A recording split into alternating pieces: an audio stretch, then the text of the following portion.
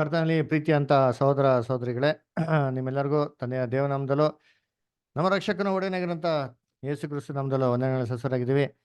ದೇವರ ಒಂದು ಕರುಣೆ, ಕೃಪೆ, ಪ್ರೀತಿಯಿಂದ ನಾವೆಲ್ಲರೂ ಇನ್ನ ದೇವರು ನಮ್ಮನ್ನ ಜೀವಿತ ಸಂಖ್ಯೆ ಎಣಿಸಿ ನಮಗೆ ಕೃಪೆ ಕೊಟ್ಟು ನಮಗೆ ಇದುವರೆಗೂ ನಡೆಸ್ತಾ ಬಂದಿದ್ದಕ್ಕಾಗಿ ನಾವು ದೇವರಿಗೆ ಸ್ತೋತ್ರ ಸಲ್ಲಿಸರಾಗಿದ್ದೀವಿ. ಕರ್ತನಲ್ಲಿ ಪ್ರೀತಿ ಅಂತ ಸಹೋದರ ಸಹೋದರಿಗಳೇ, ಇದುವರೆಗೂ ನಾವು ಅನೇಕ ಒಂದು ಸತ್ಯಾಂಶಗಳನ್ನ ಏನು ಮಾಡಿದೆ ತಿಳ್ಕೊತಾ ಬಂದಿದ್ದೀರಿ. ಇವತ್ತು ತುಂಬಾ ಮುಖ್ಯವಾಗಿರೋಂಥ ಪಾಠ ಅದರ ಇವತ್ತು ನೋಡ್ಬೇಕಾದ್ರೆ ಎಲ್ಲ ಪಾಠಗಳಲ್ಲಿ ತುಂಬಾ ಮುಖ್ಯವಾಗಿರೋಂಥ ಒಂದು ಪಾಠವಾಗಿರ್ತಾರೆ. ಅದರಿಂದ ಕರ್ತನಲ್ಲಿ ಪ್ರೀತಿ ಅಂತ ಸಹೋದರ ಸಹೋದರಿಗಳೇ, ನಾನು ನಿಮ್ಮ ಹತ್ರ ಬೇಡ್ಕೊಳೋದು ಏನಂತಂದ್ರೆ, ಎಲ್ಲ ಸಹೋದರ ಸಹೋದರಿಗಳು ದಯವಿಟ್ಟು ತಮ್ಮ ಬೈಬಲ್ಗಳೇನು ಮಾಡಿ ನೀವು ತೆಗೆದಿಟ್ಕೊಂಡು ನಾವು ಹೇಳೋಂಥ ವಾಕ್ಯಗಳನ್ನ ನಿಮ್ಮ ಸತ್ಯವಿದ್ರ ಮುಖಾಂತರ ನೀವೇನು ಮಾಡಿ ಇದನ್ನ ಪರಿಶೀಲನೆ ಮಾಡೋದು ಇವತ್ತು ತುಂಬಾ ಇಂಪಾರ್ಟೆಂಟ್. ಅದರ ನೋಡಿ, ಇಷ್ಟು ದಿನ ನಾವು ನಿಮಗೆಲ್ಲ ಏನು ಪಾಠ ಮಾಡಿದಿರೋ ಎಲ್ಲವನ್ನು ಏನ್ರಿ ಸತ್ಯವೇದ ಮುಖಾಂತರ ಮಾಡಿದ್ವಿ. ನಿಮ್ಗೆಲ್ಲಾನು ಪಾಠಗಳನ್ನ ನಾವು ನಿಮ್ಗೆ ಹೇಳ್ಕೊಟ್ಟಿದ್ದೀರಿ ಅಲ್ವರ. ಅದನ್ನ ಕರ್ತನಲ್ಲಿ ಪ್ರೀತಿ ಅಂತ ಸಹೋದರ ಸಹೋದರಿಗಳೇ, ಈ ಒಂದು ಪಾಠ ಕೂಡ ಸತ್ಯವೇದ ಮುಖಾಂತರ ಇರ್ತಾರೆ ಅಲ್ವರ. ಅದರಿಂದ ಎಲ್ಲಾ ಸಹೋದರ ಸಹೋದರಿಗಳು ಗಮನ ಇಟ್ಟು ತುಂಬಾ ಏನ್ರಿ ಎಚ್ಚರಿಕೆಯಿಂದ ಈ ಪಾಠ ಏನ್ ಮಾಡಿ ನೀವು ಕೇಳಿ. ಆಮೇಲೆ ಪಾಠನ ಕೇಳ್ಬೇಕಾರೆ ದಯವಿಟ್ಟು ನೀವೇನ್ ಮಾಡಿ, ನೀವು ನೋಟ್ಸ್ಗಳು ಬರ್ಕೊಳ್ಳಿ. ಅದರ ನೀವು ನೋಟ್ಸ್ಗಳು ಬರ್ಕೊಂಡು ನಿಮಗೆ ಏನಾರ ಸಂದೇಹ ಇತ್ತು ಅಂತಂದ್ರೆ ದಯವಿಟ್ಟು ನೀವೇನ್ ಮಾಡ್ಬೋದು, ನಮ್ಮ ಹತ್ರ ನೀವು ಸಂಕೋಚ ಪಡ್ದಿರಾ ನೀವೆಲ್ಲ ಪ್ರಶ್ನೆಗಳನ್ನ ನಮ್ಮ ಹತ್ರ ಕೇಳ್ಬೋದು. ಕೇಳಿದ್ರೆ ಖಂಡಿತವಾಗೂ ನೀವೆಲ್ಲ ಪ್ರಶ್ನೆಗಳಿಗೆ ನಾವು ಸತ್ಯವೇದರ ಮುಖಾಂತರ ನೀವೇನ್ ಮಾಡ್ತೀರಿ, ನಿಮ್ಗೆ ಉತ್ತರನ ಕೊಡ್ತೀರಿ. ಅದರ ಆದ್ರೆ ಇವತ್ತಿನ ಪಾಠಕ್ಕೆ ನಾವು ಹೋಗ್ಬೇಕಾದ್ರೆ ಈ ಪಾಠ ನಿಮಗೆ ಪ್ರಯೋಜನವಾಗಬೇಕು ಅಂತಂದ್ರೆ, ಈ ಪಾಠನ ನೀವು ಅರ್ಥ ಮಾಡ್ಕೊಬೇಕು ಅಂದ್ರೆ ನಿಮಗೆ ಸತ್ಯವೇದದಲ್ಲಿ ಏನಾಗಿರ್ಬೇಕು, ನಂಬಿಕೆ ಇರಬೇಕು. ಮನುಷ್ಯನ ಮಾತು ಮೇಲೆ ಅಥವಾ ನಮ್ಮ ಕಲ್ಪನೆಗಳ ಮೇಲೆ ನಂಬಿಕೆ ಇತ್ತು ಅಂತಂದ್ರೆ ಈ ಪಾಠ ಯಾವುದೇ ಕಾರಣಕ್ಕೂ ನಿಮ್ಗೆ ಏನಾಗಲ್ಲ, ಪ್ರಯೋಜನ ಆಗಲ್ಲ ಅಲ್ವರ. ಅದರಿಂದ ಈ ಪಾಠದನ್ನ ದಯವಿಟ್ಟು ಗಮನ ಇಟ್ಕೊಳ್ಳಿ. ಆಮೇಲೆ ಈ ಪಾಠ ಏನ್ರಿ, ಇದು ಇವತ್ತು ಒಂದೇ ದಿನಕ್ಕೆ ಮುಗಿಯಂತದಲ್ಲ. ಇದು ಹೆಚ್ಚು ಕಮ್ಮಿ 8 ರಿಂದ 10 ಅವರ್, 8 ರಿಂದ 10 ಗಂಟೆ ಕಾಲ ನಡೆಯಂತ ಪಾಠ. ಅದರಿಂದ ಇವತ್ತೇ ನಿಮ್ಗೇನು 8 ರಿಂದ 10 ಗಂಟೆ ಕಾಲ ತೊಗೊಳೋದಿಲ್ಲ ಅಲ್ವರ. ಅದು ಹೆಚ್ಚು ಕಮ್ಮಿ 1 ತಿಂಗಳು ಏನಾಗ್ಬೋದು ಈ ಪಾಠ ಹೋಗ್ಬೋದು. ಈ ಪಾಠ ಕೊನೆಯವರೆಗೂ ದಯವಿಟ್ಟು ನೀವು ಕೇಳಿ. ನಿಮಗೆ ಸಂದೇಹ ಇತ್ತು ಅಂದ್ರೂ ದಯವಿಟ್ಟು ಏನು ಮಾಡಿ ನೀವು ಕೇಳಿ, ಆಯ್ತಾ. ಕೊನೆಯವರೆಗೂ ಕೇಳಿ, ಖಂಡಿತವಾಗೂ ಕೊನೆಯವರೆಗೂ, ಕೊನೆ ಬರೋತ್ತಿಗೆ ನಾನು ಬರ್ಕೊಡ್ತೀನಿ, ನಿಮ್ಗೆ ಯಾವುದೇ ರೀತಿ ಸಂದೇಹ ಇರೋದಿಲ್ಲ. ಎಲ್ಲ ಸಂದೇಹ ಖಂಡಿತವಾಗೂ ಸತ್ಯವೇದ ಮುಖಾಂತರ ಏನಾಗ್ತದೆ, ನಿಮಗೆ ಕ್ಲಾರಿಟಿ ಸಿಗ್ತದೆ. ಅದರಿಂದ ಇವತ್ತೆಲ್ಲರೂ ಏನ್ರಿ ದಯವಿಟ್ಟು ಕಾನ್ಸಂಟ್ರೇಟ್ ಮಾಡಿ ಏನು ಮಾಡಿ, ದಯವಿಟ್ಟು ಸತ್ಯವೇದನ ಗಮನ ಇಟ್ಟು ನಾವು ಹೇಳೋಂಥ ವಾಕ್ಯಗಳನ್ನ ನೀವೇ ಮಾಡಿ ನೀವು ಓದಿ, ಓಕೆನಾ. ಸರಿ, ಇವತ್ತಿನ ಪಾಠ ಯಾವ್ದ್ರ ಬಗ್ಗೆ ಅಂತಂದ್ರೆ ಮನುಷ್ಯನ ದೇವರು ಯಾವ ಥರ ಸೃಷ್ಟಿ ಮಾಡಿದ್ದಾರೆ, ಮನುಷ್ಯನಲ್ಲಿ ಏನಿಟ್ಟಿದ್ದಾರೆ, ಆತ್ಮ ಇಟ್ಟಿದಾರ ಏನು ಅಂತಂದ್ಬಿಟ್ಟು ಇವತ್ತಿನ ನಮ್ಮ ಪಾಠ. ಅದಕ್ಕೆ ಸತ್ಯವೇದ ಏನಪ್ಪ ಹೇಳ್ತಾ ಅಂತ ನೋಡೋದಕ್ಕಿಂತ ಮುಂಚೆ ಮೊದಲು ಬೇರೆ ಧರ್ಮಗಳು ಇದ್ರ ಬಗ್ಗೆ ಏನು ಹೇಳ್ತಾರೆ ಅಂತ ನಾವೇನು ಮಾಡೋಣ, ಅದನ್ನ ಫಸ್ಟ್ ನೋಡ್ಬಿಟ್ಟು ಆಮೇಲೆ ಸತ್ಯವೇದ ಏನು ಹೇಳ್ತಾರೆ ನಾವೇನು ಮಾಡೋಣ ನೋಡೋಣ ಅದರ. ಅದಕ್ಕೆ ಸತ್ಯವೇದಕ್ಕೆ ಹೋಗೋಕ್ಕಿಂತ ಮುಂಚೆ ಬೇರೆ ಒಂದು ಧರ್ಮಗಳು ವಿಶ್ವಾಸ ನಂಬಿಕೆ ಏನು ಮಾಡೋಣ ನೋಡೋಣ ಅದರ. ಮೊದಲನೇದಾಗೆ ಸೈಂಟಿಸ್ಟ್ ಏನಪ್ಪ ಹೇಳ್ತಾರೆ ಮನುಷ್ಯನ ಬಗ್ಗೆ ಅಂತ ನೋಡಿದ್ರೆ ಏನ್ರಿ, ಸೈಂಟಿಸ್ಟ್ಗಳು ಏನಪ್ಪ ಹೇಳ್ತಾರೆ ಅಂತಂದ್ರೆ, ಸೈಂಟಿಸ್ಟು ಮನುಷ್ಯನ ದೇವ್ರು ಹೇಗಪ್ಪ ಸೃಷ್ಟಿ ಮಾಡಿದ್ರು ಅಂತಂದ್ರೆ ಹೇಳ್ತಾರಂದ್ರೆ, ಮಂಗನಿಂದ ಮಾನವ ಅದರ. ಮನುಷ್ಯನ ದೇವ್ರು ಹೆಂಗ್ ಹಂಗೆ ಒಂದು ಅಮೀಬಾಯಿಂದ ಸೃಷ್ಟಿ ಮಾಡಿದ್ರು, ಪ್ರೋಟೋಜವಾದ ಹಂಗೆ ಡೆವಲಪ್ ಆಗಿ ಏನ್ರಿ ಗೊರಿಲ್ಲಾ, ಚಿಂಪಾನ್ಸಿ, ಹಂಗೆ ಏನಾಗ್ಬಿಟ್ಟ ಮನುಷ್ಯ, ಕಾಡು ಮನುಷ್ಯನಾಗಿ ಇವಾಗ ಏನಾಗ್ಬಿಟ್ಟನೆ, ಇವತ್ತು ಕಲ್ಲಿನ ಯುಗ, ಕಬ್ಬಣದ ಯುಗ ಅದರ, ಇವತ್ತೇನಾಗಿದೆ ಕಂಪ್ಯೂಟರ್ ಯುಗಕ್ಕೆ ಬಂದಿದ್ದಾನೆ. ಹಂಗೆ ಮುಂದಕ್ಕೆ ಹೋಗ್ತಾ ಹೋಗ್ತಾ ಮನುಷ್ಯ ಸತ್ತಿದ ಮೇಲೆ ಎಲ್ಲಪ್ಪ ಹೋಗ್ತಾನೆ ಅಂದ್ರೆ ಅವನು ಆತ್ಮಿಕ ಲೋಕಕ್ಕೆ ಹೋಗ್ಬಿಡ್ತಾನೆ. ಆತ್ಮಿಕ ಒಂದು ಜೀವಿತ ಕೊಟ್ಟೋಗ್ತಾನೆ. ಅವನ ಆತ್ಮ ಏನಾಗ್ಬಿಡ್ತಾರೆ, ಹಂಗೆ ಹೊಟ್ಟೋಗ್ಬಿಡ್ತಾರೆ ಮೇಲಕ್ಕೆ ಅಂತ ಸೈಂಟಿಸ್ಟ್ ಏನ್ ಮಾಡ್ತಾರೆ ಹೇಳ್ತಾರೆ. ಸರಿ, ಬೇರೆ ಧರ್ಮಗಳು ಏನ್ ಹೇಳ್ತಾರೆ ಅದರ, ಬೇರೆ ಧರ್ಮಗಳು ಏನ್ ಹೇಳ್ತಾರೆ ಅಂದ್ರೆ, ಪರಮಾತ್ಮ ಅಂತ ಒಬ್ರು ಇದ್ದಾರೆ. ಆ ಪರಮಾತ್ಮ ಎಲ್ಲ ಮನುಷ್ಯರನ್ನ ಏನ್ ಮಾಡಿದ್ದಾರೆ, ಸೃಷ್ಟಿ ಮಾಡಿದ್ದಾರೆ. ಅದರಿಂದ ಆ ಪರಮಾತ್ಮ ತಮ್ಮಂದಿರಂತ ಒಂದು ಅಂಶ ಆತ್ಮ ಅದನ್ನ ಏನ್ ಮಾಡಿದರೆ ಎಲ್ಲಾ ಮನುಷ್ಯರಲ್ಲಿ ಏನ್ ಮಾಡಿದ್ದಾರೆ ಇಟ್ಟಿದ್ದಾರೆ. ಅದಕ್ಕೆ ಎಲ್ಲಾ ಮನುಷ್ಯರಲ್ಲಿ ಏನಾಗಿದೆ ಆತನ ಒಂದು ಆತ್ಮ ಏನಾಗಿದೆ ಇದೆ. ಸೊ ಮನುಷ್ಯ ಸಾಯ್ಬೇಕಾದ್ರೆ ಮನುಷ್ಯ ಸತ್ತೋಗ್ತಾನೆ. ಆದ್ರೆ ಇದು ಆತ್ಮ ಪರಮಾತ್ಮನಾಗಿರೋದ್ರಿಂದ ಇವೆಲ್ಲ ಆತ್ಮಗಳು ಯಾರ ಹತ್ರ ತಿರ್ಗಾ ಹೋಗ್ಬಿಡ್ಬೇಕು, ದೇವ್ರ ಹತ್ರ ಹೋಗ್ಬಿಡ್ತದೆ. ದೇವ್ರ ಹತ್ರ ಹೋಗಿ ಏನಾಗ್ಬಿಡ್ತದೆ, ದೇವ್ರ ಹತ್ರ ಸೇರ್ಬಿಡ್ತದೆ. ಅದರಿಂದ ಜೀವಂತವಾಗಿದ್ದಾಗಿಂದ ಹಿಡಿದು ಮರಣ ಹೊಂದ ತನಕ ಈ ಆತ್ಮ ಈ ದೇಹದಲ್ಲಿ ಶುದ್ಧೀಕರಣ ಆಗ್ತದೆ. ಶುದ್ಧೀಕರಣ ಆಗಿ ಏನಾಗ್ತದೆ, ಈ ಆತ್ಮ ಅಂತ್ಯದಲ್ಲಿ ದೇವ್ರ ಬಳಿಗೆ ಸೇರ್ತದೆ. ಇನ್ನ ಕೆಲವೊಂದು ಇದೆಲ್ಲ ಹೇಳ್ತಾರೆ 7 ಜನ್ಮಗಳಿದೆ. 7 ಜನ್ಮದಲ್ಲಿ ಒಂದೊಂದು ಜನ್ಮದಲ್ಲಿ ಏನಾಗ್ತದೆ, ಒಂದೊಂದು ಜನ್ಮದಲ್ಲಿ ಒಂದೊಂಥರ ಆತ್ಮ ಶುದ್ಧೀಕರಣ ಆಗ್ತದೆ. ನಾವು ಮಾಡಿರೋಂಥ ಸತ್ಕಾರ್ಯಗಳ ಪ್ರಕಾರ, ನಾವು ಮಾಡಿದಂಥ ದುಷ್ಕಾರ್ಯಗಳ ಪ್ರಕಾರ ಏನಾಗ್ತಾರೆ ಶುದ್ಧೀಕರಣಗಳು ಆಗಿ ಆತ್ಮ ಏನಾಗ್ತಾರೆ ರಕ್ಷಣೆ ಹೊಂದ್ತದೆ. ಅದಕ್ಕೆ 7 ಜನ್ಮಗಳು ಬೇಕು. ಅದಕ್ಕೆ ಹೇಳ್ತಾರೆ ಗೊತ್ತಾ, ಅಯ್ಯೋ ಹೋದ್ ಜನ್ಮದಲ್ಲಿ ಏನು ಪಾಪ ಮಾಡಿದೋ, ಈ ಜನ್ಮದಲ್ಲಿ ಏನಾಗಿದ್ದೀನಿ, ಕಾಕೆಯಾಗಿ ಹುಟ್ಟಿದ್ದೀನಿ. ನೀರು ಕೇಳಿದ್ರೆ ನೀರು ಕೊಟ್ಬಿಡ್ಬೇಕು, ಇಲ್ಲ ಬೇರೆ ಜನ್ಮದಲ್ಲಿ ಏನಾಗ್ತೀರಾ, ಕತ್ತೆಯಾಗಿ ಹುಟ್ಬಿಡ್ತೀರಾ, ಇರುವೆಯಾಗಿ ಹುಟ್ಬಿಡ್ತೀರಾ, ನಾಯಾಗಿ ಹುಟ್ಬಿಡ್ತೀರಾ ಅಂತೆಲ್ಲ ನೀವೇನು ಮಾಡಿ ಕೇಳಿರ್ಬೋದು ಅಲ್ವಾ. ಸರಿ, ಇದಕ್ಕೆ ಪುನರ್ಜನ್ಮ ಅಂತ ಹೇಳ್ತಾರೆ. ಸರಿ, ಇವಾಗ ಪುನರ್ಜನ್ಮ ಸತ್ಯ ಆಗಿದ್ದ ಅಂತಂದ್ರೆ ಏನಾಗಿರ್ಬೇಕಾಯ್ತು, ಇವಾಗಿರೋಂಥ ನಾಯಿಗಳು, ಇವಾಗಿರೋಂಥ ಎಲ್ಲ ಕಾಗೆಗಳು, ಎಲ್ಲ ಕತ್ತೆಗಳಿಗೆ ಏನಾಗಿರ್ಬೇಕು, ಖಂಡಿತವಾಗೋ ಹೋದ ಜನ್ಮದಲ್ಲಿ ಏನಾಗಿದೆ ಅಂತ ಅವ್ರಿಗೆ ಜ್ಞಾಪನ ಇರಬೇಕು ಅಲ್ವರ. ಇಲ್ಲ ಅಂದ್ರೆ ಖಂಡಿತವಾಗ ಅವ್ರಿಗೆ ಏನೋ ಪ್ರಯೋಜನ ಆಗೋದಕ್ಕೆ ಸಾಧ್ಯನೇ ಇಲ್ಲ. ಯೋಚನೆ ಮಾಡಿರ್ತೀನಿ, ಇವಾಗ ರೋಡಲ್ಲಿ ಎಷ್ಟು ನಾಯಿಗಳು ಗೊತ್ತು, ನಾನು ಹೋದ ಜನ್ಮದಲ್ಲಿ ಏನಾಗಿದ್ದೆ, ಆದ್ರಿಂದ ಆ ಶಿಕ್ಷೆ ಅನುಭವಿಸಿ ಈ ಜನ್ಮದಲ್ಲಿ ನಾಯಿ ಆಗಿದೆ ಅಂತ ಎಷ್ಟು ನಾಯಿಗಳು ಗೊತ್ತು. ಹಂಗೆ ಗೊತ್ತಿದ್ರೆ ಖಂಡಿತವಾಗ ರೋಡಲ್ಲಿ ಹೋಗ್ತಾ ಇರ್ಬೇಕಾದ್ರೆ ನಮ್ಮನ್ನು ಕಚ್ಚಕ್ಕೆ ಬರ್ತಾ ಇರಲ್ಲ ಅಲ್ವರ, ಡೀಸೆಂಟಾಗಿ ಇರೋದು. ಆದರೆ ಇವತ್ತು ಯಾವ್ದಾರ ನಾಯಿ ಗೊತ್ತಿದೆಯಾ ನಾವು ಹೋದ ಜನ್ಮದಲ್ಲಿ ಏನಾಗಿದೆ ಅಂತ? ಎಲ್ಲೂ ಇಲ್ಲ ರೀ ಅಲ್ವರ. ಆಮೇಲೆ ಇದು ಬೇರೆ ಧರ್ಮಗಳು ಈ ಥರ ಹೇಳ್ತಾರೆ ಅಂತಂದ್ರೆ ಏನ್ರಿ, ನೆಕ್ಸ್ಟು ನಮ್ಮ ಕ್ರೈಸ್ತ ಒಂದು ವಿಶ್ವಾಸಕ್ಕೆ ಬರೋಣ. ಕ್ರೈಸ್ತರು ಏನಂತಾರೆ, ಮನುಷ್ಯ ಸತ್ತೋಗ್ತಾನೆ, ಸತ್ತೋಗಿದ ತಕ್ಷಣ ಅವನ ಆತ್ಮ ಏನಾಗ್ತಾನೆ ಅವನಿಂದ ಬಿಡುಗಡೆ ಆಗ್ತದೆ ಅಲ್ವರ. ಆತ್ಮ ಏನಾಗ್ತಾರೆ, ಅವನು ಬಿಡುಗಡೆ ಆಗ್ತದೆ. ಆತ್ಮ ಅವನಿಂದ ಬಿಡುಗಡೆ ಆಗಿ ಏನಾಗ್ತದೆ ಹೊರಗಡೆ ಬರ್ತದೆ ಅಲ್ವರ. ಆತ್ಮ ಎಲ್ಲೋಗ್ತದೆ, ಮನುಷ್ಯನ ಬಿಟ್ಟು ಹೊರಗಡೆ ಹೋಗ್ಬಿಡ್ತದೆ. ಅದೆಲ್ಲೋ ಒಂದ್ ಕಡೆ ಹೋಗ್ಬಿಡ್ತದೆ. ಆತ್ಮ ಎಲ್ಲಿಗೆ ಹೋಗ್ತಾರೆ, ನರಕಕ್ಕೆ ಇಲ್ಲ ಸ್ವರ್ಗಕ್ಕೆ ಹೋಗ್ತದೆ ಅಲ್ವರ. ಫಸ್ಟು ದೇವ್ರ ಹತ್ರಕ್ಕೆ ಹೋಗ್ತಾರೆ, ದೇವರ ಸಿಂಹಾಸನ ಬಳಿಗೆ ಹೋಗ್ತಾರೆ. ಯೇಸು ಕ್ರಿಸ್ತ ಏನ್ ಮಾಡ್ತಾನೆ, ಬಿಳಿ ಸಿಂಹಾಸನ ಕೂತಂತಾರೆ. ಆ ಒಂದು ಏನ್ರಿ, ಆ ಒಂದು ಆತ್ಮಕ್ಕೆ ನ್ಯಾಯ ತೀರ್ಪು ಮಾಡ್ತಾರೆ. ಪುಸ್ತಕನ ತೆರೀತಾರೆ, ಆ ಪುಸ್ತಕದಲ್ಲಿ ಅವ್ರು ಎಲ್ಲ ಕೆಲಸಗಳು ಬರ್ದಿರ್ತಾರೆ. ಆ ಪುಸ್ತಕದಲ್ಲಿ ಬರ್ದಿರೋಂಥ ಕೆಲಸಗಳ ಆಧಾರದ ಮೇಲೆ ಅವ್ರಿಗೇನಾಗ್ತಾರೆ, ನ್ಯಾಯ ತೀರ್ಪು ಆಗ್ತದೆ ಅಲ್ವರ. ಅವನೇನೋ ಒಳ್ಳೆ ಕೆಲಸ ಮಾಡಿದ್ರೆ ಅವ್ನು ಸ್ವರ್ಗಕ್ಕೆ ಹೋಗ್ತಾನೆ, ಕೆಟ್ಟ ಕೆಲಸ ಮಾಡಿದ್ರೆ ಏನಾಗ್ತಾನೆ, ಅವನು ನರಕಕ್ಕೆ ಹೋಗ್ತಾನೆ. ಸೊ ಒಟ್ಟಾರೆ ನೋಡ್ಬೇಕಾದ್ರೆ ಎಲ್ಲಾ ಧರ್ಮಗಳು ನಂಬೋದು ಒಂದೇ, ಏನಪ್ಪಾ ಅಂದ್ರೆ ಮನುಷ್ಯನಲ್ಲಿ ಏನಿದೆ, ಆತ್ಮ ಇದೆ. ಮನುಷ್ಯ ಸತ್ತ ಮೇಲೆ ಅವನಿಂದ ಆತ್ಮ ಏನಾಗ್ತಾರೆ, ಬಿಡುಗಡೆ ಆಗ್ಬಿಡ್ತದೆ. ಸೊ ಒಟ್ಟಾರೆ ನೋಡ್ಬೇಕಾದ್ರೆ ಈ ಒಂದು ದೇಹ ಒಂದು ಪಿಂಜರ ಇದ್ದಂಗೆ. ಈ ದೇಹದಲ್ಲಿ ಏನಾಗಿದೆ, ಆತ್ಮ ಏನಾಗಿದೆ ಸಿಗಾಕೊಂಡ್ಬಿಟ್ಟಿದೆ. ಮನುಷ್ಯ ಸತ್ತ ಮೇಲೆ ಆತ್ಮಕ್ಕೆ ಏನಾಗ್ತಾರೆ, ಒಂದು ವಿಮೋಚನೆ ಸಿಕ್ಬಿಡ್ತಾರೆ, ರಕ್ಷಣೆ ಸಿಕ್ಬಿಡ್ತಾರೆ ಅಂತ ಅಲ್ವರ. ಯೋಚನೆ ಮಾಡ್ರಿ ಅಂತೀನಿ ಏನ್ರಿ, ಆತ್ಮಕ್ಕೆ ರಕ್ಷಣೆ ಸಿಗ್ತಾರೆ, ಆತ್ಮಕ್ಕೆ ಡೆಲಿವರೆನ್ಸ್ ಸಿಕ್ಬಿಡ್ತಾರೆ ಅದಕ್ಕೆ ಒಂದು ಹಾಡು ಐತಲ್ಲ, ಈ ದೇಹದಿಂದ ದೂರನಾದೆ ಏಕೆ ಆತ್ಮನೇ ಈ ಸಾವು ನ್ಯಾಯವೇ ಅಂತ. ಆ ರೀತಿ ನೋಡ್ಬೇಕಾದ್ರೆ ಈ ದೇಹದಿಂದ ಆತ್ಮ ಏನಾಗ್ತಾರೆ ಬಿಡುಗಡೆ ಆಗಿ ಅದರ ಒದ್ದಾಡ್ತಾ ಇರ್ತಾರೆ ಈ ದೇಹದಿಂದ ಬಿಡುಗಡೆ ಆಗೋದಕ್ಕೆ. ಅದು ಯಾವಾಗ ಬಿಡುಗಡೆ ಆಗ್ತದೋ ಈ ಆತ್ಮಕ್ಕೆ ಏನ್ ಸಿಕ್ಬಿಡ್ತಾರೆ, ರಕ್ಷಣೆ ಸಿಕ್ಬಿಡ್ತಾರೆ, ಸಮಾಧಾನ ಶಾಂತಿ ಸಿಕ್ಬಿಡ್ತಾರೆ, ಮೋಕ್ಷ ಸಿಕ್ಬಿಡ್ತದೆ ಅಂತ. ಸರಿಯಪ್ಪ, ನಾವು ಹಾಗೆ ತಗೊಳೋಣ ಅದರ. ಈ ಆತ್ಮಕ್ಕೆ ಏನ್ ಸಿಗ್ತಾರೆ, ನೆಮ್ಮದಿ ಸಿಗ್ತದೆ, ವಿಮೋಚನೆ ಸಿಗ್ತದೆ, ಮೋಕ್ಷ ಸಿಗ್ತದೆ ಅಂತ ಅಂದ್ಬಿಟ್ಟು ಅದರ. ಹಾಗೆ ಇರ್ಬೇಕಾದ್ರೆ ಒಬ್ಬ ಮನುಷ್ಯ ಸತ್ರೆ ಅವನ ದೇಹದಿಂದ ಆತ್ಮ ನಿಜವಾಗ್ಲೂ ಬಿಡುಗಡೆ ಸಿಗ್ತಾರೆ ಆಗಿದ್ದಾರೆ. ಇವಾಗ ಕಾಯಿಲೆ ಬಂದ್ರೆ ಯಾಕೆ ಡಾಕ್ಟರ್ ಹತ್ರಕ್ಕೆ ಹೋಗ್ಬೇಕು ಹೇಳ್ರಿ? ಡಾಕ್ಟರ್ ಹತ್ರಕ್ಕೆ ಏನಕ್ಕೆ ಹೋಗ್ಬೇಕು? ಹೆಂಗಾದ್ರು ಸಾಯ್ತಿರಲ್ಲ, ಸತ್ವ ಒಳ್ಳೇದ್ ತಾನೆ. ಈ ಆತ್ಮ ಇಲ್ಲಿ ದೇಹದಲ್ಲಿ ತುಂಬಾ ಒದ್ದಾಡ್ತಾ ಇದೆ, ಹಿಂಸೆ ಪಡ್ತಾ ಇದೆ. ಸತ್ತೋಗಿದ ತಕ್ಷಣ ಆತ್ಮ ಬಿಡುಗಡೆ ಆಗಿ ಒಂದು ರಕ್ಷಣೆ ಸಿಗ್ತಾರೆ ಅಂದ್ರೆ ಒಳ್ಳೇದೇ ಅಲ್ವಾ? ಹಂಗಾರೆ ನಾವೇ ಡಾಕ್ಟರ್ ತಗೋಬೇಕು? ಸತ್ರೆ ಸಂತೋಷ ಪಡ್ಬೇಕಲ್ವಾ? ಯಾಕೆ ಅಯ್ಯೋ ಡಾಕ್ಟ್ರೇ ದಯವಿಟ್ಟು ಕಾಪಾಡಿ, ಏನಾರ ಮಾಡಿ ಕಾಪಾಡಿತಿ ಯಾಕೆ ಹೇಳ್ತೀರಿ ಅಲ್ರ? ಅದು ಮಾತಲ್ಲ, ಸತ್ತೋದ್ರೆ ಏನ್ ಮಾಡ್ತೀರಿ, ಗುಳೋ ಅಂತ ಹೇಳ್ತೀರಿ. ಯಾಕಪ್ಪ ಅಳ್ಬೇಕು? ಮನುಷ್ಯ ಸತ್ಮೇಲೆ ಆತ್ಮ ಎಲ್ಲೋಗಿದೆ, ಅಯ್ಯೋ ದೇವ್ರ ಹತ್ರ ತನ ಹೋಗಿದೆ ಅಂತ ಸಂತೋಷ ಪಡ್ಬೇಕಲ್ಲ. ಆತರ ಸಂತೋಷ ಪಟ್ಟಿರೋ ಒಬ್ರಾರ ನೋಡಿದೀರ ನೀವು ಅಲ್ವರ? ಇದುವರೆಗೂ ಒಬ್ರು ಕೂಡ ಸತ್ಬೇಕಾರೆ ಸಂತೋಷ ಪಟ್ಟಿದ್ದೇ ಇಲ್ಲ.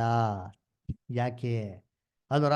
ಆಮೇಲೆ ಕರ್ತನಲ್ಲಿ ಪ್ರೀತಿ ಅಂತ ಸ್ವರಗಳೇ ಅದರ ಆತ್ಮ ಅಲ್ವರ? ಹ ಏನ್ರಿ ಆತ್ಮ ಸಾಯ್ತದೆ ಆ ಅಂತ ಏನ್ರಿ ಅನೇಕ ಜನಗಳು ಏನ್ರಿ ಇದು ಇಮ್ಮಾರ್ಟಲ್ ಸಾವೇ ಇಲ್ಲ ಅದು ಅದರ ಏನಾಗ್ಬಿಡ್ತಾರೆ, ಅಲ್ಲಿ ಹೋಗ್ಬಿಡ್ತಾರೆ, ಇಲ್ಲಿ ಹೋಗ್ಬಿಡ್ತಾರೆ ಅನ್ನೋ ಪುನರ್ತನ ಹೆಂಗ್ ಬೇಕಂದ್ರೆ, ಈಗ ಆತ್ಮ ಸದಿ ತಕ್ಷಣ ಎಲ್ಲೋ ನರ್ಕಕ್ಕೆ ಸ್ವರ್ಗಕ್ಕೆ ಹೋಗಿದ ಅಂದ್ರೆ ಪುನರ್ತನ ಹೆಂಗ್ ಬೇಕಂಗ್ರೆ ಅಲ್ವರ? ಅದಕ್ಕೆ ಹೇಳ್ತಾರೆ ಎಲ್ಲ ಬುಧರ್, ಅಯ್ಯೋ ನಿಮ್ಗೆ ಅಷ್ಟು ಗೊತ್ತಿಲ್ಲ, ಪುನರ್ತನ ಏನು ಬುಧರ್, ಆತ್ಮ ಅಲ್ಲಿ ಇರ್ತದೆ, ನರ್ಕದಲ್ಲೋ ಸ್ವರ್ಗದಲ್ಲೋ, ಪುನರ್ತನದಲ್ಲಿ ವಾಪಸ್ ಏನತ್ತ ದೇಹ ಜೊತೆಗೆ ಸೇರಿಸ್ಬಿಡ್ತಾರೆ, ದೇಹನ ಮಾತ್ರ ಪುನರ್ತನ ಮಾಡ್ತಾರೆ, ಆತ್ಮಗೆ ಸಾವಿಲ್ಲ ಬುಧರ್, ಅಲ್ಲಿ ಹೋಗ್ಬಿಡ್ತಾರೆ. ಅದನ್ನ ಪುನರ್ತನ ಮಾಡಿದ ದೇಹ ವಾಪಸ್ ಏನ್ ಮಾಡ್ತಾರೆ, ಸೇರಿಸ್ಬಿಡ್ತಾರೆ, ಆಮನ್ ನ್ಯಾಯ ತೀರ್ಪು ಮಾಡ್ತಾರೆ. ಏನ್ ರಿಡಿಕ್ಯುಲಸ್ ಕಾನ್ಸೆಪ್ಟ್ ಯೋಚನೆ ಮಾಡಿದ್ದೀನಿ. ಮನುಷ್ಯನ್ಗೆ ಸತ್ತಿದ ತಕ್ಷಣ ಆಲ್ರೆಡಿ ಒಂದು ನ್ಯಾಯ ತೀರ್ಪು ಆಗಿರ್ತಾರಂತೆ, ಸಾಲ್ದಿದ್ಕೆ ದೇಹನ ಪುನರ್ತನ ಮಾಡಿಸಿ ಅದೆಲ್ಲೋ ನರಕದಲ್ಲೋ ಸ್ವರ್ಗದಲ್ಲೋ ಇರ್ತಂತ ಆತ್ಮನ ವಾಪಸ್ ಕರ್ಕೊಂಬಂದು ಈ ದೇಹಕ್ಕೆ ಫಿಟ್ ಮಾಡಿಸಿ ತಿರ್ಗಾ ಇನ್ನೊಂದು ನ್ಯಾಯ ತೀರ್ಪು ಮಾಡ್ತಾರಂತೆ. ಎಲ್ಲಿದೆ ಸತ್ಯವೇದದಲ್ಲಿ ಈ ತರ ಅದರ ಕರ್ತನಲ್ಲಿ ಪ್ರೀತಿ ಅಂತ ಸ್ವರ್ಗ? ಅದು ಮಾತ್ರ ಅಲ್ಲ, ಈ ಆತ್ಮಕ್ಕೆ ಸೈಜ್ ಇದೆಯಾ, ಶೇಪ್ ಇದೆಯಾ, ತೂಕ ಇದೆಯಾ, ಓಲಿ ಕಣ್ಣುಗಾರ ಕಾಣಿಸ್ತಾರ ಅಂತಂದ್ರೆ ಕಣ್ಣುಗೂ ಏನಾಗಲ್ಲ, ಕಾಣಿಸಲ್ಲ. ಅದರ ಒಂದ್ ಚಿಕ್ಕ ಪೆಟ್ಟಿಗೆಯಲ್ಲಿ ಕೋಟ್ಯಾನು ಕೋಟಿ ಆತ್ಮಗಳು ಏನ್ ಮಾಡ್ಬೋದು, ತುಂಬೋದು. ಈ ಅಲಾದೀನ್ ಕೇಳಿದ್ರೆ ಕಥೆಗಳು, ಅಲಾದೀನ್ ಚಿರಾಗ್ ಏನೋ ದೀಪದಲ್ಲಿ ಹಿಂಗೆ ಉಜ್ಬಿಟ್ರೆ ದೊಡ್ಡ ಜೀನಿ ಬಂದ್ಬಿಡ್ತಾರೆ, ಆತ್ಮ ತಮ್ಮಕ್ಕನ ಹೊಡ್ಕೊಂಡ್ಬಿಡ್ತಾರೆ. ಆತರ ಆತ್ಮಕ್ಕೆ ಸೈಜ್ ಇಲ್ಲ, ಶೇಪ್ ಇಲ್ಲ, ಒತ್ತಡ ಇಲ್ಲ, ಎಂಥದಿಲ್ಲ ರೀ, ಕಣ್ಣಿಗೆ ಏನಾಗಲ್ಲ, ಕಾಣಿಸಲ್ಲ. ಇವತ್ತು ಟೆಕ್ನಾಲಜಿ ಹೆಂಗಿದೆ ಅಂತಂದ್ರೆ ಇನ್ಫ್ರಾರೆಡ್ ಅಂತೆ, ಲೇಸರ್ ಅಂತೆ, ಯು ವಿ ಅಂತೆ, ಅಲಾರಾಮ್ ಅಂತೆ, ಎಂತೆಂಥ ಟೆಕ್ನಾಲಜಿ ಕಂಡುಹಿಡ್ಬಿಟ್ಟಾರೆ. ಆದ್ರೆ ಇದುವರೆಗೂ ಮನುಷ್ಯನ ದೇಹದಿಂದ ಬಿಡುಗಡೆ ಆಗಂತ ಒಂದೇ ಒಂದು ಆತ್ಮ ಎಸ್ಕೇಪ್ ಆಗೋಂಥದ್ದು ಕಂಡಿಡಿಯಂಥ ಡಿವೈಸು ಯಾರು ಏನ್ ಮಾಡಿಲ್ಲ, ಕಂಡಿಡಿದಿಲ್ಲ. ರಿಸರ್ವ್ ಬ್ಯಾಂಕಲ್ಲಿ ಒಂದು ಲಾಕರಲ್ಲಿ ಒಂದು ಚಿಕ್ಕ ಇರುವೆ ಹೋದ್ರೆ ಅಲಾರಾಮ್ ಮಾಡ್ಕೊತಾರೆ, ಆ ಥರ ಏನಾಗಿದೆ ಟೆಕ್ನಾಲಜಿ ಇವತ್ತಿದೆ. ಅದರ ಏರ್ಪೋರ್ಟಲ್ಲಿ ಏನ್ರಿ ಅಲ್ಲಿರೋಂಥ ಸ್ಕ್ಯಾನಿಂಗ್ ಮಿಷಿನ್ ಎಸ್ಕೇಪ್ ಆಗಿ ಒಬ್ರು ಕೂಡ ಹೋಗೋದಕ್ಕೇನಿಲ್ಲ, ಸಾಧ್ಯ ಇಲ್ಲ, ಅಂತಹ ಭಯಂಕರ ಅಂತ ಬಂದೋಬಸ್ತ್ ಏನಾಗಿದೆ ಇವತ್ತಿದೆ, ಟೆಕ್ನಾಲಜಿಗಳು ಹಂಗಿದೆ. ಆದ್ರೆ ಇಷ್ಟೆಲ್ಲ ಇದ್ರು ಸರಿ, ಮನುಷ್ಯನ ದೇಹದಿಂದ ಏನ್ರಿ ಒಂದೇ ಒಂದು ಆತ್ಮ ಎಸ್ಕೇಪ್ ಆಗಿರೋದು ಇದುವರೆಗೂ ಯಾರೂ ಏನ್ರಿ ಕಂಡಿಡಿದಿದ್ದೆ ಇಲ್ಲ. ಸರಿಪ್ಪ, ಮನುಷ್ಯನ್ಗೇನೋ ಆತ್ಮ ಐತೆ, ಮನುಷ್ಯ ಅಲ್ಲಿ ಇಲ್ಲಿ ಹೋಯ್ತಾನಪ್ಪ, ಆಯ್ತಪ್ಪ. ಪ್ರಾಣಿಗಳ ಗತಿ ಏನೋ ಸತ್ಯವೇದ ಏನ್ ಹೇಳ್ತಾರೆ ಓದ ನೋಡಿ. ಪ್ರಸಂಗಿ 3ನೇ ಅಧ್ಯಾಯ 19-20. ಪ್ರಸಂಗಿ 3ನೇ ಅಧ್ಯಾಯ 19-20 ಓದ್ತೀರಾ ಯಾರಾದ್ರ ಸಹೋದರ ಸಹೋದರಿಗಳು?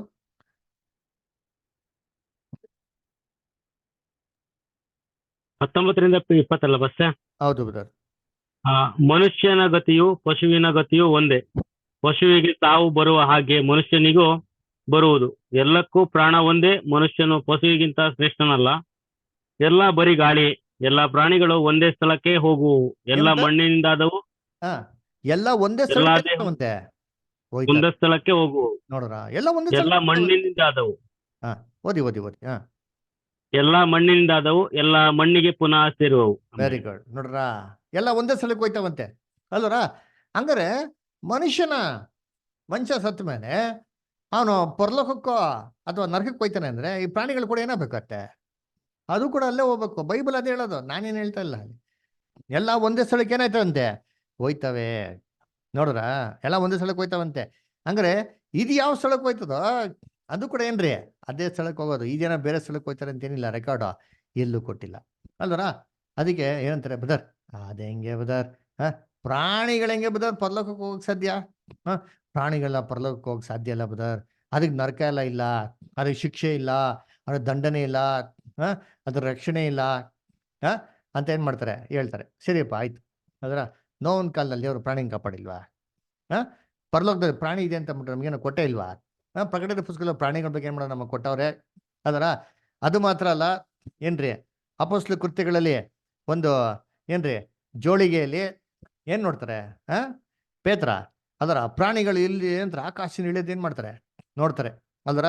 ಸರಿ, ಪ್ರಾಣಿಗಳು ಎಲ್ಲಿ ಇಲ್ದಿರಿ ಇಲ್ಲಿ ಅಲ್ವರ? ಎರಡು ಒಂದೇ ಸ್ಥಳಕ್ಕೆ ಹೋಗ್ತಂತೆ ಸತ್ಯವೇದಲ್ಲಿ ಮಾಡಿದ್ ನಮಗೆ ಕೊಟ್ಟಿದ್ರೆ. ಅದರ ಹಂಗಿರ್ಬೇಕಾದ್ರೆ ಇಷ್ಟೊಂದು ರೀತಿಯಲ್ಲಿ ಒಂದು ಕಾನ್ಸೆಪ್ಟ್ ಇರ್ಬೇಕಾದ್ರೆ ನಾವು ಸತ್ಯವೇದ ನಂಬಿರೋಂಥ ದೇವ್ರ ಮಕ್ಕಳು ಇದ್ರ ಬಗ್ಗೆ ತಿಳ್ಕೊಳ್ಳೋದು ತುಂಬಾ ಇಂಪಾರ್ಟೆಂಟ್ ಅದರ ಸತ್ಯವೇದಲ್ಲಿರೋಂಥ ವಿಚಾರಗಳನ್ನ ನಾವು ತಿಳ್ಕೊಳೋದು ವೆರಿ ವೆರಿ ಇಂಪಾರ್ಟೆಂಟ್. ಅದರ ಸತ್ಯವೇದದಲ್ಲಿ ಏನ್ರಿ ಏನ್ ಹೇಳ್ತಾರೆ ಅಂತ ನೋಡ್ದಂದ್ರೆ, ಸತ್ಯವೇದದಲ್ಲಿ ಒಂದೇ ಒಂದು ವಾಕ್ಯ ಕೂಡ ಏನ್ರಿ ಆತ್ಮ ಸಾಯಲ್ಲ ಅಂತ ಎಲ್ಲೂ ಏನಾಗಿಲ್ಲ, ಬರ್ದಿಲ್ಲ ರೀ. ಒಂದೇ ಒಂದು ವಾಕ್ಯ ಕೂಡ ಆತ್ಮ ಸಾಯಲ್ಲ ಅಂತ ಸತ್ಯವೇದದಲ್ಲಿ ಎಲ್ಲೂ ಬರ್ದಿಲ್ಲ. ಅದು ಬದಲಾಗಿ ಆತ್ಮ ಸಾಯ್ತದೆ, ಆತ್ಮಗೆ ಸಾವಿದೆ ಅಂತಂದ್ಬಿಟ್ಟು ಸತ್ಯವೇದದಲ್ಲಿ ಕರ್ತನಲ್ಲಿ ಪ್ರೀತಿ ಅಂತ ಸ್ವರಗಳೇ 40ಕ್ಕಿಂತ ಅಧಿಕವಾಗಿರೋ ವಚನಗಳು ತುಂಬಾ ಕ್ಲಾರಿಟಿಯಿಂದ ಬರೆದಿದೆ. ಸೋಲ್ ಡೈಸ್ ಅಲ್ವರ, ಆತ್ಮ ಏನಾಗ್ತದೆ, ಸಾಯ್ತದೆ ಅಂತಂದ್ಬಿಟ್ಟು ಸತ್ಯವೇದದಲ್ಲಿ 40ಕ್ಕಿಂತ ಹೆಚ್ಚಿನಾಗಿರೋಂಥ ವಾಕ್ಯಗಳೇನಾಗಿದೆ ನಮಗೆ ಬಹು ಸ್ಪಷ್ಟವಾಗಿ ನಾವು ಕೊಟ್ಟಿರೋದು. ಏನು ಮಾಡ್ತೀನಿ ಓದೋದು ನೋಡಿ ಕೆಲವು ವಾಕ್ಯಗಳನ್ನ ದಯವಿಟ್ಟು ಓದಿ. ಎಜೆಕಿಯಲ್ 18:4, ಎಜೆಕಿಯಲ್ 18:4 ಓದ್ರಿ ಇದನ್ನ ಕನ್ನಡದಲ್ಲಿ ಯಾರಾದ್ರು ದಯವಿಟ್ಟು. ಆಮೇಲೆ ಇಂಗ್ಲಿಷ್ KJV ಬೈಬಲ್ ಯಾರ ಹತ್ರ ಇದ್ರೆ ಅವರು ಕೂಡ ಓದಿ. ಆಮೇಲೆ ಕನ್ನಡದಲ್ಲಿ KJV ಅಂತ ಇದೆ ಒಂದು ಸತ್ಯವೇದ, ಅದು ಕೂಡ ಯಾರ ಹತ್ರ ಇದ್ರೆ ದಯವಿಟ್ಟು ಓದಿ. ಆಮೇಲೆ ತಮಿಳಲ್ಲಿ ಕೂಡ ಇದ್ರೆ ಓದೋಣ ನೋಡಿ ಬ್ರದರ್. ಓದಿ ಯಾರಾದ್ರು. ಎಜೆಕಿಯಲ್ 18:4 ಅಲ್ಲ ಫಸ್ಟ್? ಹೌದು ಬ್ರದರ್. ಪಾಸ್ಟರ್ ಅಂತ ಕಡೆಗೆ ಹೋಗ್ಬಿಡಿ, ನಾವೆಲ್ಲ ಪಾಸ್ಟರ್ಗಳು ಯಾರಲ್ಲ, ಎಲ್ಲ ಸೋದರಿಗಳೇ. ಯೇಸು ಕ್ರಿಸ್ತ ಹೇಳಿದಂತ ರೀತಿಯಲ್ಲಿ ಮತ್ತೆ 23:8 ಹೇಳ್ದಂಗೆ ನಾವೆಲ್ಲ ಸೋದರಿಗಳೇ. ಆಯ್ತಾ? ನೀವು ನಮ್ಮ ಬ್ರದರ್ ಅಂತ ಕರೆದ್ರೆ ಸಾಕು ಬ್ರದರ್. ಖಂಡಿತ. ಈಗ ಸಕಲ ನರ ಪ್ರಾಣಿಗಳು ನನ್ನವೇ, ತಂದೆಯೇನು ಮಗನೇನು ನರ ಪ್ರಾಣಿಗಳೆಲ್ಲವೂ ನನ್ನ ದೀನದಲ್ಲಿದೆ. Very good. ಆಮೇಲೆ ಮತ್ತೆ ಮುಂದೆ ಓದ್ಬೇಕು ಅಷ್ಟೇ. ಪಾಪ ಮಾಡುವ ಪ್ರಾಣಿಯೇ ಸಾಯುವನು. ನೋಡ್ರ, ಪಾಪ ಮಾಡುವಂತ ಪ್ರಾಣಿ ಏನಾಗ್ತದೆ, ಸಾಯುವನು. ನೋಡ್ರ, ಪಾಪ ಮಾಡುವಂತ ಪ್ರಾಣಿ ಏನಾಗ್ತಾನೆ, ಸಾಯುವನು. ಸಕಲ ನರ ಪ್ರಾಣಿಗಳು ನನ್ನವೇ ಅಂದ್ರ, ಸಕಲ ನರ ಪ್ರಾಣಿಗಳು ಅಂತ ಹೇಳ್ತೇವಲ್ರ, ಎಲ್ಲಾ ಪ್ರಾಣಿಗಳೇನಾಗ್ತದೆ, ಸಾಯ್ತವೆ. ಸರಿ, ಇದನ್ನೇ ದಯವಿಟ್ಟು ಇಂಗ್ಲಿಷ್ ಯಾರ ತನ ಇದ್ರೆ ಓದ್ತೀರಾ? ಇಂಗ್ಲಿಷ್ KJV ಬೈಬಲ್ ಯಾರ ತನ ಇದೆಯಾ? English king James version. Behold, all souls are mine. As the soul of the Father, so also the soul of the Son is mine. The soul that sinneth, it shall die. ನೋಡ್ರ, ಎಷ್ಟು clear ಆಗಿ ಕೊಟ್ಟಿದ್ದೀನಿ. The soul that sinneth it shall die. ಪಾಪ ಮಾಡಂತ ಆತ್ಮ ಸಾಯ್ತಾರೆ ಅಂತ ಕೊಟ್ಟಾರೆ. ಕನ್ನಡದಲ್ಲಿ ಏನ್ಬಿಟ್ರು, ಪ್ರಾಣ ಅಂತ ಹಾಕ್ಬಿಟ್ರು. ಪ್ರಾಣಿ, ನರ ಪ್ರಾಣಿಗಳು ಅಲ್ವರ. ಅದರ ಪ್ರಾಣಿ ಸಾಯುವುದು, ಮನುಷ್ಯ ಪ್ರಾಣಿನ ನೋಡೋಣ ಏನಕ್ಕೆ ಹಿಂಗೆ ಹಾಕಿದರೆ, ಅದನ್ನು ಕೂಡ ನೋಡೋಣ. ನೋಡಿ ಎಷ್ಟು ಕ್ಲಿಯರ್ ಆಗಿ ಹೇಳ್ತಾರೆ ಇಂಗ್ಲೀಷಲ್ಲಿ. The soul the sinneth it shall die. ಆತ್ಮ ಏನಾಗ್ತದೆ, ಸಾಯ್ತದೆ ಅಂತ ಅಲ್ವರ. ಇದೆ ತಮಿಳಲ್ಲಿ ಓದಿ ನೋಡೋಣ. ತಮಿಳಲ್ಲಿ ಯಾರ ಹತ್ರ ಇದ್ರಿಯಾ? ஓதி. பாவம் செய்கிற ஆத்மாவே சாகும். பாத்தீங்களா? ನೋಡ್ರ, ಕುಮಾರನ್ ತಗಪನುಡಿ. Okay, thank you brother. So ಅದಕ್ಕೆ ನೋಡ್ಬೇಕಾದ್ರೆ ಏನಂತ ಕೊಟ್ಟಿದೆ ಅಂದ್ರೆ, ಏನು ಪಾವ ಸೈಗಿರ ಆತ್ಮ ಏನಾಗುಂ, ಸಾಗುಂ. ನೋಡ್ರ, ಎಷ್ಟು ಕ್ಲೀನ್ ಆಗಿ ಕೊಟ್ಟಿದೆ ಅಂತಂದ್ರೆ, ಪಾಪ ಮಾಡಂತ ಆತ್ಮ ಏನಾಯ್ತದೆ ಅಂತೆ, ಸಾಯ್ತಾರೆ ಅಂತ. ನಾವೇನ್ ಹೇಳೋದ್ ಬೇಕಾಗಿಲ್ಲ ನೋಡಿರ್ತೀನಿ. ಸತ್ಯವೇದದಲ್ಲಿ ಬೈಬಲಲ್ಲೇ ಕೊಟ್ಟಾರೆ, ಆತ್ಮ ಏನಾಯ್ತದೆ, ಸಾಯ್ತದೆ ಅಂತ ಅದರ. ಸರಿ, ಕನ್ನಡ ಕಿಂಗ್ ಜೇಮ್ಸ್ ವರ್ಷನ್ ಯಾರ ತನ ಇದೆಯಾ ಬುಕ್ಕು? KJV Bible first. ಹಿಂಗ್ ಕನ್ನಡದಲ್ಲಿ ಇದೆಯಾ? ಕನ್ನಡ ಇದೆ ಫಸ್ಟ್. ಓದಿ ನೋಡೋಣ. ಇಲ್ಲಾಂದ್ರೆ ನೋಡಿ, ಓದಿ, ನೀವು ಫಸ್ಟ್ ಓದಿ ನೋಡೋಣ. 18:4 ಅಲ್ಲ ಫಸ್ಟ್? ಇಗೋ ಎಲ್ಲ ಪ್ರಾಣಿಗಳು ನನ್ನವೇ, ತಂದೆಯ ಪ್ರಾಣವು ಹೇಗೋ ಹಾಗೆಯೇ ಮಗನ ಪ್ರಾಣವು ನನ್ನದೇ. ಪಾಪ ಮಾಡುವವನೇ ತಾನಾಗಿಯೇ ಸಾಯುವನು. Very good. ಎಲ್ಲರ ನೋಡಿ, ಇದು ಬೇರೆ ಟ್ರಾನ್ಸ್ಲೇಷನ್ ಬಂದ್ರೆ ಅದು KJV ಎಲ್ಲ ಅನ್ಸ್ತದೆ ಎಕ್ಸಾಕ್ಟ್ ಆಗಿ. ಎನಿವೆ ನೋಡ್ಬೇಕಾದ್ರೆ ನೋಡಿ, ಅಲ್ಲಿ ಸ್ಕ್ರೀನ್ ನಲ್ಲಿ ನಾನು ಬ್ಲೂ ಕಲರ್ ಅಲ್ಲಿ ಹಾಕಿ ನೋಡಿ ಟೆಕ್ಸ್ಟ್ ಅಲ್ಲಿ, ಅದು ಕಿಂಗ್ ಜೇಮ್ಸ್ ವರ್ಷನ್. ಇದು ಆನ್ಲೈನ್ ಅಲ್ಲಿ ಸಿಗ್ತದೆ ನಿಮ್ ಬೈಬಲ್ ಅಲ್ವಾ. ಅದು ಕೆಲವೊಂದು ಬುಕ್ ಮಾತ್ರ ಪಬ್ಲಿಷ್ ಆಗಿದೆ, ಆನ್ಲೈನ್ ಇದೆ ನೋಡಿ, ಅಲ್ಲಿ ಓದ್ಬೋದು ನೀವು. ಅಲ್ಲಿ ಓದಿ ಏನಾಕಿದ್ರೆ ನೋಡಿ ಅಂತೀನಿ. ಯಾರು ಓದ್ತೀರಾ ಸ್ಕ್ರೀನ್ ಇಂದ? ಓದಕ್ಕಾಗ್ತಾರ ಸ್ಕ್ರೀನ್ ಅಲ್ಲಿ? ಇಗೋ ಎಲ್ಲ ಆತ್ಮಗಳು ನನ್ನವೇ, ತಂದೆಯ ಆತ್ಮದಂತೆಯೇ ಮಗನ ಆತ್ಮವು ನನ್ನದು. ಪಾಪ ಮಾಡುವ ಆತ್ಮವು ಸಾಯುತ್ತದೆ. ನೋಡ್ರ, ಪಾಪ ಮಾಡಂತ ಆತ್ಮ ಏನಾಯ್ತದೆ, ಸಾಯ್ತದೆ. ನೋಡಿ ಎಷ್ಟು ಕ್ಲಿಯರ್ ಆಗಿ ಕೊಟ್ಟವ್ರೆ. ಇವಾಗ ನಮ್ದು ರೆಗ್ಯುಲರ್ ಆಗಿರುತ್ತೆ ಕನ್ನಡ ಬೈಬಲ್ ಏನ್ ಹಾಕ್ಬಿಟ್ಟವ್ರೆ, ಇಲ್ಲಿ ಏನ್ ಹಾಕ್ಬಿಟ್ರು ಅಂತಂದ್ರೆ, ಪ್ರಾಣಿ, ಪ್ರಾಣ ಅಂತ ಹಾಕ್ಬಿಟ್ರು. ಸರಿ, ಏನ್ವೇ ನೋಡೋಣ. ಇದು ನಾ ಮೊದಲೇ ಹೇಳ್ದಂತೆ, ಈ ಪೂರ್ತಿ ಕ್ಲಾಸ್ ಕೇಳ್ಬೇಕಾದ್ರೆ 8 ಅವರ್ ಬೇಕು ಆಯ್ತಾ. ಇದು 6 ಇಂದ 8 ಕ್ಲಾಸ್ ಹೋಗ್ತದೆ. ಅಂತ್ಯದವರೆಗೂ ತಾಳ್ಮೆಯಿಂದ ಕೇಳಬೇಕು. ಆಮೇಲೆ ಸತ್ಯವೇದ ನಂಬಿಕೆ ಇದ್ರೆ ಮಾತ್ರ ಇದು ನಿಮ್ ಪ್ರಯೋಜನ ಆಗೋದು. ಆಮೇಲೆ ಇದುವರೆಗೂ ನಾವು ಏನ್ ಕ್ಲಾಸ್ ನೋಡಿದ್ರು ಎಲ್ಲ ಕ್ಲಾಸ್ ನೀವು ಕೇಳಿದ್ರೆ ನಿಮ್ಗೆ 100% ಅರ್ಥ ಆಗ್ತಾರೆ. ಇಲ್ಲ ಅಂದ್ರೆ ನಿಮ್ಗೆ ಸಂದೇಹ ಬರ್ತಾರೆ. ಬರ್ಲಿ, ನಿಮ್ ಸಂದೇಹನೆಲ್ಲ ಕ್ಲಿಯರ್ ಮಾಡ್ತೀರಿ. ಆದ್ರೆ ನೀವು ಎಂಡ್ವರೆಗೂ ಫುಲ್ ಕೇಳಬೇಕು.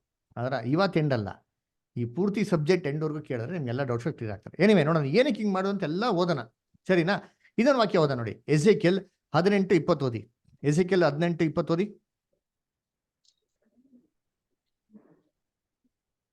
ಕನ್ನಡದಲ್ಲಿ ಓದಿ. ಮಗನು ತಂದೆಯ ದೋಷ ಫಲವನ್ನು ಅನುಭವಿಸನು, ತಂದೆಯು ಮಗನ ದೋಷ ಫಲವನ್ನು ಅನುಭವಿಸನು. ಶಿಷ್ಟತನದ ಫಲವು ಶಿಷ್ಟನದೇ, ದುಷ್ಟತನದ ಫಲವು ದುಷ್ಟನದೇ. ನೋಡ್ರ, ಈ ತರ ಬಂದ್ಬಿಡ್ತು. ಇದೆ ಇಂಗ್ಲಿಷ್ ಓದಿ brother. ಎಸೆಕಿಯೇಲ್ 18:20. The soul that sinneth, it shall die. ನೋಡ್ರ, The son shall not bear the. Okay, ಅಲ್ಲಿ ನೋಡ್ಬೇಕಾದ್ರೆ the soul that sinneth it shall die, the son shall not bear the iniquity of the father, neither shall the father bear the iniquity of the son. ನೋಡ್ರ, ಮಗನು ದೋಷ ಫಲವನ್ನು ತಂದೆ ಹೊರನು, ಮಗನ ದೋಷ ಫಲ ತಂದೆನ ಹೊರನು, ತಂದೆನ ಮಗನು ಹೊರನು ಅಂತ ಹೇಳ್ತಾರೆ. ನೋಡ್ರ, ಅವನವನು ಪಾಪಗಳಿಗೆ ಅವನೇ ಸಾಯುವನು ಅಲ್ವರ, ಅವ್ರ ಆತ್ಮಗಳೇ ಸಾಯ್ತದೆ ಅಂತ ಏನ್ ಮಾಡಕ್ ಕೊಟ್ಟಾರೆ. ಇದೆ ತಮಿಳಲ್ಲಿ ಓದೋಣ, ತಮಿಳಲ್ಲಿ ಓದ್ತೀರಾ? ಎಸೆಕಿಯೇಲ್ 18:20. ಪರಿಶುದ್ಧ ಗ್ರಂಥ ಓದ್ಲಿರಿ. ಎಸೆಕಿಯೇಲ್ 18:20 ತಮಿಳಲ್ಲಿ. பாவம் செய்கிற ஆத்மாவை சாகும். ನೋಡ್ರ, ಪಾವ ಸೈಗರ ಆತ್ಮ ಏನಾಗುಂ ಸಾಗುಂ. சாகும். ನೋಡ್ರ, ಪಾಪ ಮಾಡುವಂತ ಆತ್ಮ ಸಾಯ್ತದೆ ಅಲ್ದ್ರ. ಸರಿ, ಇನ್ನ ಹಲವಾರು ವಾಕ್ಯ ಇದೆ, ಓದೋಣ.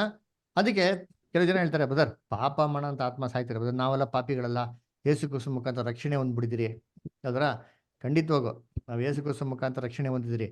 ರಕ್ಷಣೆ ಹೊಂದಿದ ಮೇಲೂ ಸರಿ, ರಕ್ಷಣೆ ಹೊಂದಿದ ನಂತರ ಕೂಡ ಸರಿ, ನಾವು ಪಾಪಿಗಳೇ, ಸಾಯುವ ತನಕ ನಾವು ಪಾಪಿನೇ ಅದರ. ಯೇಸು ಕ್ರಿಸ್ತನ ರಕ್ತ ನಮ್ಮ ಪಾಪಗಳೆಲ್ಲ ಏನ್ ಮಾಡ್ತಾರೆ, ತೊಳಿತದೆ. ಆದ್ರೂ ನಾವು ಪಾಪಿನೇ, ಇದಾಗದ್ ಬರೀ ನಂಬಿಕೆಯಿಂದ. ಅದಕ್ಕೆ ಅಪೊಸ್ತಲ ಪೌಲ್ ಹೇಳೋದು, ನೀತಿವಂತರು ಲೋಕದಲ್ಲಿ ಜನ ಇದ್ದಾರೆ, ಒಬ್ಬನಾಗಿಲ್ಲ, ಒಬ್ಬನೂ ಇಲ್ಲ. ಹಂಗಾರೆ ಎಲ್ಲರೂ ಪಾಪಿಗಳೇ, ಹಂಗಾರೆ ಎಲ್ಲ ಆತ್ಮಗಳೇನಾಗಬೇಕು, ಸಾಯ್ಬೇಕು. ಅದಕ್ಕೆ ಸತ್ಯವೇದ್ಯರು ಹೇಳೋದು ಎಲ್ಲ ಆತ್ಮಗಳು ಸಾಯ್ತಾರೆ. ಹಂಗ್ ನೋಡಿ, ಇವಾಗ ಯಾರಾದ್ರು ಇಲ್ಲ ಬದ ನನ್ನ ಪಾಪಿನೇ ಅಲ್ಲ, ನನಗೆಲ್ಲ ರಕ್ಷಣೆ ಹೊಂದ್ಬಿಡಿ ಅಂತಂದ್ರೆ ದೊಡ್ಡ ಸುಳ್ಳುಗಾರ ಅವನು ಅಂತ ಹೇಳ್ತಾರೆ. ಏನ್ ಗೊತ್ತಾ, ಯೇಸು ಕ್ರಿಸ್ತನ ಅಂಗೀಕಾರ ಮಾಡಿ ಮೇಲೆ ಕೂಡ ಆತರ ಹೇಳ್ಬಾರ್ದಂತೆ, ಸತ್ಯವೇದ್ಯರು ಹೇಳ್ತಾರೆ. ನೋಡಿ, 1 ಯೋಹಾನ 1:8 ಓದಿ. 1 ಯೋಹಾನ 1:8.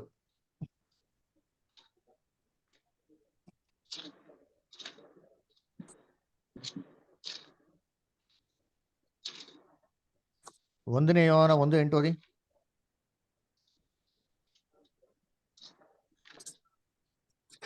ಕನ್ನಡದಲ್ಲಿ ಓದ್ರಿ ಯಾರತ್ರ. 1 ಯೋಹಾನ 1:8. ಆದರೂ ನಾನು ನಿಮಗೆ ಬರೆಯುವುದು ಹೊಸ ಅಪ್ಪಣೆಗೆ, ಇದು ಆತನಲ್ಲಿಯೂ ನಿಮ್ಮಲ್ಲಿಯೂ ಸತ್ಯವಾಗಿದೆ. ಹೇಗೆಂದರೆ ಕತ್ತಲೆಯು ಕಳೆದು ಇಲ್ಲ 1:8 ನಮ್ಮಲ್ಲಿ ಪಾಪವಿಲ್ಲವೆಂದು ನಾವು ಹೇಳಿದರೆ ನಮ್ಮನ್ನು ನಾವೇ ಮೋಸಪಡಿಸಿಕೊಳ್ಳುತ್ತೇವೆ ಮತ್ತು ಸತ್ಯವೆಂಬುದು ನಮ್ಮಲ್ಲಿಲ್ಲ. ನೋಡ್ರ, ಏನ್ರಿ, ನಮ್ಮಲ್ಲಿ ಏನಿಲ್ವಂತೆ, ಸತ್ಯ ಎಂಬುದು ಇಲ್ಲ ಅಂತ ಹೇಳ್ತಾರೆ. ಅದ ನಮ್ಮ ಪಾಪ ಇಲ್ಲ ಅಂತ ಅಂದ್ಬಿಟ್ರೆ ಇದು ಯಾರು ಬರೋದು? ಯೋಹಾನ ಬರೆಯೋದು, ಯೇಸು ಕ್ರಿಸ್ತನ ಅಂಗೀಕಾರ ಅಂತ ಮಕ್ಳಿಗೆ ಹೇಳೋದು ಅಲ್ವರ. ಅದಕ್ಕೆ ಹೇಳೋದು ಏನ್ರಿ, ಯಾರೂ ತನ್ನ ಆತ್ಮನ ಸಾಯ್ದರ ರೀತಿಲಿ ಕಾಪಾಡ್ಕೊಳಕ್ಕೆ ಸಾಧ್ಯ ಇಲ್ವಂತೆ. ಕೀರ್ತನೆ 22:29 ಓದಿ. ಭೂಲೋಕದಲ್ಲಿರುವ ಪುಷ್ಟರೆಲ್ಲರೂ ಉಂಡು ಆರಾಧಿಸುವರು, ತಮ್ಮ ಜೀವವನ್ನು ಉಳಿಸಿಕೊಳ್ಳಲಾರದೆ ಮಣ್ಣು ಪಾಲಾಗುವವರೆಲ್ಲರೂ ಆತನಿಗೆ ಅಡ್ಡ ಬೀಳುವರು. ನೋಡ್ರ, ತಮ್ಮ ಜೀವವನ್ನು ಉಳಿಸಿಕೊಳ್ಳಲಾರದ ಎಲ್ಲರೂ ಮಣ್ಣು ಪಾಲಾಗುವರು, ಜೀವ ಅಂತ ಹಾಕ್ಬಿಟ್ರು. ಇದನ್ನ ಇಂಗ್ಲೀಷಲ್ಲಿ ಓದ ನೋಡಿರ್ತೀನಿ. ಸಾಮ್ಸ್ 22:29 ಓದಿ.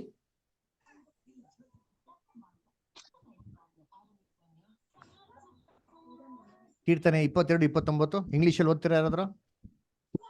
All they that be fat upon earth shall eat and worship, all they that go down to the dust shall bow before him, and none can keep alive his own soul. ನೋಡ್ರ, none can keep alive his own soul. That means soul dies. ಸೋಲ್ ಏನಾಗ್ತಾರೆ, ಆತ್ಮ ಸಾಯ್ತಾರೆ ಅಂತ ಅರ್ಥ. ಅದಕ್ಕೆ ಯಾರು ತನ್ನ ಆತ್ಮನ ಸಾಯ್ದ ರೀತಿಯಲ್ಲಿ ಕಾಪಾಡ್ಕೊಳಕ್ಕೆ ಸಾಧ್ಯ ಇಲ್ಲ ಅಲ್ವರ. தமிழில் படிங்க பத்தார், தமிழில். பூமியின் செல்வான்கள் யாவரும் புசித்து பணிந்து கொள்ளுவார்கள். பூமியில் இறங்குகிறவர்கள் யாவரும் அவருக்கு முன்பாக வணங்குவார்கள். ஒருவனும் தன் ஆத்துமா அழியாதபடி அதை காக்கக்கூடாது. ನೋಡ್ರ, ಒರ್ವನು ತನ್ನ ಆತ್ಮ ಅಳಿಯದ ಪಡಿಕೆ ಕಾಕ ಕೂಡಾದೆ. ತನ್ನ ಆತ್ಮ ನಾಶ ಆಗದ ರೀತಿಯಲ್ಲಿ ಅದರ ಯಾರು ಉಳಿಸ್ಕೊಳಕ್ಕೆ ಸಾಧ್ಯನೇ ಇಲ್ಲ ಅಂತ ಏನ್ ಮಾಡ್ತಾರೆ, ಬಹು ಸ್ಪಷ್ಟವಾಗಿ ಸತ್ಯವೇದ ಹೇಳ್ತಾರೆ. ಇನ್ನೊಂದು ವಾಕ್ಯ ಓದೋಣ, ಕೀರ್ತನೆ 35:17. ಕೀರ್ತನೆ 35:17. ಕರ್ತನೆ, ಇನ್ನೆಷ್ಟುವರೆಗೆ ಸುಮ್ಮನೆ ನೋಡುತ್ತಾ ಇರುವಿ? ಹ್ಮ್. ಅವರ ಅಪಾಯದಿಂದ ನನ್ನ ಪ್ರಾಣವನ್ನು ಬಿಡಿಸು. ನನ್ನ ಪರಮಪ್ರಿಯ ಪ್ರಾಣವನ್ನು ಆ ಸಿಂಹಗಳ ಬಾಯಿಗೆ ಸಿಕ್ಕದಂತೆ ತಪ್ಪಿಸು. ನೋಡ್ರ, ನನ್ನ ಪ್ರಿಯ ಪ್ರಾಣ, ಇದು ಆಕ್ಚುಲಿ ಯೇಸು ಕ್ರಿಸ್ತನ ಪ್ರಾರ್ಥನೆ ಶಿಲ್ಬೆ ಮೇಲೆ ಇರ್ಬೇಕಾರೆ. ಹೋದನ ದೇವ್ರ ಚಿತ್ತ ಯಾವಾಗಾರ ಪಾಠ ಇದನ್ನ ಅಲ್ವರ ನೋಡಿ, ಏನ್ ಹೇಳ್ತಾರೆ, ನನ್ನ ಪ್ರಿಯ ಪ್ರಾಣವನ್ನು. ಅದರ ನೋಡಿ, ಇದನ್ನ ಇಂಗ್ಲಿಷ್ ಅಲ್ಲಿ ಓದೋಣ. Psalms 35:17. Lord, how long wilt thou look on? Rescue my soul from their destructions, my darling from the lions. ನೋಡ್ರ, rescue my soul from their destruction. That means soul can be destroyed. ಆತ್ಮನ ನಾಶ ಮಾಡಬಹುದು, ಆದ್ರಿಂದನೇ ದೇವರೇ ಕಾಪಾಡು ಅಂತ ಏನ್ ಮಾಡ್ತಾವ್ರೆ ಇಲ್ಲಿ ಕೇಳ್ಕೊಂತವ್ರೆ. ಇದಲ್ಲೇ ತಮಿಳಲ್ಲೇ ವಾಸಿಕ್ಲಾ, ತಮಿಳ್ ಓದ್ತೀರಾ? ஆகிறது. ஆண்டவரே, எதுவரைக்கும் இதை பார்த்து கொண்டிருப்பீர்? என் ஆத்துமாவை அழிவுக்கும் எனக்கு அருமையானது சிங்கக்குட்டிகளுக்கும் தப்பியும். ಪಾತಿಂಗ್ಲಾ, ಆತ್ಮವೇ ತಪ್ಪುವಿಂಗ್ ಅಲ್ವರ. ಆತ್ಮ ಏನ್ ಮಾಡ್ರಿ, ಕಾಪಾಡೋ ದೇವ್ರೆ ಅಂತ ಏನ್ ಮಾಡ್ತಾರೆ, ಕೇಳ್ಕೊಂತಾರೆ. ಆತ್ಮ ಸಾಯ್ದಿಕ್ ತಾನೇ ಕಾಪಾಡೋದು. ಸಾಯ್ದಾರೆ ಇದ್ರೆ ಇನ್ನೇನು ಕಾಪಾಡ್ಬೇಕಾಯ್ತು, ಹೆಂಗ್ರು ಅಲ್ಲೇ ಇಲ್ಲ ಹೋಗ್ಬಿಡಿರುತ್ತಲ್ವಾ ಅಲ್ವರ. ಹಂಗ್ರೆ ಆತ್ಮಗೆ ಸಾವಿದೆ ಅಲ್ವರ. ಇನ್ನೊಂದು ವಾಕ್ಯ ಓದಿ, ಯಾಕೋಬ 5:20, ಜೇಮ್ಸ್ 5:20 ಕನ್ನಡದಲ್ಲಿ ಓದಿ. ಒಬ್ಬ ಪಾಪಿಯನ್ನು ತಪ್ಪಾದ ಮಾರ್ಗದಿಂದ ತಿರುಗಿಸಿದವನು ಅವನ ಪ್ರಾಣವನ್ನು ಮರಣಕ್ಕೆ ತಪ್ಪಿಸಿ ಬಹು ಪಾಪಗಳನ್ನು ಮುಚ್ಚಿದವನೆಂದು ತಿಳಿದುಕೊಳ್ಳಿರಿ. ನೋಡ್ರ, ಏನ್ರಿ, ಅವನ ಪಾಪವನ್ನು ಏನ್ರಿ, ಅವನ ಪ್ರಾಣವನ್ನು ಮರಣದಿಂದ ತಪ್ಪಿಸಿ. ಪ್ರಾಣ ಅಂತ ಹಾಕ್ಬಿಟ್ರು ನಿಂತೀನಿ ಅಂದ್ರ ಇಂಗ್ಲಿಷ್ ಓದಿ ನೋಡೋಣ. தமிழில் ஏன் brother? ಯಾಕೋಬ Let- 5:20 ಇಂಗ್ಲಿಷ್ ಓದೋಣ, ಆಮೇಲೆ ತಮಿಳ್ ಓದೋಣ. Let him know that he which converteth the sinner from the error of his way shall save a soul from death, continue. and shall hide a multitude of sins. ನೋಡ್ರ, save a soul from death ಅಲ್ವರ. ಅಂದ್ರೆ ಏನ್ರಿ, soul dies, therefore it can be rescued from death, isn't it? If soul doesn't die itself, then where is the question of rescuing it from death? ಕರ್ತನಲ್ಲಿ ಪ್ರೀತಿ ಅಂತ ಸೋದರಗಳೇ, ಏನ್ರಿ, ಆತ್ಮ ಏನಾಗ್ತದೆ, ಸಾಯ್ತದೆ ಅಲ್ವರ. ಅದರಿಂದ ಏನ್ ಮಾಡ್ರಿ, ಆತ್ಮಗಳನ್ನ ಕಾಪಾಡ್ರಿ ಅಂತ ಏನ್ ಮಾಡ್ತಾರೆ ಹೇಳ್ತಾರೆ. ತಮಿಳ ವಾಸಿಂಗ್ ಬದರಿಪ್ಪ.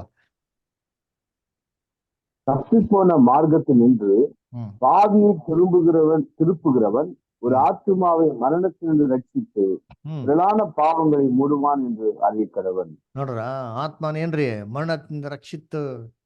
ಆತ್ಮನ ಏನ್ರಿ, ಮರಣದಿಂದ ಕಾಪಾಡಿ ಅಲ್ವರ ಏನ್ ಮಾಡ್ತಾರಂತೆ, ರಕ್ಷಿಸ್ತಾರೆ. ಕರ್ತನಲ್ಲಿ ಪ್ರೀತಿ ಅಂತ ಸೋದರ ಸೋದರಿಗಳೇ, ಅದಕ್ಕೆ ಸತ್ಯವೇದ ಹೇಳೋದು, ಆತ್ಮ ಏನಾಗ್ತಾರೆ, ಸಾಯ್ತದೆ. ಅದಕ್ಕೆ ನಾವೇನ್ ಮಾಡ್ತೀರಿ, ಆತ್ಮ ಬ್ರದರ್, ಆತ್ಮಗೆ ಸಾವಿಲ್ಲ, ಅದಕ್ಕೆ ನರ ಇಲ್ಲ, ದೇಹ ಇಲ್ಲ, ಕೈ ಕಾಲಿಲ್ಲ, ರಕ್ತ ಇಲ್ಲ, ಕತ್ತಿ ತಗೊಂಡು ಹೊಡೆದ್ರು ಏನಾಗ್ತಾ ಇರ್ತಾರೆ, ಅದು ಆಹಾ ಈ ಅಂತ ನಗ್ತಾನೆ ಇರ್ತಾರೆ. ತಲೆ ಕಡ್ದ್ರು ಸರಿ ವಾಪಸ್ ಜನ ಆಗ್ತಾನೆ ಇರ್ತಾರೆ. ಆತ್ಮ ಏನಿಲ್ಲ, ಸಾವಿಲ್ಲ ಅಲ್ವರ ಅಂತಂದ್ಬಿಟ್ಟಲ್ರ. ವಾಕ್ಯ ಏನ್ ಹೇಳ್ತಾರೆ ನೋಡೋಣ ಅಂತೀನಿ, ನೋಡ್ರಿ ಅಂತೀನಿ. ಯೋಬ 27:8. ದೇವರು ಭ್ರಷ್ಟನ ಆತ್ಮವನ್ನು ಕಡಿದೆಳೆಯುವಾಗ ಅವನಿಗೆ ನಿರೀಕ್ಷೆಯಲ್ಲಿ. ನೋಡ್ರ, ದೇವ್ರ ಏನ್ ಮಾಡ್ತಂದ್ರೆ ಆತ್ಮನ ಕಡ್ದಿ ಎಳಿಬೋದಂತೆ. ಹಂಗಾರೆ ಆತ್ಮನ ಏನ್ ಮಾಡ್ಬೋದು, ಕಡಿಬೋದು ಅಲ್ಲರ. ಎಲ್ಲ ಏನ್ ತಿಳ್ಕೊಂಡ್ಬಿಡ್ತಾರೆ, ಆತ್ಮ ಕತ್ತಿ ತಗೊಂಡಿದ್ರು ಏನೂ ಆಗಲ್ಲ, ಅದನ್ನ ಚುಚ್ಚು ನೋಡ್ರಿ ಅದೇನೋ ಆಗ್ತಾ ಇಲ್ಲ ಅಂದ್ರೆ ತಿಳ್ಕೊಂಬಿಡಿ ಆತ್ಮ ಅಂತ. ಎಲ್ಲೈತೆ ಬೈಬಲಲ್ಲಿ? ಇವೆಲ್ಲ ನಮ್ಮ ಕತೆಗಳಲ್ಲಿ ನಾವು ಕೇಳಿತೀರಿ ಚಿಕ್ಕ ವಯಸ್ಸಿಂದ. ಸತ್ಯವೇದಲ್ಲಿ ಹಂಗೆ ಹೇಳೋದಿಲ್ಲ. ಆತ್ಮವನ್ನು ಕಡಿದೆಳೆಯುವಾಗ ಅವನಿಗೆ ನಿರೀಕ್ಷೆಯಲ್ಲಿ. ಸತ್ಯವೇದ ಸುಮ್ಮನೆ ಕೊಟ್ಟಿರ್ತಾರ? ಕರ್ತನಲ್ಲಿ ಪ್ರೀತಿ ಅಂತ ಸ್ವರಗಳ ಆತ್ಮನ ಏನ್ ಮಾಡ್ಬೋದು ಅಂದ್ರೆ ಕಡಿಬೋದು ಅಲ್ವರ. ಆತ್ಮ ಕಡಿಯೋದು ಮಾತ್ರ ಅಲ್ಲ, ಚಾಕು ತಗೊಂಡು ಚುಚ್ಬೋದು. ನೋವು ಕೂಡ ಆಗ್ತಾರಂತೆ. ನೋಡಿ ಯೇಸು ಕ್ರಿಸ್ತ ಹೇಳ್ತಾರೆ, ಲೂಕ 2:35, ಲೂಕ 2:35. ಇದಲ್ಲದೆ ನಿನ್ನ ಪ್ರಾಣಕ್ಕಂತೂ ಅಲಗು ನಾಟದಂತಾಗುವುದು ಎಂದು ಹೇಳಿದನು. ನೋಡ್ರ, ನಿನ್ನ ಪ್ರಾಣಕ್ಕಂತೂ ಅಲಗು ನಾಟಿದಂತಾಗ್ತಾರೆ ಅಂತ ಹೇಳ್ತಾರೆ. ಇದು ಇಂಗ್ಲೀಷಲ್ಲಿ ಓದ್ಬಿಟ್ಟು ಆಮೇಲೆ ತಮಿಳಲ್ಲಿ ಓದ ನೋಡಿರ್ತೀನಿ. ಇಂಗ್ಲೀಷಲ್ಲಿ ಪಡಿಂಗ ಬದರ್ ಸರ್, ಇಂಗ್ಲೀಷಲ್ಲಿ ಓದಿ ಆಮೇಲೆ ತಮಿಳಲ್ಲಿ. Luke 2:35.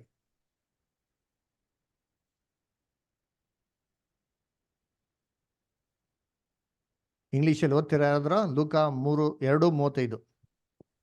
Yeah, a sword shall pierce through thy own soul also, that the thoughts of many hearts may be revealed. You see? A sword also shall be pierced through thy own soul. ಅದರ ನಿನ್ನ ಆತ್ಮಲ್ಲಿ ಏನ್ರಿ ಏನಾಗ್ತಾರಂತೆ ಅಲ್ಲಿ? ಕತ್ತಿ ಹರಿದೋಗ್ತದೆ. ಇದು ಯಾರಿಗೆ ಹೇಳೋದು?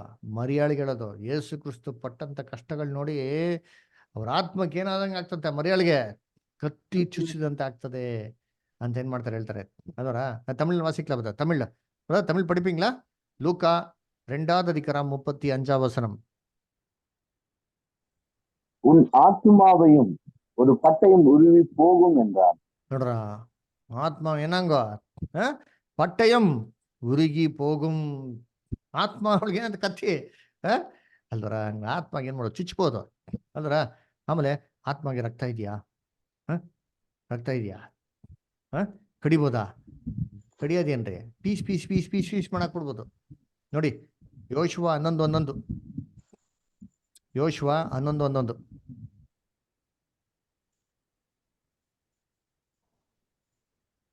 ಓದ್ತೀರಾ? Joshua 11:11.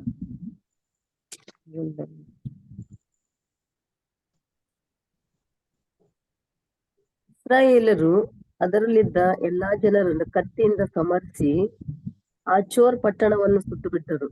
ಒಂದು ಪ್ರಾಣಿಯಾದ್ರೂ ಉಳಿಯಲಿಲ್ಲ. Correct sir? ಕರೆಕ್ಟ್. ಕನ್ನಡದಲ್ಲಿ ಹಂಗೆ ಬಂತು. ಕರೆಕ್ಟ್ ಆಗಿದೆ, ಏನ್ ತೊಂದರೆ ಇಲ್ಲ.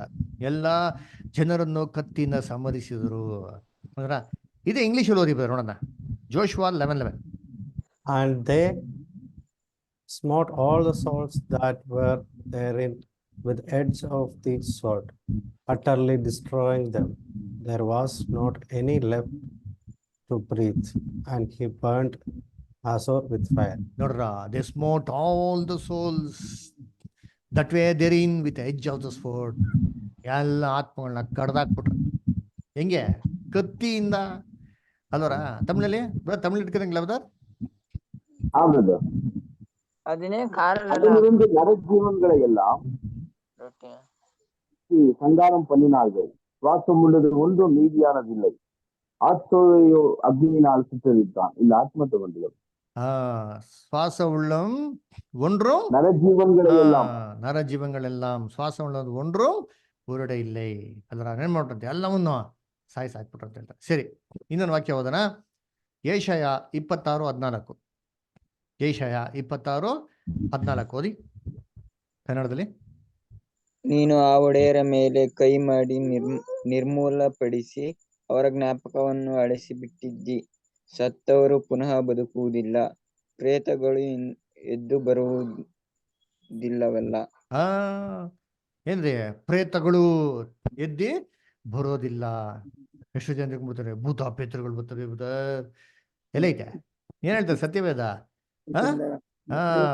ಪ್ರೇತಗಳೆಲ್ಲ ಎದ್ದಿ ಬರೋದಿಲ್ಲ ಅಲ್ವರ. ನೋಡಿ ಎಷ್ಟು ಕ್ಲೀನ್ ಆಗಿದೆ ವಾರ್ತೆ ಅದರ. ಆಮೇಲೆ ಇವಾಗ ಇದು ದೆವ್ವನ ಆತ್ಮನ ಅಂತ ಕಂಡುಹಿಡಿಬೇಕು ಏನ್ ಹೇಳ್ತಾರೆ? ಹೆಂಗ್ ಕಂಡುಹಿಡಿಯೋದು? ಅದಕ್ಕೆ ಕಾಲು ಏನಾಗಿರುತ್ತೆ? ಉಲ್ಟಾ ಇರ್ತದೆ ನೋಡಿ. ಇಲ್ಲ ಕಾಲಿರಲ್ಲ, ಇಲ್ಲ ಅಂದ್ರೆ ಏನಿರಲ್ಲ, ರಕ್ತ ಇರಲ್ಲ. ಏನ್ ಮಾಡ್ಬೇಕು? ಫಸ್ಟ್ ಗಾಯ ಮಾಡಿ ನೋಡ್ಬೇಕು, ಇಂಟ್ ನೋಡ್ಬೇಕು. ಏನು ಫೀಲ್ ಆಗಿಲ್ಲ ಅಂತಂದ್ರೆ ಅದೇನದು? ಅದು ಆತ್ಮ ಅಲ್ವರ. ಸತ್ಯವೇದ ಏನ್ ಹೇಳ್ತಾರೆ ನೋಡಿರ್ತೀನಿ. ಅದಕ್ಕೆ ರಕ್ತ ಆಯ್ತಾ ಇಲ್ವೋ? ಯೆರೆಮೀಯ 2:34. ಯೆರೆಮೀಯ 2ನೇ ಅಧ್ಯಾಯ 34ನೇ ವಾಕ್ಯ. ಇದಲ್ಲದೆ ನಿರ್ದೋಷಿಗಳಾದ ದರಿದ್ರರ ಪ್ರಾಣರಕ್ತವು ನಿನ್ನ ನೆರಿಗೆಯಲ್ಲಿ ಅಂಟಿಕೊಂಡಿದೆ. ಇವರ ಕನ್ನ ಕೊರೆಯುವವನ್ನು ಕಂಡೆನೆಂಬ ನಾವು ಈ ಎಲ್ಲಾ ದುರ್ಭ್ಯಾಸಗಳ ದೆಸೆಯಿಂದ ನಿನ್ನನ್ನು ದುಡಿಸುವೆನು. ಓಕೆ. ಸೊ ನೋಡ್ಬೇಕಾದ್ರೆ ನಿರ್ದೋಷ ಪ್ರಾಣ ರಕ್ತವು ಇವ್ರ ನೆರಿಗೆಲಿ ಏನಾಗಿದೆ ಕಂಡು ಬಂದಿದೆ ಅಲ್ವರ. ಇದೆ ಇಂಗ್ಲಿಷ್ ಓದಿ ಬರೋದು ನೋಡೋಣ. Jeremiah 2:34. Also in thy skirts is found the blood of the souls of the poor innocents. I ನೋಡ್ರ have not ಏನ್ರಿ, in the skirts is found the blood of the poor souls. ಸೋಲ್ಗೆ ಏನಿದೆ, blood ಇದೆ. ನಾವು ವಸ್ತ್ರದಲ್ಲಿ ಏನಾಗಿದೆ, ಸಿಕ್ಕಿದೆ ಅಂತ ಹೇಳ್ತಾರೆ. ಇದೆ ತಮಿಳ ವಾಸಿಕ್ಲಾ ಬರ್ತಾರೆ, ತಮಿಳ್ படிப்பீங்களா? Brother okay. 2:34 ம். உன் வஸ்திர ஓரங்களிலும் குற்றமில்லாத ஏழை ஆத்துமாக்களின் ரத்தம் காணப்படுகிறது. ನೋಡ್ರಾ அதை தோண்டி தேடுவதனால் அல்ல, அது எல்லாவற்றின் மேலும் வெளியா இருக்கிறதுனால் அதை கண்டுபிடிக்கும். ಬ್ರದರ್ ನಿಮ್ಮ ವಾಯ್ಸ್ ಕ್ಲಾರಿಟಿ ಇಲ್ಲ. ಕಾರ್ತಿಕ್ ಬ್ರದರ್ ನಿಮ್ಮ ವಾಯ್ಸ್ ಕ್ಲಿಯರ್ ಇಲ್ಲ, ಇನ್ನೊಂದ್ಸತಿ ಓದ್ತೀರಾ? ಈಗ ಕೇಳ್ತಿದ್ದೆ ಬ್ರದರ್? ಹಿಂಗ್ ಓದಿ. சரி பிரதர். உன் வஸ்திர ஓரங்களிலும் குற்றமில்லாத ஏழை ஆத்துமாக்களின் ரத்தம் காணப்படுகிறது. ನೋಡ್ರಾ ಏನಂದ್ರೆ, ನಿಮ್ಮ ಉಂಗ್ಳ ವಸ್ತ್ರಂ ಓರಂಗಳಲ್ಲಿ ಏಳೇ ಕುಟ್ರಮಿಲ್ಲದ ஏழை ಆತ್ಮಗಳಿನ್ ஆத்துமாக்களின் ரத்தம் ರಕ್ತಂ ಕಾಣಪಡುತ್ತದೆ ಕಾಣಪಡುತ್ತೆ. ಅಲ್ವರ. ನೋಡ್ಬೇಕ್ರೆ ಏನ್ರಿ, ಆತ್ಮ ಏನಿದೆ ಅಂತೆ, ರಕ್ತ ಇದೆ ಅಂತೆ. ಆ ರಕ್ತ ದೇಹ ಎಲ್ಲ ಐತೆ ಅಲ್ವರ. ಇದೆ ಅಂತಾರೆ, ಕಾಣಿಸ್ತದೆ ಅಂತ ಹೇಳ್ತಾರೆ. ಇನ್ನೊಂದು ಏನ್ರಿ, ಆತ್ಮ ಆತ್ಮ ಊಟ ತಿಂತಾರ? ಬ್ರದರ್ ಆತ್ಮಕ್ಕೆಲ್ಲ ಊಟ ಸಿಕ್ಕಲ್ಲ ಬ್ರದರ್, ಅದಕ್ಕೇನು ಬೇಕಾಗಿಲ್ಲ, ಹೊಟ್ಟೆ ನ್ಯೂಸ್ ಇಲ್ಲ. ಬೈಬಲ್ ಹೇಳ್ತಾರೆ ನೋಡಿರ್ತೀನಿ, ವಿಮೋಚನಾ ಕಾಂಡ 12:4. ವಿಮೋಚನಾ ಕಾಂಡ 12:4. ಕುಟುಂಬವು ಚಿಕ್ಕದಾಗಿದ್ದು ಪೂರಾ ಒಂದು ಮರಿಯನ್ನು ತಿನ್ನುವುದಕ್ಕೆ ಆಗದೆ ಹೋದ ಪಕ್ಷಕ್ಕೆ ನೆರೆಮನೆಯ ಕುಟುಂಬದೊಂದಿಗೆ ಸೇರಿ ಒಬ್ಬೊಬ್ಬನು ಇಷ್ಟಿಷ್ಟು ತಿನ್ನುವನೆಂದು ಗೊತ್ತು ಮಾಡಿಕೊಂಡು ಜನಗಳ ಸಂಖ್ಯಾನುಸಾರ ಮರಿಗಳನ್ನು ತೆಗೆದುಕೊಳ್ಳಲಿ. ಜನಗಳು ಏನ್ರಿ, ಕುಟುಂಬಗಳಿಗೆ ಎಷ್ಟೆಷ್ಟೋ ಅದ್ರ ಪ್ರಕಾರ ಮಾಡಿ ಕುರಿ ಮರಿಗಳನ್ನ ತೆಗೆದುಕೊಳ್ಳಿ ಅಂತ ಹೇಳ್ತಾರೆ. ಓಕೆ. ಇದೆ ಇಂಗ್ಲಿಷಲ್ಲಿ ಓದಿ ನೋಡೋಣ. Exodus 12:4. And if the household be too little for the lamb, let him and his neighbor next unto his house take it according to the number of the souls. Take it according to the number of the souls. ಸೋಲ್ಗಳ ಎಣಿಕೆ ಮೇಲೆ ನೀವೇನ್ ಮಾಡಿ, ಒಂದು ಕುರಿಮರಿನ ಹಾಕೊಳ್ಳಿ. ಆತ್ಮಕ್ಕೆ ಹೆಂಗೆ ಬೇಕೋ ಅದ್ರ ಪಕ್ಕ ನೀವೇನ್ ಮಾಡಿ, ಕುರಿಮರಿನ ಹಾಕೊಳ್ಳಿ ಅಂತ ಹೇಳ್ತಾರೆ ಅಲ್ವರ. ಹಂಗಾದ್ರೆ ಆತ್ಮ ಊಟ ಕೂಡ ಮಾಡ್ತದೆ ಅಲ್ವರ. ಸರಿ, ಹಂಗಾರೆ ಇಷ್ಟೊಂದು ವಾಕ್ಯಗಳಿದೆ. ಸರಿ, ಎಲ್ಲರೂ ಯೇಸು ಕ್ರಿಸ್ತ ಹೇಳಿದಾರೆ ಆತ್ಮ ಸಾಯ್ತದೆ ಅಂತ? ಎಸ್, ಯೇಸು ಕ್ರಿಸ್ತನೇ ಹೇಳಿದಾರೆ ಒಂದ್ ಕಡೆ. ಎಲ್ಲಿ? ಮತ್ತೆ 10:28 ಓದಿ. ಮತ್ತೆ 10:28 ಓದಿ.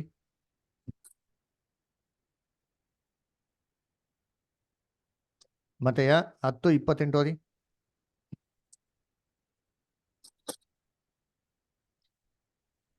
Matthew 10:28. ದೇಹವನ್ನು ಕೊಂದು ಆತ್ಮವನ್ನು ಕೊಲ್ಲದವರಿಗೆ ಹೆದರಬೇಡಿ. ಓದಿ. ಇದಲ್ಲದೆ ದೇಹವನ್ನು ಕೊಂದು ಆತ್ಮವನ್ನು ಕೊಲ್ಲಲಾರದವರಿಗೆ ಹೆದರಬೇಡಿರಿ. ಆತ್ಮ ದೇಹ ಎರಡನ್ನು ಕೂಡ ನರಕದಲ್ಲಿ ಹಾಕಿ ನಾಶ ಮಾಡಬಲ್ಲ ಆತನಿಗೆ ಹೆದರಿರಿ.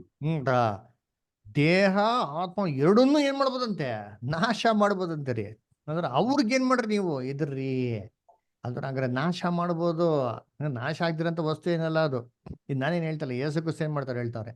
ಸರಿ, ನಮ್ಮ ಆತ್ಮಗಳೆಲ್ಲ ಸಾಯ್ತದೆ, ಯೇಸು ಕ್ರಿಸ್ತನ ಆತ್ಮ ಅವ್ರು ಯೇಸು ಕ್ರಿಸ್ತನ ಆತ್ಮ ಸಾಯೋದಿಕ್ ಸಾಧ್ಯನೇ ಇಲ್ಲ, ಪರಿಶುದ್ಧರು ಅಲ್ವರ. ಸರಿ, ಸತ್ಯವೇದದಲ್ಲಿ ಏನ್ ಹೇಳ್ತಾರೆ ಓದ ನೋಡಿರ್ತೀರಿ. ಮತ್ತೆಯ 26:38. ಮತ್ತೆಯ 26:38.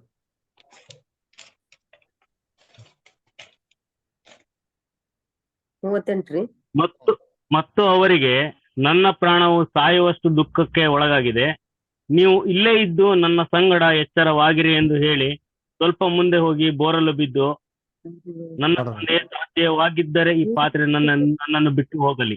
Thank you. ಸೊ ಅದೇ ನೋಡ್ಬೇಕ್ರೆ ಏನ್ರಿ, ನನ್ನ ಪ್ರಾಣವು ಸಾಯುವಷ್ಟು ದುಃಖಕ್ಕೆ ಒಳಗಾಗಿದೆ. ಇದು ಇಂಗ್ಲಿಷ್ ಓದಿ ನೋಡೋಣ. ಏನ್ ಬರ್ತದೆ? Then said he unto them, my soul is exceeding sorrowful, even unto death. ನೋಡ್ರ, my soul is exceedingly sorrowful even unto death. ಅದರ ಇದೆ ತಮಿಳಲ್ಲಿ ಓದ ನೋಡಿದ್ದೀನಿ. ತಮಿಳಲ್ಲಿ ಓದಿ ಬ್ರದರ್. அப்பொழுது அவர் என் அப்பொழுது அவர் ஆத்மா மரணத்துக்கு ஏதுவான துக்கம் கொண்டிருக்கிறதே, நீங்கள் இங்கே தங்கி என்னோட கூட விழித்திருங்கள் என்று சொல்லினார். ನೋಡ್ರ, ಏನ್ ಆತ್ಮ ಮರಣಕ್ಕೆ ಏದುವನ ದುಃಖಂ ಕೊಂಡಿರ್ತದೆ. ನೋಡ್ರ, ಹಂಗ್ರೆ ಯೇಸು ಕ್ರಿಸ್ತನ ಆತ್ಮ ಮರಣದಷ್ಟು ದುಃಖವಾಯ್ತಂತೆ ಅವ್ರಿಗೆ ಅಲ್ವರ. ಕನ್ನಡದಲ್ಲಿ ಏನ್ ಮಾಡ್ಬಿಟ್ಟಾರೆ, ಪ್ರಾಣವು ಅಂತ ಹಾಕ್ಬಿಟ್ಟಾರೆ ಅಲ್ವರ. ಆಕ್ಚುಲಿ ಇಲ್ಲಿ ಯೇಸು ಕ್ರಿಸ್ತು ಹೇಳಂತ ಒಂದು ಮಾತು ಹಳೆ ಒಡಂಬಡಿಕೆಯಲ್ಲಿರಂತ ಮಾತನ್ನ ಅವ್ರು ಕೋಟ್ ಮಾಡ್ತಾರೆ. ಎಲ್ಲಪ್ಪ ಕೊಟ್ಟಿದ್ದಾರೆ ಅಂತಂದ್ರೆ, ನನ್ನ ಆತ್ಮ ಮರಣಕ್ಕ ಒಳಗಷ್ಟು ಅಲ್ವರ. ಎಲ್ಲಿ ಕೊಟ್ಟಿದ್ದಾರೆ? ಏಷಾಯದಲ್ಲಿ ಕೊಟ್ಟಿದ್ದಾರೆ. ಓದಿ ಅಂತೀನಿ. ಏಷಾಯ 53:10 ಇಲ್ಲಿ ಕೊಟ್ಟಿದ್ದಾರೆ. ಅದೇ ವಾರ್ತೆನ ಯೇಸು ಕ್ರಿಸ್ತು ಏನ್ ಮಾಡೋದಲ್ಲಿ ಅಲ್ಲಿ ಹೇಳಂತದ್ದು. ಓದ ನೋಡಿ, ಐಸಾಯ 53:10 ದಯವಿಟ್ಟು ಓದಿ. ಅವನನ್ನು ಜಜ್ಜುವುದು ಯೆಹೋವನ ಸಂಕಲ್ಪವಾಗಿತ್ತು. ಆತನು ಅವನನ್ನು ವ್ಯಾಧಿಯಿಂದ ಬಾಧಿಸಿ ಹೀಗೆಂದುಕೊಂಡನು, ಇವನು ತನ್ನ ಆತ್ಮವನ್ನು ಪ್ರಾಯಶ್ಚಿತ್ತ ಯಜ್ಞಕ್ಕಾಗಿ ಒಪ್ಪಿಸಿದ ಮೇಲೆ ತನ್ನ ಸಂತಾನವನ್ನು ನೋಡುವವನು ಚಿರಂಜೀವಿಯಾಗಿರುವನು. ನೋಡ್ರ, ತನ್ನ ಆತ್ಮವನ್ನು ಏನಂತ ಇಷ್ಟ, ಏನ್ ಯಜ್ಞಕ್ಕೆ? ಚಿರಂಜೀವಿ. ಇವನು ತನ್ನ ಆತ್ಮವನ್ನು ಪ್ರಾಯಶ್ಚಿತ್ತ ಯಜ್ಞಕ್ಕಾಗಿ ಒಪ್ಪಿಸಿದ ಮೇಲೆ, ತನ್ನ ಆತ್ಮವನ್ನು ಪ್ರಾಯಶ್ಚಿತ್ತ ಯಜ್ಞಕ್ಕಾಗಿ ಅರ್ಪಿಸಿದ ಮೇಲೆ ಯೇಸು ಕ್ರಿಸ್ತು ತನ್ನ ಆತ್ಮವನ್ನು ಏನ್ರಿ ಪ್ರಾಯಶ್ಚಿತ್ತ ಯಜ್ಞಕ್ಕಾಗಿ ಅರ್ಪಿಸಿದ್ರು. ಯೇಸು ಕ್ರಿಸ್ತನ ಆತ್ಮ ಕೂಡ ಏನಾಯ್ತು? ಸಾಯ್ತು ಅಲ್ವರ. ಮತ್ತೆ ಅವ್ರು ಹೆಂಗ್ ಪರಲೋಕ ರಕ್ಷಣೆಗೆ ಹೋದ್ರು ಅದನ್ನ ನೋಡೋಣ. ಅದೆಲ್ಲ ಇದೆ ಸತ್ಯವೇದಲ್ಲಿ, ಹೇಗೆ ಹೋದ್ರು ಅಲ್ವರ ಅಂತ ನಾವು ನೋಡೋಣ ಅದರ. ಆದ್ರೆ ಸತ್ಯವೇದ ಏನಪ್ಪ ಹೇಳಿದ್ರೆ, ಯೇಸು ಕ್ರಿಸ್ತು ತನ್ನ ಆತ್ಮನ ಪ್ರಾಯಶ್ಚಿತ್ತ ಯಜ್ಞಕ್ಕಾಗಿ ಏನ್ ಮಾಡಿದ್ರಂತಲ್ಲಿ ಅರ್ಪಿಸಿದ್ರಂತೆ. ಸಜೀವ ಯಜ್ಞವಾಗಿ ಬಲಿಪೀಠದ ಮೇಲೆ ಅರ್ಪಿಸಿದ್ರಂತೆ. ಹಳೆ ಒಡಂಬಡಿಕೆಯಲ್ಲಿ ಯಾವ ತರ ಯಜ್ಞಗಳನ್ನ ಕೊಡ್ತಾ ಇದ್ರು ಆ ತರ ಏನ್ರಿ ಯಜ್ಞವಾಗಿ ಅರ್ಪಿಸಿದ್ರು ಅಂತ ಹೇಳ್ತಾರೆ ಅಲ್ವರ. ಅದಕ್ಕೆ ಯೇಸು ಕ್ರಿಸ್ತು ತ್ಯಾಗದಿಂದಾನೇ ನಮಗೇನಾಗಿರೋದು ಇವತ್ತು ರಕ್ಷಣೆ ಬಂದಿರೋದು ಅಲ್ವರ. ನಮ್ಗೇನಾಗಿದೆ ಇವತ್ತು ವಿಮೋಚನೆ ಬಂದಿದೆ. ಯಾಕೆ? ಯೇಸು ಕ್ರಿಸ್ತು ತನ್ನ ಆತ್ಮನ ಏನಂತೆ ಪ್ರಾಯಶ್ಚಿತ್ತ ಯಜ್ಞಕ್ಕಾಗಿ ಅರ್ಪಿಸಿದ್ರಂತೆ ಅಲ್ವರ. ನೋಡಿ, ಇಂಗ್ಲಿಷಲ್ಲಿ ಓದಿ ನೋಡೋಣ. ಐಸಾಯ 53:10. Yet it pleased the Lord to bruise him, he hath put him to grief. When thou shalt make his soul an offering for sin, he shall see his seed, he shall prolong his days, and the pleasure of the Lord shall prosper in his hand. ನೋಡ್ರ, and thou shall make his soul an offering for sin. ಅದರ make his soul an offering for sin. ಇವಾಗ ಅದೇ ಅಧ್ಯಾಯ 12ನೇ ವಾಕ್ಯ ಕೂಡ ಓದಿ, ಅಲ್ಲೂ ಕೊಟ್ಟಿದ್ದಾರೆ. ಐಸಾಯ 53:12. ಇವನು ಇಂಥವನಾಗಿರುವುದರಿಂದ ನಾನು ಇವನಿಗೆ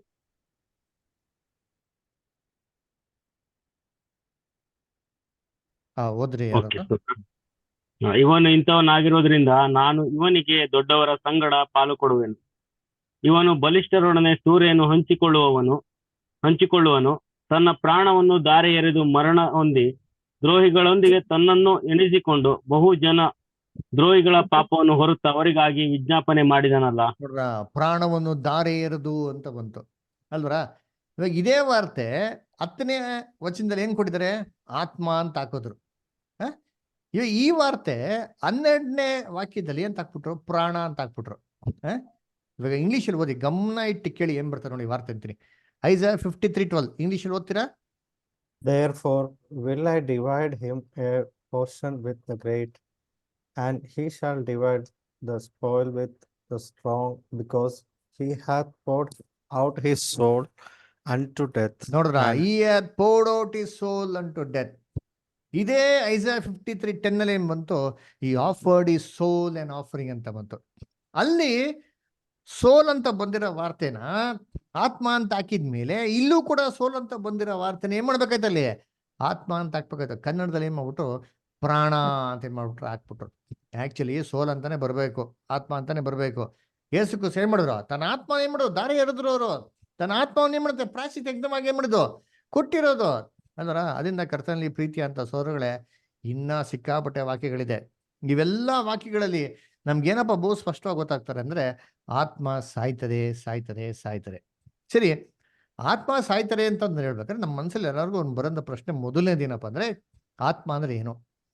ಆತ್ಮ ಸಾಯ್ತಾನೆ, ಆತ್ಮ ಅಂದ್ರೆ ಏನು? ಸತ್ಯವೇದದ ಪ್ರಕಾರ ಆತ್ಮನೇನು ಅಂದ್ರ ಸತ್ಯವೇದದ ಪ್ರಕಾರ ಆತ್ಮ ಏನು ಗೊತ್ತಾ ಏನ್ರಿ? ಸತ್ಯವೇದದ ಪ್ರಕಾರ ಮನುಷ್ಯನೊಳಗೆ ಯಾವ ಆತ್ಮ ಇಲ್ಲ ಏನ್ರಿ? ಮನುಷ್ಯನೊಳಗೇನಿಲ್ಲ, ಯಾವ ಆತ್ಮ ಇಲ್ಲ. ಸತ್ಯವೇದರ ಪ್ರಕಾರ ಮನುಷ್ಯನೇ ಆತ್ಮ ಏನ್ರಿ? ಸತ್ಯವೇದರ ಪ್ರಕಾರ ಯಾರಪ್ಪ ಆತ್ಮ ಅಂದ್ರೆ ಮನುಷ್ಯನೇನ್ರಿ ಆತ್ಮ ಹೊರತು ಮನುಷ್ಯನೊಳಗೆ ಯಾವ ಆತ್ಮ ಇಲ್ಲ. ಇದು ಎಲ್ಲಿ ಕೊಟ್ಟಿದೆ ಸತ್ಯವೇದದಲ್ಲಿ ಅಂತ ನೋಡಿದ್ರೆ, ಮನುಷ್ಯನ ಮೊದಲು ದೇವ ಸೃಷ್ಟಿ ಮಾಡಿದ್ರು ಗೊತ್ತಾ, ಅಲ್ಲಿ ಬಹು ಸ್ಪಷ್ಟವಾಗಿ ಮನುಷ್ಯನ ಸೃಷ್ಟಿ ಬಗ್ಗೆ ಮನುಷ್ಯ ಏನು ಅಂತ ನಮಗೆ ಕ್ಲಿಯರ್ ಆಗಿ ಕೊಟ್ಟಿದೆ. ಓದ ನೋಡಿ, ಆದಿಕಾಂಡ 2ನೇ ಅಧ್ಯಾಯ 7ನೇ ವಾಕ್ಯ. ಆದಿಕಾಂಡ 2:7. ಹೀಗಿರಲಿ ಯೆಹೋವ ದೇವರು ನೆಲದ ಮಣ್ಣಿನಿಂದ ಮನುಷ್ಯನನ್ನು ರೂಪಿಸಿ ಅವನ ಮೂಗಿನಲ್ಲಿ ಜೀವಶ್ವಾಸವನ್ನು ಊದಿದನು. ಆಗ ಮನುಷ್ಯನು ಬದುಕುವ ಪ್ರಾಣಿಯಾದನು. ಏನಂತೆ? ಅವಾಗ ಮನುಷ್ಯನಂತೆ ಯೆಹೋವ ದೇವರು ಬದುಕುವ ಪ್ರಾಣಿಯಾದನು ಅಂದ್ರ. ಇವಾಗ ಇದನ್ನೇ ಕನ್ನಡ KJV ಇತ್ತಲ್ಲ, ಯಾರ ಹತ್ರ ಬೈಬಲ್ ಓದ್ತೀರಾ? ಕನ್ನಡ KJV ಬೈಬಲ್ ಯಾರೊಬ್ರ ಹತ್ರ ಇತ್ತಲ್ಲ? ಓಕೆ ಓದ್ತೀನಿ. ಓದಿಬಿಟ್ಟು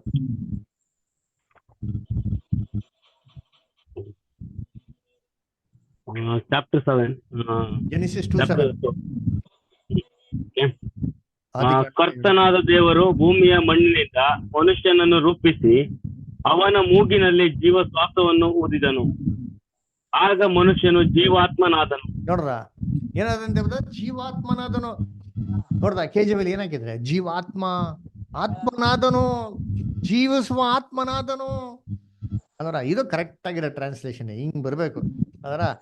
ಮ್ಯಾನ್ ಬಿಕೇಮ್ ಎ ಲಿವಿಂಗ್ ಸೋಲ್ ಅನ್ನೋ ಏನ್ ಬರ್ಬೇಕು ಕನ್ನಡದಲ್ಲಿ? ಜೀವಾತ್ಮನಾದನು. ಕನ್ನಡದಲ್ಲಿ ಕೊಟ್ಟರೆ ಪ್ರಾಣಿಯಾದನು.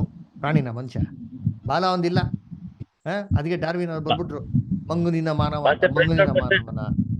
ಮಣ್ಣಿನಿಂದ ಮಾನವ ಅದರ. ಮಣ್ಣಿನಿಂದ ಮಾನವ ಹೊರತು ಮಂಗನಿಂದ ಮಾನವಲ್ಲ ಅದರ. ಆದಿಕಾಂಡ 2:7 ತುಂಬಾ ಕ್ಲಿಯರ್ ಆಗಿ ಏನಾಗಿದೆ ಕೊಟ್ಟಿದೆ ಅದರ. ಇದನ್ನೇ ಇಂಗ್ಲಿಷಲ್ಲಿ ಕೂಡ ಓದೋಣ ನೋಡಿದ್ರಿ. ಇಂಗ್ಲಿಷಲ್ಲಿ ಓದೋಣ, ಆಮೇಲೆ ತಮಿಳಲ್ಲಿ ಕೂಡ ಓದೋಣ. And the Lord God formed man of the dust of the ground and breathed into his nostrils the breath of life, and man became a living soul. Man became a living soul ಅಲ್ವರಾ? Then only man became a living soul. Until then he was a dead soul. ಸೋಲೇ ಇಲ್ಲ. ಆವಾಗೆ ಮನುಷ್ಯ ಬದುಕುವ ಆತ್ಮನಾದನು. ಅದಕ್ಕೆ ಮನುಷ್ಯ ಸತ್ತೋಗಿರೋಂಥ ಆತ್ಮನಾಗಿದ್ದ. ಇವಾಗ ಇದ್ರಲ್ಲಿ ಓದಿ ತಮಿಳಲ್ಲಿ. தேவனாகிய கர்த்தர் மனுஷனை பூமியின் மண்ணினாலே உருவாக்கி ஜீவ சுவாசத்தை அவன் நாசியிலே ஊதினார். மனுஷன் ஜீவ ஆத்மாவானான். பாத்தீங்களா? மனுஷன் ஜீவாத்மானானார். பாத்தீங்களா? ಜೀವಾತ್ಮ ಅಪ್ಪದ ಆತ್ಮನಾರ್, ಅವಾಗೆ ಆತ್ಮನಾದನು ಅಲ್ವರ? ಸರಿ, ಅದಕ್ಕೆ ನೋಡಿ, ಮನುಷ್ಯನ ನೆಲದ ಮಣ್ಣಿಂದ ರೂಪಿಸಿ ದೇವ್ರೇನ್ ಕೊಟ್ರು? ಅವನಿಗೆ ಜೀವ ಶ್ವಾಸ ಕೊಟ್ರು. ಆವಾಗ ಮನುಷ್ಯನಾದ ಬದುಕುವ ಆತ್ಮನಾದನು. ಏನು ಮಣ್ಣಿಂದ ರೂಪಿಸಿದ್ರು ಅಂದ್ರೆ ಒಂದು ಗೊಂಬೆ ತರ ಮಾಡ್ಬಿಟ್ಟು ಉಫ್ ಅಂತ ಊದ್ಬಿಟ್ರ ಅಂದ್ರೆ ಇಲ್ಲ. ಮಣ್ಣಿಂದ ಅಂತಂದ್ರೆ ಭೂಮಿಲಿರೋಂಥ ಎಲ್ಲಾ ಕೆಮಿಕಲ್ ಕಾಂಪೌಂಡ್ಸ್ ಇಂದ ಯಾರನ್ನಪ್ಪ ಸೃಷ್ಟಿ ಮಾಡಿದ್ರು? ದೇವರು ಮನುಷ್ಯನ ಸೃಷ್ಟಿ ಮಾಡಿದ್ರು. ಮನುಷ್ಯನಲ್ಲಿ ಕೊಬ್ಬಿದ್ಯಾ? ಎಸ್, ಮನುಷ್ಯನಲ್ಲಿ ಕೊಬ್ಬಿದೆ ಅಂತಂದ್ರೆ 1 ಬಾರ್ ಸೋಪ್ನ ಮನುಷ್ಯನ ದೇಹದಿಂದ ತಯಾರಿಸ್ಬೋದು. ಮನುಷ್ಯನಲ್ಲಿ ನೀರಿಗೆ ಅಂದ್ರೆ ಏನ್ರಿ 100 ಲೀಟರ್ಸ್ ನೀರು ಬರ್ತದೆ ಅಂತಾರೆ. ಅಷ್ಟೊಂದು ನೀರು ಯಾರಲ್ಲಿದೆ? ಮನುಷ್ಯನಲ್ಲಿದೆ. ಮನುಷ್ಯನಲ್ಲಿ ಕಬ್ಣ ಇದೆಯಾ ಅಂತಂದ್ರೆ ಐರನ್ ಇದೆಯಾ? Yes, iron deficiency doctor iron tablet ಕೊಡ್ತಲ್ಲ, ಹಂಗಾರೆ ಕಬ್ಣ ತಿನ್ನಕಾಯ್ತದ? ಐರನ್ ಅಂತ ಒಂದು ಕೆಮಿಕಲ್ ಅಲ್ವರ, ಅದು ಯಾರಲ್ಲಿದೆ? ಮನುಷ್ಯನಲ್ಲಿ ಇದೆ. ಸುಣ್ಣ ಇದೆಯಾ? ಎಸ್, 10x10 ರೂಮ್ನ ವೈಟ್ ವಾಶ್ ಮಾಡೋದು ಅಷ್ಟೊಂದು ಸುಣ್ಣ ಏನಾಗಿದೆ ಮನುಷ್ಯನಲ್ಲಿ ಇದೆ. ಮನುಷ್ಯನಲ್ಲಿ ಏನ್ರಿ ಲೆಡ್ ಇದೆಯಾ ಅಂದ್ರೆ ಲೆಡ್ ಇದೆ. ಈ ಲೆಡ್ ಕೂಡ ಮನುಷ್ಯನ ದೇಹದಲ್ಲಿ ಏನಾಗಿದೆ? ಇದೆ.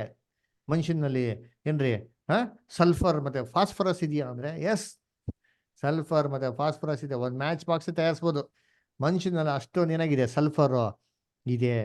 ಅದಕ್ಕೆ ಮನುಷ್ಯನ ಏನಂದ್ರು, ಈ ಭೂಮಿಲಿರಂತ ಎಲ್ಲಾ ಕೆಮಿಕಲ್ಸ್ ಉಪಯೋಗಿಸ್ಕೊಂಡೇ ಮನುಷ್ಯನೇ ಮಾಡೋದು ದೇವರು ಸೃಷ್ಟಿ ಮಾಡಿರೋದು. ಇವಾಗ ನಾವೇನೋ ಕಾಯಿಲೆ ಗಿಲೆ ಬಿದ್ದರೆ ಡಾಕ್ಟರ್ ಶಾಪ್ಗೆ ಹೋದ್ರೆ ಡಾಕ್ಟರ್ ನಮ್ಗೆ ಏನು ಅಂತಾರೆ?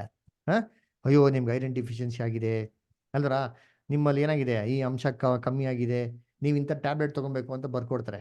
ಆ ಟ್ಯಾಬ್ಲೆಟ್ ಇಂದ ನೋಡಿದ್ರೆ ಏನಿರ್ತದೆ? ಏನಿರ್ತಾರೆ ಅದ್ರಲ್ಲಿ ನೋಡಿದ್ರೆ ಮೆಗ್ನೀಷಿಯಮು, ಪೊಟ್ಯಾಷಿಯಮು, ಎಲ್ಲ ಕೆಮಿಕಲ್ ಹೆಸರು ಕೊಟ್ಟಿರ್ತಾರೆ. ಈ ಕೆಮಿಕಲ್ನ ತಗೊಂಡವಾಗ ನಮ್ಮ ದೇಹ ಏನಾಗ್ತದೆ ಅಲ್ಲಿ ವಾಸಿ ಆಗ್ತದೆ. ಯಾಕೆ? ಮನುಷ್ಯನ ಸೃಷ್ಟಿ ಮಾಡಿರೋದು ಹೆಂಗಿನ್ನ ಭೂಮಿಲಿರೋದ ಕೆಮಿಕಲ್ಸ್ ತಾನೇ ಏನ್ ಮಾಡಿದ್ರು ಮನುಷ್ಯನ ಸೃಷ್ಟಿ ಮಾಡಿದ್ರು. ಅದನ್ನ ಕರ್ತನಲ್ಲಿ ಪ್ರೀತಿ ಅಂತ ಸಹೋದರ ಸಹೋದರಿಗಳೇ, ಏನ್ರಿ ನೆಲದ ಮಣ್ಣಿಂದ ಸೃಷ್ಟಿ ಮಾಡಿದ್ರು ಅಂತೆ, ಭೂಮಿಲಿಂತ ಎಲ್ಲಾ ಕೆಮಿಕಲ್ಸ್ ಇಂದ ಮನುಷ್ಯನ ಸೃಷ್ಟಿ ಮಾಡಿರೋದು. ಅದಕ್ಕೆ ಮಣ್ಣಿಂದ ಬರೋದ್ನೇ ಮನುಷ್ಯ ಮಾಡ್ಕೊ ತಗೊಬೇಕು. ಅದರ ಇವಾಗ ಕಾಯಿಲೆಯಿಂದ ಹುಷಾರಿಲ್ದಿರ್ಬೇಕು, ಡಾಕ್ಟರ್ ಏನ್ ತಗೊಂತಾರೆ ನಮ್ಗೆ? ಟ್ಯಾಬ್ಲೆಟ್ಸ್ ಜೊತೆಗೆ ಏನ್ ತಿನ್ನು ಅಂತಂತಾರೆ? 1 kg ಮಟನ್ ತಗೊಂಡ್ಬಿಡಪ್ಪ, ಚೆನ್ನಾಗಿ ಬಿರಿಯಾನಿ ಮಾಡ್ಕೊಂಡು ಚಾಪ್ಸ್ ಮಾಡ್ಕೊಂಡು ತಿನ್ಬಿಡು ಅಂತಂತಾರ. ಏನಂತಾರೆ? ಏನ್ ತಿನ್ಬೇಕು ಅಂತಾರೆ ನಮ್ಗೆ ಜಾಸ್ತಿ? ಅವಾಗ ಹುಷಾರಿಲ್ದಿರ್ಬೇಕಾದ್ರೆ ಏನ್ ತಿನ್ಬೇಕು ಅಂತ ಡಾಕ್ಟ್ರು? ವೆರಿ ಗುಡ್, ಫ್ರೂಟ್ಸ್ ಸೊಪ್ಪು ತರಕಾರಿ, ಅದರ ಸೊಪ್ಪು ತರಕಾರಿಗಳು, ವೆಜಿಟೇಬಲ್ಸ್ ಇದನ್ನ ಜಾಸ್ತಿ ತಿನ್ನಿ ಅಂತ ಹೇಳ್ತಾರೆ. ಯಾಕೆ? ಅದರಲ್ಲೇ ಇರೋದು ಪ್ರೋಟೀನ್ಸು, ವಿಟಮಿನ್ಸು ಎಲ್ಲ ಎಲ್ಲಿ ಬಂದಿರೋದು? ಭೂಮಿಯಿಂದ ಬೆಳೆದಿರೋದು. ಇದನ್ನೇ ತಿನ್ಬೇಕು ಮನುಷ್ಯ. ಅದಕ್ಕೆ ಹೇಳ್ತಾರೆ, ಗಟ್ಟಿಯಾದ ಪದಾರ್ಥ ತಿನ್ನಕೋಬಿಡಿ, ನಾನ್ ವೆಜ್ ತಿನ್ನಕೋಬಿಡಿ, ಫಸ್ಟ್ ಹಣ್ಣುಗಳು ಚೆನ್ನಾಗಿ ತಿನ್ನಿ. ಯಾಕೆ ಹೇಳೋದು? ಅದರಲ್ಲಿ ಇರೋದು ಎಲ್ಲ ಪ್ರೋಟೀನ್ಸ್, ವಿಟಮಿನ್ಸ್, ಕಾರ್ಬೋಹೈಡ್ರೇಟ್ಸ್ ಎಲ್ಲ ಐತಲ್ಲ, ಅದಲ್ಲೇ ಪ್ರೋಟೀನ್ಸ್, ವಿಟಮಿನ್, ಕಾರ್ಬೋಹೈಡ್ರೇಟ್ಸ್ ಏನವಲ್ಲ ಕೆಮಿಕಲ್ಸ್. ಇದನ್ನೇ ತಗೊಂಡು ಮನುಷ್ಯನಿ ಮಾಡೋ ದೇವರು ಸೃಷ್ಟಿ ಮಾಡಿರೋದು ಅಲ್ವರ. ಅದಕ್ಕೆ ಮನುಷ್ಯನಲ್ಲಿ ಎಷ್ಟಿದೆ? ಗಂಡಸರಲ್ಲಿ ಮೂಳೆ ಅಂದರೆ 206, ಹೆಂಗಸರಲ್ಲಿ ಒಂದು ಮೂಳೆ ಕಮ್ಮಿ ಅಲ್ವರ, 205 ಅಲ್ವರ. ತುಂಬ ದೊಡ್ಡದಾಗಿರೋಂಥ ಮೂಳೆ ಅಂದರೆ ತೊಡೆಯ ಅನ್ನೋ ಮೂಳೆ, ಚಿಕ್ಕದಾಗಿರೋದು ಕಿವಿಯಲ್ಲಿರೋದು ಒಂದು ಮೂಳೆ, ಅದು ಮೂಳೆ ಅದರ. ಅದಕ್ಕೆ ದಾವೀದ್ ಹೇಳೋದು, ದೇವರು ಮನುಷ್ಯನ ಅದ್ಭುತವಾಗಿ ವಿಚಿತ್ರವಾಗಿ ಮಾಡೋರಂತೆ. ನೋಡಿ ಓದೋಣ, ಕೀರ್ತನೆ 139:14.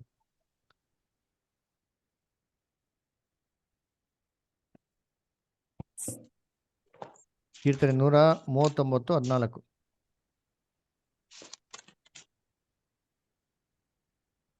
ನೀನು ನನ್ನನ್ನು ಅದ್ಭುತವಾಗಿಯೂ ವಿಚಿತ್ರವಾಗಿಯೂ ರಚಿಸಿದ್ದರಿಂದ ನಿನ್ನನ್ನು ಕೊಂಡಾಡುತ್ತೇನೆ. ನಿನ್ನ ಕೃತ್ಯಗಳು ಆಶ್ಚರ್ಯವಾಗಿವೆ ಎಂದು ನನ್ನ ಹೃದಯವು ಚೆನ್ನಾಗಿ ಗ್ರಹಿಸಿಕೊಂಡಿದೆ. ನೋಡ್ರ, ವಿಚಿತ್ರವಾಗಿಯೂ ಹೆಂಗ್ ಮಾಡಿದ್ಯಂತೆ? ರಚಿಸಿದ್ರಿಂದ ನಿನ್ನ ಕೊಂಡಾಡ್ತೀನಿ. ಅದ್ಭುತವಾಗಿಯೂ ವಿಚಿತ್ರವಾಗಿ ಏನ್ ಮಾಡೋ ದೇವ್ರ ಮನುಷ್ಯನ ಸೃಷ್ಟಿ ಮಾಡ್ರೆ ಅಲ್ವರ. ಅದಕ್ಕೆ ಕರ್ತನೆ ಪ್ರೀತಿ ಹಸುಗಳೇ, ಮಣ್ಣಿಂದ ರೂಪಿಸಿರು ಅಂತಂದ್ರೆ ಭೂಮಿಲಿರಂತ ಎಲ್ಲಾ ಒಂದು ಕೆಮಿಕಲ್ ಕಾಂಪೌಂಡ್ಸ್ ಇಂದ ಮನುಷ್ಯನ ಸೃಷ್ಟಿ ಮಾಡಿ ಏನ್ ಮಾಡಿದ್ರು? ಒಂದು ದೇಹನ ಏನ್ ಮಾಡಿದ್ರು? ಸಿದ್ಧ ಮಾಡಿದ್ರು ಅಲ್ವರ. ಆ ದೇಹಕ್ಕೆ ಏನ್ರಿ ಕಣ್ಣಿತ್ತು, ಯಾವ್ದು ಕೆಲಸ ಮಾಡ್ತಾ ಇರಲಿಲ್ಲ. ಕಿವಿ ಇತ್ತು, ಕೇಳ್ತಾ ಇರಲಿಲ್ಲ. ಬಾಯಿ ಇತ್ತು, ಮಾತಾಡ್ತಾ ಇರಲಿಲ್ಲ. ಹೃದಯ ಇತ್ತು, ಕೆಲಸ ಮಾಡ್ತಾ ಇರಲಿಲ್ಲ. ರಕ್ತ ಇತ್ತು, ಚಲಾವಣೆ ಇರ್ಲಿಲ್ಲ, ಏನೂ ಇರ್ಲಿಲ್ಲ ಅಲ್ಲ. ಹಂಗೇ ಬರೀ ದೇಹ ಹತ್ರ ಇದ್ದು. ಇದಕ್ಕೆ ಏನ್ ಕೊಟ್ರು ದೇವ್ರು? ಜೀವ ಶ್ವಾಸ ಕೊಟ್ರು. ಯಾವಾಗ ಜೀವ ಶ್ವಾಸ ಕೊಟ್ರು ಮನುಷ್ಯ ಅವಾಗ ಏನಾದ? ಬದುಕುವ ಆತ್ಮನಾದ ಅಲ್ವರ. ಆವಾಗ ಮನುಷ್ಯ ಏನ್ರಿ ಕೆಲಸ ಮಾಡಕ್ ಶುರು ಮಾಡ್ದ, ಫಂಕ್ಷನ್ಸ್ ಮಾಡಕ್ ಶುರು ಮಾಡ್ದ, ಕೇಳಕ್ ಶುರು ಮಾಡ್ದ, ಮಾತಾಡಕ್ ಶುರು ಮಾಡ್ದ, ಎದು ಓಡಾಡಕ್ ಶುರು ಮಾಡ್ದ, ರಕ್ತ ಚಲಿಸೋದಿಕ್ ಶುರು ಆಯ್ತು, ನೋಡಕ್ ಶುರು ಆಯ್ತು. ಇದಕ್ಕಿಂತ ಮುಂಚೆ ಇರ್ಲಿಲ್ಲ, ಜೀವದಲ್ಲಿ ಇರ್ಲಿಲ್ಲ. ಅದಕ್ಕೆ ಬರೀ ದೇಹ ಮನುಷ್ಯನ ಆತ್ಮ ಆಗೋಯ್ತಾ? ಇಲ್ಲ. ಬರೀ ದೇಹ ಏನಕ್ಕೂ ಪ್ರಯೋಜನ ಇಲ್ಲ, ಏನಕ್ಕೂ ಕೆಲಸನೇ ಮಾಡ್ತಾ ಇರ್ಲಿಲ್ಲ. ಎಲ್ಲ ಇತ್ತು, ಏನು ಕೆಲಸ ಮಾಡ್ತಾ ಇಲ್ಲ. ಸರಿ, ಬರೀ ಶ್ವಾಸ ಏನ್ರಿ ಆತ್ಮ ಆಗೋಯ್ತಾ ಅಂದ್ರೆ ಇಲ್ಲ. ಶ್ವಾಸನೇ ಬೇರೆ, ಆತ್ಮನೇ ಬೇರೆ. ದೇವ್ರ ಮನುಷ್ಯಗೆ ಏನ್ ಮಾಡೋದು? ಶ್ವಾಸ ಕೊಟ್ರು. ಆದ್ರೆ ಶ್ವಾಸಕ್ಕೆ ತಂದೆ ಆದಂತ ಏನಿರ್ಲಿಲ್ಲ, ಒಂದು ಕೆಲಸ ಮಾಡೋಂಥದ್ದು ಒಂದು ಇರ್ಲಿಲ್ಲ. ಅದರ ಆತ್ಮ ತರ ಕೆಲಸ ಮಾಡಕ್ ಇರ್ಲಿಲ್ಲ. ಅದು ಮನುಷ್ಯ ಯಾವಾಗಪ್ಪ ಬದುಕುವಂತ ಆತ್ಮನಾದನು ಅಂದ್ರೆ ಇವೆರಡೂ ಸರಿಯಾಗಿ ಸೇರ್ಕೊಂಡಾವಾಗ, ದೇಹ ಜೊತೆಗೆ ಜೀವ ಶ್ವಾಸ ಎರಡು ಕೂಡ್ದವಾಗ ಏನಾಗಿದೋ ಮನುಷ್ಯ ಬದುಕುವಂತ ಏನಾದ ಆತ್ಮನಾದನು. ಹೇಗೆ ಅಂತಂದ್ರೆ ನೋಡ್ರಿ, ನಿಮಗೆ ಟಿವಿ ಇದೆ, ದೇಹ ಇದ್ದಂಗೆ. ಟಿವಿ ತಂದಿದ ತಕ್ಷಣ, ಟಿವಿ ಹೆಂಗೆ ಇಟ್ಟಿದ ತಕ್ಷಣ ಟಿವಿ ಕೆಲಸ ಮಾಡ್ಬಿಡ್ತಾರಾ? ಇಲ್ಲ. ಟಿವಿಗೆ ಏನ್ ಬೇಕು? ಏನ್ ಬೇಕು? ಆ ಟಿವಿ ಏನೋ ಒಂದು ಬಾಡಿ ಇದ್ದಂಗೆ. ಹಂಗೆ ತಂದಿಟ್ಬಿಟ್ರೆ ಬಂದ್ಬಿಡ್ತಾರ ಜೀವ ಅಂದ್ರೆ? ಇಲ್ಲ. ಅದರ ಒಂದು ಬಾಡಿ ಇಟ್ಬಿಟ್ರೆ ಜೀವ ಬಂದ್ಬಿಡ್ತಾರ? ಇಲ್ಲ. ಅದಕ್ಕೇನ್ ಬೇಕು? ಅದಕ್ಕೆ ಟಿವಿಯಲ್ಲಿ ಪ್ರೋಗ್ರಾಮ್ ಬರಬೇಕು ಅಂದ್ರೆ ಅದೇನ್ ಬೇಕು? ಕರೆಂಟ್ ಬೇಕು. ಬರೀ ಕರೆಂಟ್ ಇಂದ ಬಂದ್ಬಿಡ್ತಾರ? ಇಲ್ಲ. ಕರೆಂಟು ಟಿವಿ ಜೊತೆಗೆ ಸರಿಯಾಗಿ ಸೇರಿದ್ರೇನೆ ಏನಪ್ಪ ಬರೋದು ಅಂತಂದ್ರೆ ಪ್ರೋಗ್ರಾಮ್. ಇದೇ ರೀತಿ ದೇಹ ಜೊತೆಗೆ ಜೀವ ಶ್ವಾಸ ಕರೆಕ್ಟಾಗಿ ಸೇರ್ಕೊಂಡ್ರೇನೆ ಏನಾಗೋದು? ಮನುಷ್ಯ ಬದುಕುವಂತ ಆತ್ಮ ಆಗೋದು. ಬರೀ ಟಿವಿ ಇದ್ರೆ ಬರಲ್ಲ, ಅದೇ ತರ ಬರೀ ಕರೆಂಟ್ ಇದ್ರೆ ಏನಾಗಲ್ಲ, ಏನೋ ಫಂಕ್ಷನ್ ಆಗಲ್ಲ. ಟಿವಿ ಜೊತೆಗೆ ಕರೆಂಟ್ ಏನಾಗಿರ್ಬೇಕು, ಇರಬೇಕು ನಿಂತೀನಿ. ಇವೆರಡೂ ಸೇರಿದವಾಗ ಏನಪ್ಪ ಬರೋದು ಅಂದ್ರೆ ಏನ್ರಿ, ಪ್ರೋಗ್ರಾಮ್ ಬರ್ತದೆ ಅವರ. ಅದೇ ರೀತಿ ಮನುಷ್ಯ ಜೀವಿಸುವಂತ ಆತ್ಮ. ಆಕ್ಚುಲಿ ಒರಿಜಿನಲ್ ಬೈಬಲ್ ಅಲ್ಲಿ ಎಲ್ಲಾ ಕಡೆ ಏನ್ರಿ ಕರೆಕ್ಟ್ ಆಗಿ ಒರಿಜಿನಲ್ ಬೈಬಲ್ ಅಲ್ಲಿ ಆತ್ಮ ಆತ್ಮ ಆತ್ಮ ಅಂತ ಒರಿಜಿನಲ್ ಟ್ರಾನ್ಸ್ಲೇಷನ್ ಮಾಡಿದ್ದಾರೆ. ಆದ್ರೆ ನಮ್ಮ ಟ್ರಾನ್ಸ್ಲೇಷನ್ ಮಾಡೋರು ಎಲ್ಲೆಲ್ಲ ಏನ್ರಿ ಹೀಬ್ರೂ ಅಲ್ಲಿ ಬರೋಂಥ ಆತ್ಮ ಅಂತ ವಾರ್ತೆ ಬರ್ತಾರೋ ಅದನ್ನೆಲ್ಲ ತೆಗೆದ್ಬಿಟ್ಟು ಪ್ರಾಣಿ ಅದರ ಜೀವಿ ಅಂತ ಏನ್ ಮಾಡ್ಬಿಟ್ರು, ಎಲ್ಲ ಕಡೆ ಹಾಕ್ಬಿಟ್ರು. ಅದರಿಂದ ಕ್ಯಾಶುಯಲ್ ಆಗಿ ಓದಂಥ ವ್ಯಕ್ತಿಗೆ ಇದು ಏನೋ ಏನಾಗಲ್ಲ, ಅರ್ಥನೇ ಆಗಲ್ಲ. ಅದರ ಆದಿಕಾಂಡ 1ನೇ ಅಧ್ಯಾಯದಿಂದ ಹಿಡಿದು 2ನೇ ಅಧ್ಯಾಯದಲ್ಲಿ ಸುಮಾರು ಏನ್ರಿ 20ಕ್ಕಿಂತ ಜಾಸ್ತಿ ಸತಿ ಏನಾಗ್ತಾರೆ ಅದು ಪದಗಳು ಬರ್ತಾರೆ. ಏನ್ ಮಾಡ್ಬಿಟ್ಟಿದ್ದಾರೆ ಅಂತಂದ್ರೆ ಎಲ್ಲಾ ಕಡೆ ಏನ್ರಿ ಜೀವವುಳ್ಳ ಪ್ರಾಣಿ ಅದರ ಉಸಿರಾಡೋ ಅಂಥದ್ದು ಎಲ್ಲದು ಅಂತ ಮಾಡ್ರು, ಹರಿದಾಡೋ ಅಂತ ಕ್ರಿಮಿಕೀಟಗಳು ಅಂತ ಮಾಡ್ಬಿಟ್ರು, ಹಾಕ್ಬಿಟ್ರು. ಆಕ್ಚುಲಿ ಏನ್ ಬರ್ಬೇಕಾಯ್ತು, ಶ್ವಾಸ ಉಳ್ಳಂತ ಆತ್ಮ ಅಂತ ಏನಾಗ್ಬೇಕು ಅಂತ ಬರ್ಬೇಕಾಯ್ತು. ಆದ್ರೆ ಏನ್ ಮಾಡ್ಬಿಟ್ರು, ಇನ್ನೆಲ್ಲ ತೆಗೆದಾಕ್ಬಿಟ್ರು. ಸರಿ, ಇದು ಹೆಂಗ್ ಕಂಡಿದ್ದು ನಾವು, ಇದು ಹೇಗೆ ನಾವು ಮಿಸ್ಟೇಕ್ಸ್ನ ಕಂಡಿಡಿಯೋದು ಅಂತಂದ್ರೆ ಇವಾಗ ಅದನ್ನ ಚೆಕ್ ಮಾಡಕ್ಕೆ ಕನ್ಕಾರ್ಡೆನ್ಸ್ ಅಂತ ಏನಾಗಿದೆ ಇದೆ. ಕನ್ಕಾರ್ಡೆನ್ಸ್ ಅಂತ ತಗೊಂಡ್ರೆ ಹೀಬ್ರೂ ವರ್ಡು ಗ್ರೀಕ್ ವರ್ಡು ಅದಕ್ಕಿರೋಂಥ ಕರೆಕ್ಟ್ ಆಗಿರೋಂಥ ಮೂಲ ಪದಗಳು ಏನು ಬಳಕೆ ಮಾಡಿದರೆ ಅರ್ಥಗಳೇನು ಅಂತ ನಮ್ಗೆ ಏನಾಗ್ತದೆ ಬಹು ಸ್ಪಷ್ಟವಾಗಿ ನಮ್ಗೆ ಏನಾಗ್ತದೆ ಗೊತ್ತಾಗ್ತಾರೆ. ನೋಡಿ, ಇವಾಗ ಈ ಹೀಬ್ರೂ ಅಲ್ಲಿ ಅಂದರೆ ಹಳೆ ಒಡಕೆ ಬರ್ದಿರೋ ಹಿಬ್ರೇಯರ್ ಭಾಷೆಯಲ್ಲಿ ಹೀಬ್ರೂ ಭಾಷೆಯಲ್ಲಿ ನಮ್ಮ ಒಂದು ಆತ್ಮಕ್ಕೆ ಬರೋಂಥ ವಾರ್ತೆ ನೆಫಿಶ್ ಅಂತ ಅರ್ಥ. ನೆಫಿಶ್ ಅಂತ ಪದನ ಏನ್ ಮಾಡ್ತಾರೆ ಬಳಕೆ ಮಾಡ್ತಾರೆ. ಇದು ಅರ್ಥ ಏನಪ್ಪ ಅಂದ್ರೆ ಏನ್ರಿ, ಶ್ವಾಸ ಉಳ್ಳ ಒಂದು ಜೀವಿ ಅಂತ ಅರ್ಥ. ಇದನ್ನ ನಮ್ಮ ಸತ್ಯವೇದದಲ್ಲಿ 436 ಸತಿ ಏನಾಗ್ತಾರೆ ಬರ್ತದೆ. ಇದು 36 ವಿಧವಾದಂಥ ರೀತಿಯಲ್ಲಿ ಟ್ರಾನ್ಸ್ಲೇಷನ್ ಮಾಡಿದೆ. ಅದಕ್ಕೆ ಪ್ರಾಣ, ಪ್ರಾಣಿ, ಅದರ ಜೀವಿ, ಜೀವ, ಈ ತರ ವೆರೈಟಿಯಾಗಿ ಏನ್ ಮಾಡಿದ್ರೆ ಟ್ರಾನ್ಸ್ಲೇಷನ್ಸ್ ಮಾಡ್ಬಿಟ್ಟಿದ್ರೆ. ಈ ತರ ಹೊಸ ಒಡಂಬಡಿಕೆಗೆ ಬಂದ್ರೆ ಗ್ರೀಕಲ್ಲಿ ಬರೋಂಥ ವಾರ್ತೆ ಆತ್ಮಗೆ ಸುಖಿ ಅಂತ, ಇದು ಕೂಡ ಅರ್ಥ ಸೇಮೆ. ಅಂದ್ರೆ ಶ್ವಾಸ ಉಳ್ಳಂತ ಜೀವಿ ಅಂತ ಏನಾಗ್ತಾರೆ ಬರ್ತಾರೆ. ಇದನ್ನ 4 ವಿಧವಾದಂಥ ರೀತಿಯಲ್ಲಿ ಬೈಬಲ್ನ ಹೊಸ ಒಡಂಬಡಿಕೆಯಲ್ಲಿ ಮಾಡಿದ್ರೆ ಟ್ರಾನ್ಸ್ಲೇಷನ್ ಮಾಡಿದರೆ ಅಲ್ವರ. ಏನಿಲ್ಲ, ಒಂದು ಸಿಂಪಲ್ ಎಕ್ಸಾಂಪಲ್. ಯೇಸು ಕ್ರಿಸ್ತು ಭೂಲೋಕಕ್ಕೆ ಬಂದಿದ್ದು ಏನಕ್ಕೆ, ತನ್ನ ಆತ್ಮವನ್ನು ಏನ್ರಿ ಮನುಷ್ಯನಿಗೆ ದಾರಿ ಕೊಡೋದಿಕ್ಕೆ, ಅದರ ತನ್ನ ಆತ್ಮವನ್ನು ಏನ್ರಿ ಪ್ರಾಯಶ್ಚಿತ್ತ ಕೊಡೋದಿಕ್ಕೆ ಅಂತ ಏಷ್ಯಾದಲ್ಲಿ ಬಂತು. ನೋಡಿ, ಇದನ್ನ ಹೇಗೆ ಟ್ರಾನ್ಸ್ಲೇಷನ್ ಮಾಡಿದರೆ ಅಂತಂದ್ರೆ ಏನ್ರಿ, ಅಲ್ಲಿ ಬೇರೆ ತರ ಹಾಕಿದ್ದಾರೆ ಕನ್ನಡದಲ್ಲಿ. ಓದೋಣ, ಮಾರ್ಕ್ 10:45 ಓದಿ. ಮಾರ್ಕ್ 10:45. KJV ಅಲ್ಲ ಫಸ್ಟ್? ಇಲ್ಲ, ಮಾಮೂಲಿ ಬೈಬಲಲ್ಲಿ ಓದಿ.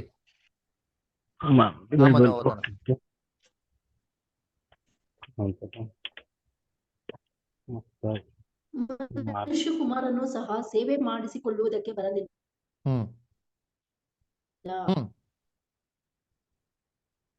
ಉಲ್ಲಾಸ ಜೋರು ಕೊದಿ.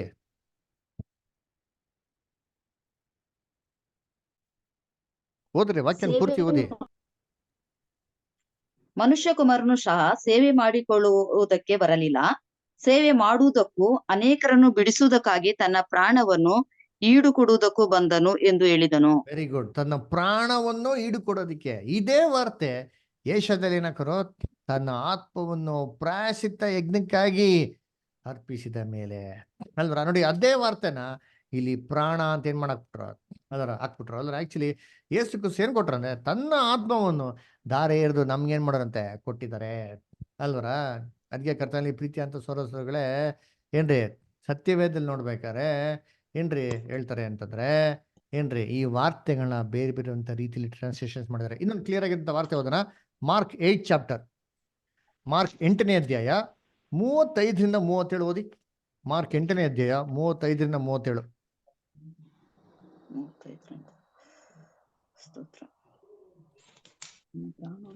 ಆಮೇಲೆ ಆತನು ತನ್ನ ಶಿಷ್ಯರ ಜೊತೆಗೆ ಜನರ ಗುಂಪನ್ನು ಹತ್ತಿರ ಕರೆದು ಅವರಿಗೆ ಹೇಳಿದ್ದೇನೆಂದರೆ, ಯಾವನಿಗಾದರೂ ನನ್ನ ಹಿಂದೆ ಬರೋದಕ್ಕೆ ಮನಸ್ಸಿದ್ದರೆ ಅವನು ತನ್ನನ್ನು ನಿರಾಕರಿಸಿ ತನ್ನ ಶಿಲುಬೆಯನ್ನು ಹೊತ್ತುಕೊಂಡು ನನ್ನ ಹಿಂದೆ ಬರಲಿ. ತನ್ನ ಪ್ರಾಣವನ್ನು ಉಳಿಸಿಕೊಳ್ಳಬೇಕೆಂದಿರುವವನು ಅದನ್ನು ಕಳ್ಕೊಳ್ಳುವನು. ಆದರೆ ನನ್ನ ನಿಮಿತ್ತವಾಗಿಯೂ ಸುವಾರ್ತೆ ನಿಮಿತ್ತವಾಗಿಯೂ ತನ್ನ ಪ್ರಾಣವನ್ನು ಕಳ್ಕೊಂಡವನು ಅದನ್ನು ಉಳಿಸಿಕೊಳ್ಳುವನು. ನೋಡ್ರ, ಇಲ್ಲಿ ಒಂದ್ ನಿಮಿಷ ಸರ್, ಇಲ್ಲಿ ಪ್ರಾಣ ಪ್ರಾಣ ಪ್ರಾಣ ಅಂತ ಹಾಕಿದ್ರು. ಪ್ರಾಣವನ್ನು ಕಳ್ಕೊಂಡವನು ಉಳಿಸ್ಕೊಂತಾನೆ. ಕರೆಕ್ಟಾ? ಸರಿ, ಓಕೆ, ಹಂಗೆ ಮುಂದೆ ಕಂಟಿನ್ಯೂ ಮಾಡಿ. ನೆಕ್ಸ್ಟ್. ಅದನ್ನು ಉಳಿಸಿಕೊಳ್ಳುವನು. ಒಬ್ಬ ಮನುಷ್ಯನು ಲೋಕವನ್ನೆಲ್ಲ ಸಂಪಾದಿಸಿಕೊಂಡರೂ ಪ್ರಾಣ ನಷ್ಟಪಟ್ಟರೆ ಅವನಿಗೆ ಪ್ರಯೋಜನವೇನು? ನೋಡ್ರ, ಪ್ರಾಣ ನಷ್ಟಪಟ್ರೆ ಅವನಿಗೆ ಪ್ರಯೋಜನವೇನು? ಆಮೇಲೆ ಒಬ್ಬನು ತನ್ನ ಪ್ರಾಣಕ್ಕೆ ಏನು ಈಡು ಕೊಡಬಹುದು? ನೋಡ್ರ, ತನ್ನ ಪ್ರಾಣಕ್ಕೆ ಏನು ಈಡು ಕೊಡಬಹುದು? ಎಲ್ಲ ಕಡೆ ಏನ್ ಮಾಡ್ರು? ಪ್ರಾಣ ಪ್ರಾಣ ಪ್ರಾಣ ಅಂತ ಹಾಕ್ಬಿಟ್ರು. ಇವಾಗ ಇದನ್ನೇ ನಾವು ಇಂಗ್ಲಿಷಲ್ಲಿ ಮತ್ತೆ ತಮಿಳಲ್ಲಿ ಓದ ನೋಡಿ. For whosoever will save his life shall lose it, but whosoever shall lose his life for my sake and the gospel's, the same shall save it. For what shall it profit a man if he shall gain the whole world and lose his own soul? Or what shall a man give in exchange for his soul? ನೋಡ್ರ, ಇಲ್ಲಿ ಚೆನ್ನಾಗಿ ಗಮನಿಸಿದ್ರೆ 35ನೇ ವಾಕ್ಯ 36ನೇ ವಾಕ್ಯದಲ್ಲಿ ಏನ್ ಹಾಕಿದ್ರೆ? Life life ಅಂತ ಹಾಕಿದ್ದಾರೆ. ಕನ್ನಡದಲ್ಲಿ ಪ್ರಾಣ ಪ್ರಾಣ ಅಂತ ಹಾಕಿದ್ದಾರೆ. ಕರೆಕ್ಟಾಗಿ 36 37ನೇ ವಾಕ್ಯದಲ್ಲಿ ಏನ್ರಿ ನಮ್ಗೆ ಏನ್ ಮಾಡಿದ್ರೆ ಆತ್ಮ ಅಂತ ಏನ್ ಹಾಕಿರೋದು ನೋಡ್ತೀವಿ ವಾರ್ತೆಗಳು. ಯಾಕಪ್ಪ? ಮೇಲ್ಗಡೆ ಪ್ರಾಣ ಅಂತ ಹಾಕಿದ್ಮೇಲೆ ಕೆಳಗಡೆ ಕೂಡ ಏನ್ ಮಾಡ್ಬೇಕು? ಅದೇ ವಾರ್ತೆ ಹಾಕ್ಬೇಕಲ್ವಾ? ಇಂಗ್ಲಿಷಲ್ಲಿ ಏನ್ ಮಾಡ್ಬಿಟ್ರು? ಅದ್ಲ ಬದ್ಲಿ ಮಾಡಿದ್ದಾರೆ. ಇದ್ರಲ್ಲಿ ನಮ್ಗೆ ಏನಪ್ಪ ಗೊತ್ತಾಗ್ತಂದ್ರೆ ಆಕ್ಚುಲಿ ಇಲ್ಲಿ ಏನ್ ಬರ್ಬೇಕು ಅಂದ್ರೆ ಆತ್ಮ ಅಂತ ಬರ್ಬೇಕು. ಇವಾಗ ಟ್ರಾನ್ಸ್ಲೇಷನ್ ಮಾಡೋರ್ಗೆ ಎಲ್ಲರಿಗೂ ಏನ್ ಐಡಿಯಾ ಇದೆ ಅಂದ್ರೆ ಮೈಂಡ್ ಫಸ್ಟೇ ಫಿಕ್ಸ್ ಆಗ್ಬಿಟ್ಟಿದೆ. ಏನಂತ ಫಿಕ್ಸ್ ಆಗ್ಬಿಟ್ಟಿದೆ? ಆತ್ಮ ಏನಾಗಲ್ಲ, ಸಾಯಲ್ಲ. ಆತ್ಮ ಸದ್ಯ ತಕ್ಷಣ ಎಲ್ಲಿ ಹೋಗ್ಬಿಡ್ತಾರೆ? ಮೇಲಕ್ಕೆ ಹೋಗ್ಬಿಡ್ತಾರೆ. ಅದಕ್ಕೆ ನೋಡ್ಬೇಕಾದ್ರೆ ಎಲ್ಲೆಲ್ಲಿ ಟ್ರಾನ್ಸ್ಲೇಷನ್ ಮಾಡ್ಬೇಕಾದ್ರೆ ಆತ್ಮ ಅಂತ ಬಂದಿದ್ಯೋ ಅಲ್ಲೆಲ್ಲ ವಾರ್ತೆಗಳನ್ನ ಏನ್ ಮಾಡಾಕ್ಬಿಟ್ರು? ತೆಗೆದಿ ಬೇರೆ ತರ ಮಾಡಾಕ್ಬಿಟ್ರು. ಆದ್ರೆ ಕೆಲವು ಜಾಗದಲ್ಲಿ ಇದನ್ನ ಬೇರೆ ರೀತಿ ಬದಲಾವಣೆನೇ ಮಾಡಕ್ಕಾಗಿಲ್ಲ. ಅದಕ್ಕೆ ಇವ್ರ ಐಡಿಯಾಗೆ ಎಲ್ಲಿ ಸಮಂಜವಾಗಿ ಬರ್ತದೋ ಅದಲ್ಲೇ ನೋಡ್ರು ಆತ್ಮ ಅಂತ ವರ್ಡ್ನ ಹಂಗೇನ್ ಮಾಡ್ಬಿಟ್ರು? ಬಿಟ್ಬಿಟ್ರು. ಅದಕ್ಕೆ ಕನ್ನಡದಲ್ಲಿ ಹೆಚ್ಚು ಕಮ್ಮಿ ನೋಡ್ಬೇಕಾರೆ ಪ್ರಾಣ ಪ್ರಾಣ ಅಂತ ನಾವು ಏನ್ ಮಾಡ್ತೀವಿ ನೋಡ್ತೀವಿ ನೋಡಿ. ಇವಾಗ ನಾವು ತಮಿಳಲ್ಲಿ ಓದೋಣ, ಗಮನಿಸಿ ಎಲ್ಲರೂ. ತಮಿಳಲ್ಲಿ ಓದಿ ಬ್ರದರ್. 35 வருது. தன் ஜீவனை ரட்சிக்க விரும்புகிறவன் அதை இழந்து போவான். என் நிமித்தமாகவும் சுவிசேஷத்த நிமித்தமாகவும் தன் ஜீவனை இழந்து போகிறவன் அதை ரட்சித்துக் கொள்ளுவான். மனுஷன் உலகம் முழுவதும் ஆதாயப்படுத்திக் கொண்டாலும் தன் ஜீவனை நஷ்டப்படுத்தினால் அவனுக்கு லாபம் என்ன? மனுஷன் தன் ஜீவனுக்கு ஈடாக என்னதை கொடுப்பான்? ಕಂಟಿನ್ಯೂ. ஆதலால் விபச்சாரமும் பாவமும் உள்ள இந்த சந்ததியில் என்னை குறித்து என் வார்த்தைகளை குறித்து ಇದರಲ್ಲಿ ಜೀವನ ಅಂತಾನೆ ಬಂದಿದೆ. Okay, thank you. ಸೊ ನೋಡ್ಬೇಕಾದ್ರೆ ಇಲ್ಲಿ ಕೂಡ ಏನ್ರಿ ಜೀವಿತ ಅಂತ ಹಾಕಿದ್ರು ಅಲ್ವರ. ಅದಕ್ಕೆ ಕರ್ತನಲ್ಲಿ ಪ್ರೀತಿ ಅಂತ ಸೋದರಗಳೇ, ಇದು ಆತ್ಮ ಅಂತ ಬರೋಂಥ ವಾರ್ತೆ. ಸರಿ, ಇವಾಗ ನಾವಲ್ಲಿ ಜೀವ ಶ್ವಾಸ ಅಂತ ನೋಡೋಲ್ಲ, ಇದಕ್ಕೆ ಹೀಬ್ರೂಲ್ ಬರೋವಂಥ ವಾರ್ತೆ ರುವಾ ಅಂತ. ಈ ರುವಾ ಅಂತ ವಾರ್ತೆ ಇದರ ಅರ್ಥ ಏನಪ್ಪಾ ಅಂದ್ರೆ ಏನ್ರಿ ಜೀವ ಉಳ್ಳ ಶ್ವಾಸ ಅಂತ ಬರ್ತಾರೆ ಅರ್ಥ. ಇದು ಏನ್ರಿ ಹಳೆ ಒಡಂಬಡಿಕೆಯಲ್ಲಿ ಬರೋಂಥ ವಾರ್ತೆ. ಹೊಸ ಒಡಂಬಡಿಕೆಯಲ್ಲಿ ಗ್ರೀಕಲ್ಲಿ ನ್ಯೂಮಾ ಅಂತ ಏನಾಗ್ತಾರೆ ವಾರ್ತೆ ಬರ್ತಾರೆ.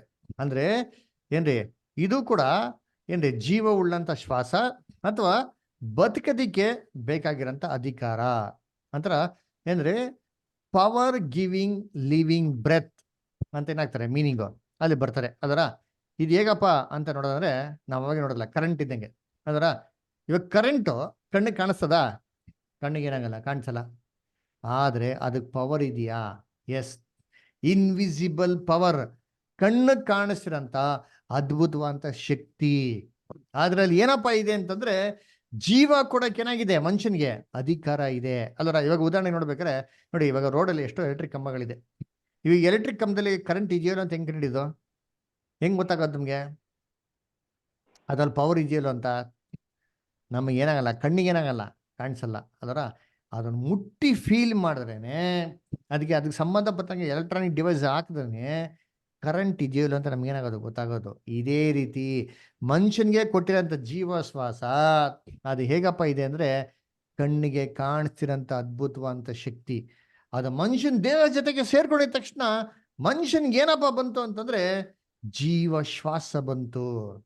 ಅದರ ಜೀವಿಸೋದಿಕ್ಕೆ ಅಧಿಕಾರ ಕೊಡ್ತು. ಅಷ್ಟೊಂದು ಪವರ್ ಏನಾಗಿತ್ತಂತೆ ಅದಕ್ಕಿತ್ತಂತೆ. ನೋಡಿ, ಇದೇ ವಾರ್ತೆನ ಯೇಸು ಕ್ರಿಸ್ತು ಹೊಸ ಒಡಂಬಡಿಕೆಯಲ್ಲಿ ಏನ್ ಮಾಡ್ತಾರೆ, ಉಪಯೋಗಿಸ್ತಾರೆ. ಹೆಂಗೆ ನಮ್ ದೇವ್ರ ಬಗ್ಗೆ ಹೇಳ್ಬೇಕಾದ್ರೆ ಹೇಳ್ತಾರೆ ನೋಡ್ತೀನಿ, ಹೇಗಿದ್ದಾರೆ ದೇವರು ಅಂತ. ಅದರ ಓದಿಂತೀನಿ, ಯೋಹನ 4:24 ಓದಿ. ಇದೇ ವಾರ್ತೆ ಏನ್ರಿ ಅಲ್ಲಿ ನ್ಯೂಮಾ ಅಂತ ವಾರ್ತೆ, ಸ್ಪಿರಿಟ್ ಅಂತ ವಾರ್ತೆ, ಜೀವ ಶ್ವಾಸಕ್ಕೆ ಬರೋಂಥ ವಾರ್ತೆನ ಯೇಸು ಕ್ರಿಸ್ತು ಹೇಗೆ ಬಳಕೆ ಮಾಡಿದ್ದಾರೆ ಓದ ನೋಡಿದ್ದೀನಿ. ಯೋಹನ 4:24. ದೇವರು ಆತ್ಮ ಸ್ವರೂಪನು, ಆತನನ್ನು ಆರಾಧಿಸುವವರು ಆತ್ಮೀಯ ರೀತಿಯಲ್ಲಿ ಸತ್ಯಕ್ಕೆ ತಕ್ಕ ಹಾಗೆ ಆರಾಧಿಸಬೇಕು ಅಂದನು. ನೋಡ್ರ, ದೇವ್ರು ಏನ್ರಿ ಆತ್ಮ ಸ್ವರೂಪನು ಅಂದ್ರೆ ಅರ್ಥ ಏನೋ, ದೇವ್ರು ಏನ್ರಿ ಮನುಷ್ಯ ತರ ಕಣ್ಣಿಗೆ ಏನಾಗಲ್ಲ, ಕಾಣಿಸಲ್ಲ. ಅದರ ಅವ್ರ ಆತ್ಮ ಸ್ವರೂಪನು ಕಣ್ಣು ಕಾಣಿಸಲ್ಲ. ಹಂಗಂತಂದ್ಬಿಟ್ಟು ದೇವರೇ ಇಲ್ಲ ಅಂತ ಹೇಳಕ್ಕಾಗ್ತಾರ? ದೇವ್ರ ಶಕ್ತಿ ಇಲ್ಲ ಅಂತ ಹೇಳಕ್ಕಾಗ್ತಾರ? ನೋ, ಕಣ್ಣಿಗೆ ಕಾಣಿಸಲ್ಲ, ಆದ್ರೂ ಕಣ್ಣು ಕಾಣಿಸಿರಂತ ಅದ್ಭುತವಾದ ಶಕ್ತಿ. ಅದಕ್ಕೆ ಯೇಸು ಕ್ರಿಸ್ತ ಹೇಳಿದ ಸಮಾನಸ್ಥರಿಗೆ ದೇವ್ರನ್ನ ಆರಾಧಿಸ್ಬೇಕು ಅಂದ್ರೆ ಅಲ್ಲಿ ಇಲ್ಲಿ ಅಂತ ಹೋಗಂತ ಅವಶ್ಯಕತೆನೇ ಇಲ್ಲ. ದೇವ್ರನ್ನ ಆರಾಧಿಸ್ಬೇಕಾದ್ರೆ ಆತ್ಮಿಕ ರೀತಿಯಲ್ಲಿ ಸತ್ಯದ ತಕ್ಕಾಗಿ ಆರಾಧಿಸ್ಬೇಕು ಅಂತ ಏನ್ ಮಾಡೋದಲ್ಲಿ ಅಲ್ಲಿ ಹೇಳೋದು ಅಲ್ವರ. ಅದಕ್ಕೆ ನೋಡ್ಬೇಕಾದ್ರೆ ಅಲ್ಲಿ ವಾರ್ತೆ ಏನ್ ಯೂಸ್ ಮಾಡ್ತಾರೆ, ಸೇಮ್ ವಾರ್ತೆ. ಗಾಡ್ ಈಸ್ ಅ ಸ್ಪಿರಿಟ್, ಈ that worship in spirit and truth. ಅದರ ಸ್ಪಿರಿಟ್ ಅಂದ್ರೆ ಏನಪ್ಪಾ ಅಂದ್ರೆ ಇನ್ವಿಸಿಬಲ್, ಅದರ ಪವರ್, ಕಣ್ಣು ಕಾಣಿಸಿರಂತ ಅದ್ಭುತವಂತ ಏನ್ರಿ ಒಂದು ಶಕ್ತಿ. ಅದರ ನೋಡಿ ಇನ್ನೊಂದ್ ಕಡೆ ಓದನ, ಎಲ್ಲಿ ಹೇಳ್ತಾರೆ ಅಂತಂದ್ರೆ 2 ತಿಮೋತಿ 1:7 ಓದಿ. 2 ತಿಮೋತಿ 1:7.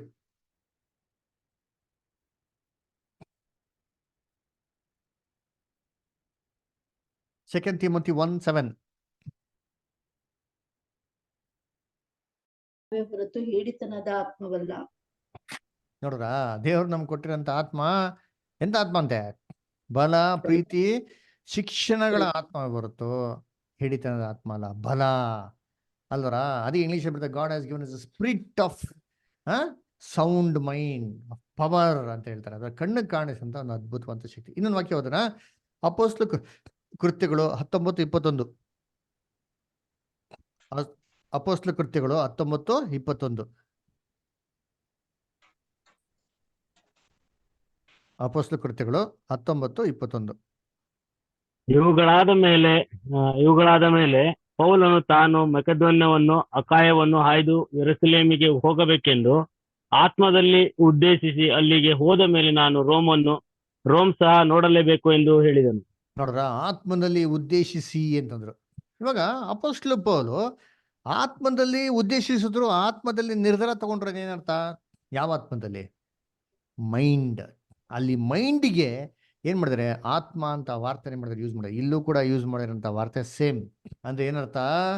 ಈ ಮೈಂಡ್, ಈ ಮನಸ್ಸು ಯಾರು ಕಣ್ಣಿಗೆ ಕಾಣಿಸ್ತದ? ಯಾರು ಕಣ್ಣಿಗೆ ಏನಾಗಲ್ಲ, ಕಾಣಿಸೋದಿಲ್ಲ.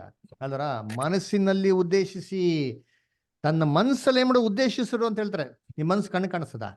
ಇಲ್ಲ. ಫೀಲಿಂಗ್ಸ್ ಕಣ್ಣಿಗೆ ಏನಾಗಲ್ಲ, ಕಾಣಿಸಲ್ಲ. ಅದು ಅದಕ್ಕೆ ಪವರ್ ಇದೆಯಾ? ಎಸ್, ಇನ್ವಿಸಿಬಲ್ ಪವರ್, ಕಣ್ಣು ಕಾಣಿಸಿದಂತ ಅದ್ಭುತವಂತ ಏನ್ರಿ ಶಕ್ತಿ. ಅದಕ್ಕೆ ಏನ್ ಮಾಡೋದು, ಇದನ್ನೇ ದೇವ್ರ ಏನ್ ಮಾಡೋದು ಆದಾಮ್ಗೆ ದಯಪಾಲಿಸಿ. ನೋಡಿ, ಯೇಸು ಕ್ರಿಸ್ತ ಕೂಡ ಇನ್ನೊಂದ್ ಕಡೆ ಹೇಳ್ತಾರೆ, ಎಲ್ಲಿ ಓದನ, ಅವ್ರ ಮಾತುಗಳು ಏನಾಗಿದೆ ಅಂತೆ, ಆತ್ಮವಾಗಿದೆ ಅಂತ ಹೇಳ್ತಾರೆ. ಇಲ್ಲಿ ಯೋಹನ 6:63 ಓದಿ. ಯೋಹನ 6ನೇ ಅಧ್ಯಾಯ 3ನೇ ವಾಕ್ಯ.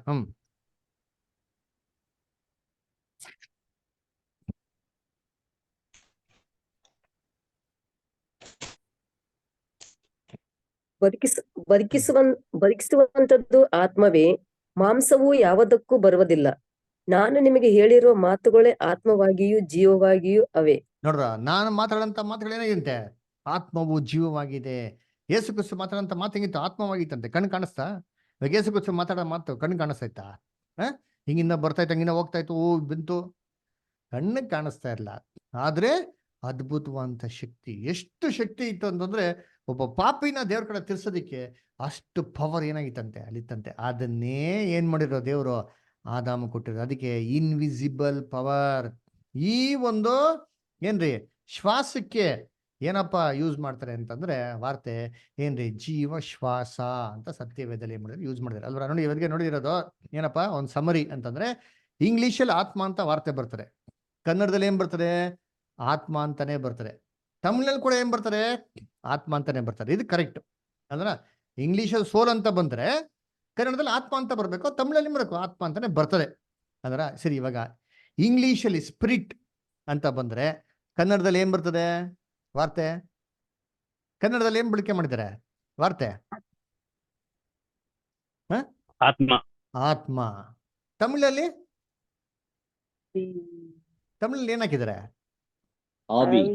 ಆವಿ. ನೋಡ್ರ, ತಮಿಳಲ್ಲಿ ಆವಿಗೂ ಆತ್ಮಕ್ಕೂ ವ್ಯತ್ಯಾಸ ಕಂಡಿಡಿಯಕ್ಕೆ ಬೇರೆ ಬೇರೆ ಪದಗಳನ್ನ ಯೂಸ್ ಮಾಡಿದ್ದಾರೆ. ಕನ್ನಡದಲ್ಲಿ ಹಂಗೆ ಮಾಡಿಲ್ಲ. ಇಂಗ್ಲಿಷಲ್ಲಿ 2 ವಾರ್ತೆ ಇದೆ, ಸೋಲ್ ಮತ್ತೆ ಸ್ಪಿರಿಟ್. ಈ 2 ವಾರ್ತೆಗಳಿಗೂ ಕನ್ನಡದಲ್ಲಿ ಒಂದೇ ವಾರ್ತೆ ಇರೋದು, ಆತ್ಮ ಅಂತಾನೆ. ಅದಕ್ಕೆ ನಮ್ಗೆ ಕನ್ನಡದಲ್ಲಿ ಓದ್ಬೇಕಾರೆ ಏನಾಗ್ತದೆ, ಟೋಟಲ್ ಸ್ವಲ್ಪ ಡಿಸ್ಟರ್ಬೆನ್ಸ್ ಆಗ್ತದೆ. ಆದ್ರೆ ಸತ್ಯವೇದನ ನೀವು ಹಲವಾರು ಬೈಬಲ್ ಇಟ್ಕೊಂಡು ಕಂಪೇರ್ ಮಾಡಿದ್ರೆ ನಮಗೆ ಕರೆಕ್ಟಾಗಿ ಗೊತ್ತಾಗ್ತಾರೆ. ಆಕ್ಚುಲಿ ಕನ್ನಡದಲ್ಲಿ ಏನ್ ಗೊತ್ತಾ ಬರ್ಬೇಕು ವಾರ್ತೆ, ಇಂಗ್ಲಿಷಲ್ಲಿ ಸ್ಪಿರಿಟ್ ಅಂತ ಏನ್ ಬರ್ತದೋ, ತಮಿಳಲ್ಲಿ ಆವಿ ಅಂತ ಏನ್ ಬರ್ತದೋ, ಕನ್ನಡದಲ್ಲಿ ಆಕ್ಚುಲಿ ಶ್ವಾಸ ಅಂತ ವಾರ್ತೆ ಬರಬೇಕು. ಅದನ್ನೇ ಆದಿಕಾಂಡದಲ್ಲಿ ಓದಿದ್ದು.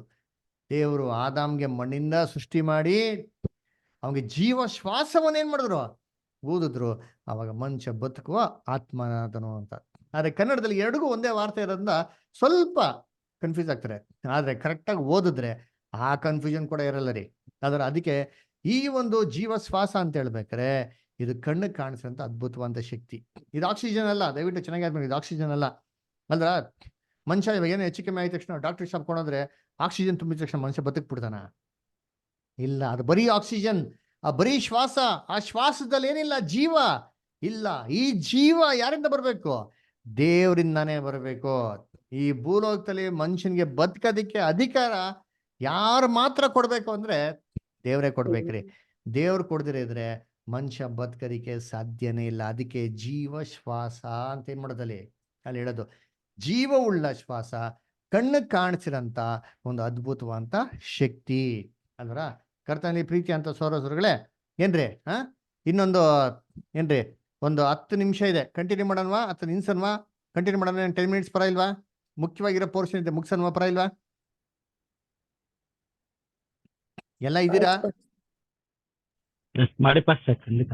Okay, good, thank you. ಹಂಗಾರೆ ಏನ್ ಮಾಡೋಣ, ಮುಖ್ಯವಾಗಿರೋಂಥ 10 ಮಿನಿಟ್ಸ್ ಅಂದ್ರ ನೋಡೋಣ. ಯಾಕಂದ್ರೆ ನೋಡಿ, ಇವಾಗ ಈ ಪ್ರಾಣಿಗೆ ಏನ್ ಕೊಟ್ಟಿದ್ದಾರೆ ದೇವರು ಅಂದ್ರ, ಈ ಪ್ರಾಣಿಗೂ ಮನುಷ್ಯನ್ಗೆ ಏನ್ ವ್ಯತ್ಯಾಸ ನೋಡೋಣ. ನೋಡ್ರಿ ನಿಂತೀನಿ, ಓದಿ. ಎಕ್ಲಿಸಿಯಾಸ್ಟಸ್ ಪ್ರಸಂಗಿ 3ನೇ ಅಧ್ಯಾಯ 19ರಿಂದ 21 ಓದಿ.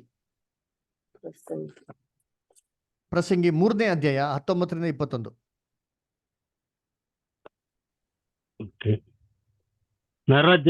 ನರಜನ್ಮದವರ ನಿಮಿತ್ತವಾಗಿ ಆಯ್ತಲ್ಲವೇ? ಮನುಷ್ಯನ ಗತಿಯು ಪಶುವಿನ ಗತಿಯು ಒಂದೇ.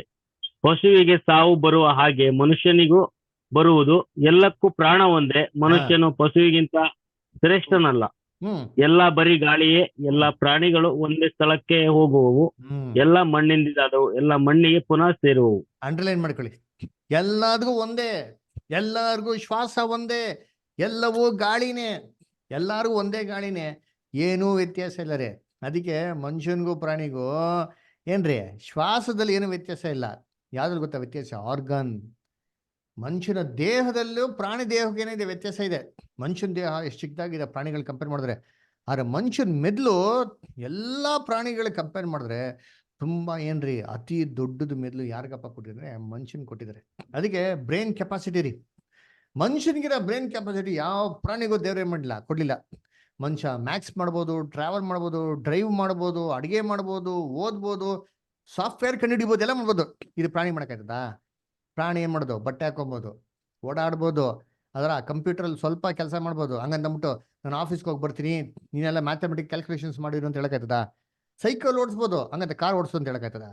ಏನು ಐಸ್ ಕ್ರೀಮ್ ತಿನ್ಬೋದು, ಹಂಗಂತ ಅಡುಗೆ ಮಾಡೋ ಅಂತ ಹೇಳಕ್ಕಾಯ್ತದ? ಇಲ್ಲ. ಅದಕ್ಕೆ ಮನುಷ್ಯನಿಗೂ ಪ್ರಾಣಿಗೆ ಏನಿದೆ ವ್ಯತ್ಯಾಸ ಇದೆ. ಆದ್ರೆ ಜೀವ ಶ್ವಾಸ ಒಂದೇ. ಕರ್ತನಲ್ಲಿ ಪ್ರೀತಿ ಅಂತ ಸೋದರಗಳೇ, ಈ ಜೀವ ಶ್ವಾಸ ಮನುಷ್ಯನಿಗೆ ಕೊಡ್ಬೇಕಾದ್ರೆ ದೇವ್ರು ಒಂದು ಕಂಡೀಷನ್ ಕೊಟ್ಟಿದ್ದು. ಏನಂತಂದ್ರು, ಈಡೇನ್ ತೋಟದಲ್ಲಂತ ಎಲ್ಲಾ ಹಣ್ಣುಗಳನ್ನ ಎಚ್ಚೆತ್ತವಾಗಿ ತಿನ್ನು, ಆದ್ರೆ ಒಂದೇ ಹಣ್ಣೆ ಮಾಡಕ್ ಹೋಗ್ಬೇಡ, ತಿನ್ಬೇಡ. ತಿಂದ ದಿನ ಏನಾಗ್ತಿ ಅಂತಂದ್ರು ಸತ್ತೇ ಸಾಯುವಿ ಅಲ್ವರ. ಅದಕ್ಕೆ ಆದಾಮ್ ಯಾವತ್ತು ಹಣ್ಣ ತಿಂದ್ರು ದೇವ್ರ ಹೆಂಗ್ ಗೊತ್ತಾ ಮಾಡಿದ್ರು? ಅವನಿಂದ ಜೀವ ಶ್ವಾಸ ಏನ್ ಮಾಡುದು ತೆಗೆದ್ರು. ಯಾವ ಜೀವ ಶ್ವಾಸ ತೆಗೆದ್ರು ಮನುಷ್ಯ ಏನಾದ? ಮೊದಲು ಹೇಗಿದ್ನೋ ಅದೇ ತರ ಆಗ್ಬಿಟ್ಟ. ಮೊದ್ಲು ಹೇಗಿದ್ದ? ಮಣ್ಣಿಂದ ಮಾಡಲ್ಪಟ್ಟಂತ ಮನುಷ್ಯ ತಿರ್ಗಲ್ಗೆ ಹೋಗ್ತಾನೆ, ಮಣ್ಣಿಗೆ ಹೋಗ್ತಾನೆ. ಅದಕ್ಕೆ ನಾವು ಓದ್ರಲ್ಲ ಇವಾಗ ತಾನೆ ವಾಕ್ಯ, ಎಲ್ಲರೂ ಏನಾಗ್ತಾರೆ ಒಂದೇ ಸ್ಥಳಕ್ಕೆ ಹೋಗ್ತಾರೆ. ಯಾವ ಸ್ಥಳಕ್ಕೆ ಹೋಗ್ತಾನೆ? ಒಬ್ಬ ನರಕಕ್ಕೆ ಹೋಗ್ತಾನೆ, ಒಬ್ಬ ಸ್ವರ್ಗಕ್ಕೆ ಹೋಗ್ತಾನೆ. ಮಣ್ಣಿಂದ ಮಾಡಲ್ಪಟ್ಟಿದ್ಯಾ, ತಿರ್ಗಿ ಎಲ್ಲಿಗೆ ಸೇರ್ತೀಯ ಅಂತಂದ್ರು? ಮಣ್ಣಿಗೆ ಸೇರುತ್ತೆ. ಮಣ್ಣಿಗೆ. ಓದಿಂತೀನಿ ಆದಿಕಾಂಡ 3:19. ದೇವರು ತುಂಬಾ ಕ್ಲಿಯರ್ ಆಗಿ ಹೇಳ್ತಾರಲ್ಲ, ಓದಿ ನೋಡಿದ್ದೀನಿ. ಜೆನಿಸಿಸ್ 3:19.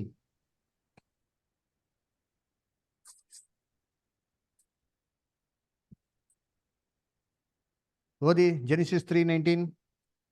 ಓಕೆ. ಮನುಷ್ಯನ ಗತಿಯು ಪಶುವಿನ ಗತಿಯು ಒಂದೇ. ಪಶುವಿಗೆ ಸಾವು ಬರುವ ಹಾಗೆ ಮನುಷ್ಯನಿಗೂ ಬರುವುದು. ಎಲ್ಲಕ್ಕೂ ಪ್ರಾಣ ಒಂದೇ. ಮನುಷ್ಯನು ಪಶುವಿಗಿಂತ ಶ್ರೇಷ್ಠನಲ್ಲ. ಬ್ರದರ್, ಎಲ್ಲ ಬರೀ ಗಾಳಿಯೇ. ಬ್ರದರ್, ಸರ್ ಇಲ್ಲ ಸರ್, ಆದಿಕಾಂಡ 3:19 ಓದಿ ಬ್ರದರ್. ನೀನು ಸರಿ, ತಿರುಗಿ ಮಣ್ಣಿಗೆ ಸೇರುವ ತನಕ ಬೆವರಿಡುತ್ತಾ ಬೇಕಾದ ಆಹಾರವನ್ನು ಸಂಪಾದಿಸಬೇಕು. ನೀನು ಮಣ್ಣಿನಿಂದ ತೆಗೆಯಲ್ಪಟ್ಟವನಲ್ಲವೋ, ನೀನು ಮಣ್ಣೇ ಪುನಃ ಮಣ್ಣಿಗೆ ಸೇರತಕ್ಕವನಾಗಿದ್ದೆ ಎಂದು ಹೇಳಿದನು. ನೋಡ್ರ, ನೀನ್ ಮಣ್ಣಿನ ಮಾಡಲ್ಪಟ್ಟಿದ್ಯಾ, ತಿರ್ಗಿ ಎಲ್ಲಿಗೆ ಸೇರ್ತೀಯಾ?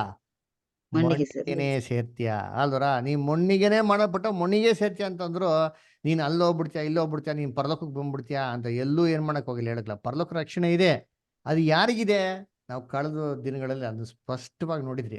ಅದಕ್ಕೆ ಎಲ್ಲಾರು ಸತ್ತಿದ ತಕ್ಷಣ ಏನ್ರಿ ಹೋಗಲ್ಲ. ಎಲ್ಲಾರು ಸತ್ತಿದ ತಕ್ಷಣ ಎಲ್ಗೆ ಹೋಗ್ತಾರೆ? ಮಣ್ಣಿಗೆ ಹೋಗ್ತಾರೆ ಅಲ್ವರ. ಅದಕ್ಕೆ ಮಣ್ಣಿಂದ ಪುನರುತ್ಥಾನ ಅಂತ ಏನಾಗಿರೋದು ಮಾರಿರೋದು. ನೋಡಿ ಇನ್ನೊಂದು ವಾಕ್ಯ ಓದೋಣ. ಆದಿಕಾಂಡ 2:7. ಆದಾಮ್ಗೆ ಏನ್ ಹೇಳ್ತಾರೆ ದೇವರು? ಓದಿ ಆದಿಕಾಂಡ 2:7 ಓದಿಂತೀನಿ. ಆದಾಮ್ನ ಹೆಂಗ್ ಸೃಷ್ಟಿ ಮಾಡಿದ್ರಂತೆ? ಹೀಗಿರಲು ಹ್ಮ್. ಯೆಹೋವ ದೇವರು ನೆಲದ ಮಣ್ಣಿನಿಂದ ಮನುಷ್ಯನನ್ನು ರೂಪಿಸಿ ಹ್ಮ್ ಅವನ ಮೂಗಿನಲ್ಲಿ ಜೀವಶ್ವಾಸವನ್ನು ಊದಿದನು. ಹ್ಮ್ ಆಗ ಮನುಷ್ಯನು ಬದುಕುವ ಪ್ರಾಣಿಯಾದನು. ಏನಂತ ಓದಿದ್ದು ಸಿಸ್ಟರ್ ಅವ್ನಿಗೆ ಇವಾಗ? ಜೀವಶ್ವಾಸವನ್ನು ಊದಿದನು. ಜೀವಶ್ವಾಸ ಅಲ್ವರ. ಹಂಗಾರೆ ದೇವ್ರು ತೆಗಿಬೇಕಾದ್ರೆ, ದೇವ್ರು ಅಂತ ಕಿತ್ಕೊಬೇಕಾದ್ರೆ ಏನ್ ಕಿತ್ಕೊಬೇಕು? ಜೀವಶ್ವಾಸ ಕಿತ್ಕೊಬೇಕಾ? ಆತ್ಮ ಕಿತ್ಕೊಬೇಕಾ? ಜೀವಶ್ವಾಸ. ಜೀವಶ್ವಾಸನ ಕಿತ್ಕೊಬೇಕು ಅಲ್ವರ. ಆದ್ರೆ ನಮ್ಮ ಸತ್ಯವೇದದಲ್ಲಿ ಒಂದ್ ಜಾಗದಲ್ಲಿ ಏನ ಮಾಡ್ಬಿಟ್ಟಿದಾರೆ ಗೊತ್ತಾ? ಇಲ್ಲಿ ಮನುಷ್ಯನಿಂದ ಆತ್ಮನೇ ಕಿತ್ಕೊಂಡ್ಬಿಟ್ಟ ಅಂತ ರಂಗಾಗ ಹಾಕ್ಬಿಟ್ಟಿದ್ದಾರೆ. ಅದನ್ನು ಓದ್ಬಿಡೋಣ, ಯಾಕೆ ಕನ್ಫ್ಯೂಷನ್ ಅಲ್ವರ. ಪ್ರಸಂಗಿ 12:7 ಓದಿ. ಪ್ರಸಂಗಿ 12:7 ಓದಿ. ಮಣ್ಣು ಭೂಮಿಗೆ ಸೇರಿ ಇದ್ದ ಹಾಗಾಗುವುದು. ಆತ್ಮವು ತನ್ನನ್ನು ದಯಪಾಲಿಸಿದ ದೇವರ ಬಳಿಗೆ ಸೇರುವುದು. ನೋಡ್ರ, ಇಲ್ಲಿ ನೋಡಿ ಏನಂತ ಕೊಟ್ರು? ಮಣ್ಣು ತನ್ನ ಇದ್ದಂತ ಏನ್ರಿ ಏನ್ತಾರೆ ಸ್ಥಳಕ್ಕೆ ಹೋಗುವುದು ಅಲ್ರ. ಮಣ್ಣು ಭೂಮಿಗೆ ಸೇರುವುದು, ಇದ್ದಾಗೆ ಆಗುವುದು. ಏನ್ರಿ? ಆತ್ಮವು ತನ್ನನ್ನು ದಯಪಾಲಿಸಿದ ದೇವ್ರ ಬಳಿಗೆ ಹೋಗ್ಬಿಡ್ತಾರಂತೆ. ಇವಾಗ ದೇವ್ರ ಆದಾಮ್ಗೆ ಆತ್ಮ ದಯಪಾಲಿಸಿದ್ರ, ಜೀವಶ್ವಾಸನ ದಯಪಾಲಿಸಿದ್ರ? ಜೀವಶ್ವಾಸ. ಹಂಗ ದೇವತ್ರಕ್ಕೆ ಏನ್ ಹೋಗ್ಬೇಕು? ಜೀವಶ್ವಾಸ ತಾನೇ ಹೋಗ್ಬೇಕು. ಇಲ್ಲೇನ್ ಮಾಡ್ಬಿಟ್ರು? ಆತ್ಮ ಅಂತ. ಇದನ್ನೇ ನೋಡಿ, ದಯವಿಟ್ಟು ಇಂಗ್ಲಿಷಲ್ಲಿ ಓದೋಣ, ತಮಿಳಲ್ಲಿ ಓದೋಣ, ಚೆನ್ನಾಗಿ ಬರ್ತಾರೆ ನೋಡಿತೀನಿ. ಇಂಗ್ಲಿಷಲ್ಲಿ ಓದಿ ದಯವಿಟ್ಟು. ಯಾರಾದ್ರ ಎಕ್ಲಿಸಿಯಾಸ್ಟಸ್ 12:7, ಪ್ರಸಂಗಿ 12:7 ಇಂಗ್ಲಿಷಲ್ಲಿ ಓದಿ.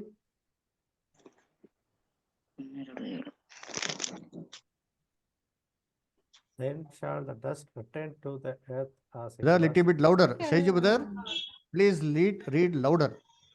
Then shall the dust return to the earth as it was, and the spirit shall return unto God who gave it. ನೋಡ್ರಿ, the spirit shall return unto God. ಸೋಲ್ ಅಂತ ಕೊಡ್ಲಿಲ್ಲ. ಸೋಲ್ ಅಂತ ಕೊಟ್ಟಿದ್ರೆ ಒಪ್ಕೊಂಬಾಯಿತು. The spirit shall return unto God who gave it. ದೇವ್ರ ಮನುಷ್ಯನ್ ಕೊಟ್ಟಿದ್ದೇ ಜೀವಶ್ವಾಸ. ಇದೇ ಜೀವಶ್ವಾಸ ತಿರ್ಗಾ ದೇವತೆಗೆ ಏನಾಗ್ತಂತೆ? ಹೋಗ್ತದೆ ಅಲ್ವರ. ತಮಿಳಲ್ಲಿ ಓದಿ. ತಮಿಳ್ ಯಾರ ಹತ್ರ ಇದೆಯಾ? ತಮಿಳ್ பிரசங்கி 12:7. நான் ஓதல. பதர் ஓதி. இவ்விதமாய் மண்ணானது தான் முன்னிருந்த பூமிக்கு திரும்பி ஆவி தன்னை தந்த தேவனிடத்திற்கு மறுபடியும் ನೋಡ್ರ, ಆವಿ ತಂದ ದೇವನಿಡಕ್ಕೆ ತಿರುಮವರೆಗೂ ಅಂತ ಹೇಳ್ತಾರೆ. ಆವಿ ಆತ್ಮ ಅಂತ ಹೇಳಿದ್ಯಾ ತಮಿಳಲ್ಲಿ? ನೋಡ್ರಿ, ಅದಕ್ಕೆ ಕನ್ನಡದಲ್ಲಿ ಎರಡಿಗೂ ಆತ್ಮ ಹಾಕಿರೋದನ್ನ ಓದ್ಬೇಕ್ರೆ ಏನ್ಬಿಡ್ತಾರೆ? ಅಯ್ಯೋ ಬುದ್ಧ ಆತ್ಮ ಹೋಗ್ಬಿಡ್ತಲ್ಲ ಅಂತ. ಆತ್ಮ ಹೋಗಿಲ್ಲ, ಜೀವಶ್ವಾಸನೆ ಹೋಗಿರೋದು. ನೋಡಿ ಇದು ಹೇಗೆ ಅಂತಂದ್ರೆ, ಇದು ಕಣ್ಣಿಗೆ ಕಾಣಿಸಿದ ಅದ್ಭುತವಾದ ಶಕ್ತಿ. ಎಕ್ಸಾಂಪಲ್ ನೋಡಿ, ಇವಾಗ ಏನ್ರಿ, ಇವಾಗ ನಾವು ಮನೆಗೆ ಒಂದು ಬಾಡಿಗೆ ತೊಗೊಂತೀರಪ್ಪ. ಬಾಡಿಗೆ ತೊಗೊಂಡಿದ ತಕ್ಷಣ ಆ ಮನೆ ಯಾರ್ದಾಗ್ಬಿಡ್ತದೆ? ಓನರಿಂದ ಬಾಡಿಗೆದಾರದಾಗ್ಬಿಡ್ತಾರೆ. ಹಂಗಾದ್ರೆ ಏನರ್ಥ? ಮನೆ ಹಿಂಗಿಂದ ನಡ್ಕೊಂಡ್ ಬಂದ್ಬಿಡ್ತು ಅಂತಾರ ಓನರಿಂದ ಬಾಡಿಗೆದಾರಕ್ಕೆ? ಇಲ್ಲ, ಓನರ್ ಅಲ್ಲೇ ಇದ್ದಾರೆ, ಬಾಡಿಗೆದಾರ ಅಲ್ಲೇ ಇದ್ದಾರೆ, ಮನೆ ಏನಾಗಿದೆ ಅಲ್ಲೇ ಇದೆ. ಆದ್ರೆ ಮನೆಯಲ್ಲಿ ವಾಸ ಮಾಡಕ್ಕಂತ ಅಧಿಕಾರ ಯಾರಿಂದ ಯಾರಿಗೋಯ್ತು? ಅಷ್ಟೇ, ಓನರಿಂದ ಬಾಡಿಗೆದಾರಕ್ಕೆ ಹೋಯ್ತು. ಹಂಗಾದ್ರೆ ಏನೋ ವಸ್ತು ಹೋಗ್ಬಿಡ್ತು ಅಂತನಾ? ಇಲ್ಲ, ಕಣ್ಣು ಕಾಣಿಸಿರಂತ ಅದ್ಭುತವಂತ ಶಕ್ತಿ. ಇವಾಗ ಆ ಮನೆಯಲ್ಲಿ ವಾಸ ಮಾಡಕ್ಕೆ ನಮ್ದು ಲೀಸ್ ಪೀರಿಯಡ್ ಮುಗಿದೋಯ್ತು ಅಂತ ತಿಳ್ಕೊಳ್ಳಿ. ಆಟೋಮೆಟಿಕ್ ಆಗಿ ಮನೆಗೆ ಅಧಿಕಾರ ಯಾರಿಗೋಗ್ಬಿಡ್ತದೆ? ಬಾಡಿಗೆದಾರರಿಂದ ಓನರ್ಗೆ ಹೋಗ್ಬಿಡ್ತಾರೆ. ಇದು ಕಣ್ಣು ಕಾಣಿಸಂತ ಅದ್ಭುತವಂತ ಶಕ್ತಿ. ಇದನ್ನೇ ದೇವ್ರೇನ್ ಮಾಡಿದ? ಆದಾಮ್ಗೆ ಕಂಡೀಷನ್ ಮೇಲೆ ಕೊಟ್ಟಿದ್ದು. ಯಾವಾಗ ಆದಾಮು ಅವಿದೇನಾದ್ನೋ ದೇವ್ರೇನ್ ಮಾಡಿದ್ರು? ಅವನಿಂದ ಜೀವಶ್ವಾಸನೆ ಮಾಡೋದು ತೆಗೆದುಬಿಟ್ರು. ಜೀವನ್ ಶ್ವಾಸ ಅಂತ ತೆಗೆದ್ಬಿಟ್ರು ಅಂತ ತಕ್ಷಣ ಅವರಿಂದ ಆತ್ಮ ತಗೊಂಡ್ಬಿಟ್ರು ಅಂತ ಅಲ್ಲ. ದಯವಿಟ್ಟು ಕ್ಲಿಯರ್ ಆಗಿ ಏನ್ ಮಾಡಿದ್ನ ಇದನ್ನ ಅರ್ಥ ಮಾಡ್ಕೊಬೇಕು ನಾವು ಅಲ್ವರ. ಅದಕ್ಕೆ ಜೀವ ಶ್ವಾಸ ಕಣ್ಣಕ್ಕೆ ಕಾಣಿಸ್ತದೆ ಅದ್ಭುತವಂತ ಶಕ್ತಿನೇ ತೊಗೊಂಡಿದ್ದು. ಅದಕ್ಕೆ ಚೆನ್ನಾಗಿ ಅರ್ಥ ಇಟ್ಕೊಳ್ಳಿ, ಯೇಸು ಕ್ರಿಸ್ತು ಶಿಲ್ವೆ ಮೇಲೆ ಸಾಯ್ಬೇಕಾರೆ ದೇವ್ರಿಗೆ ಏನು ಒಪ್ಪಿಸ್ಕೊಟ್ರ? ಹಾ, ಓದಿ ಇವಾಗ ನಾವು ಓದೋಣ, ಬೈಬಲ್ಗಳಲ್ಲಿ ಓದಿಂತೀನಿ. ಲೂಕ 23:46 ಓದಿ. ಲೂಕ್ 23:46.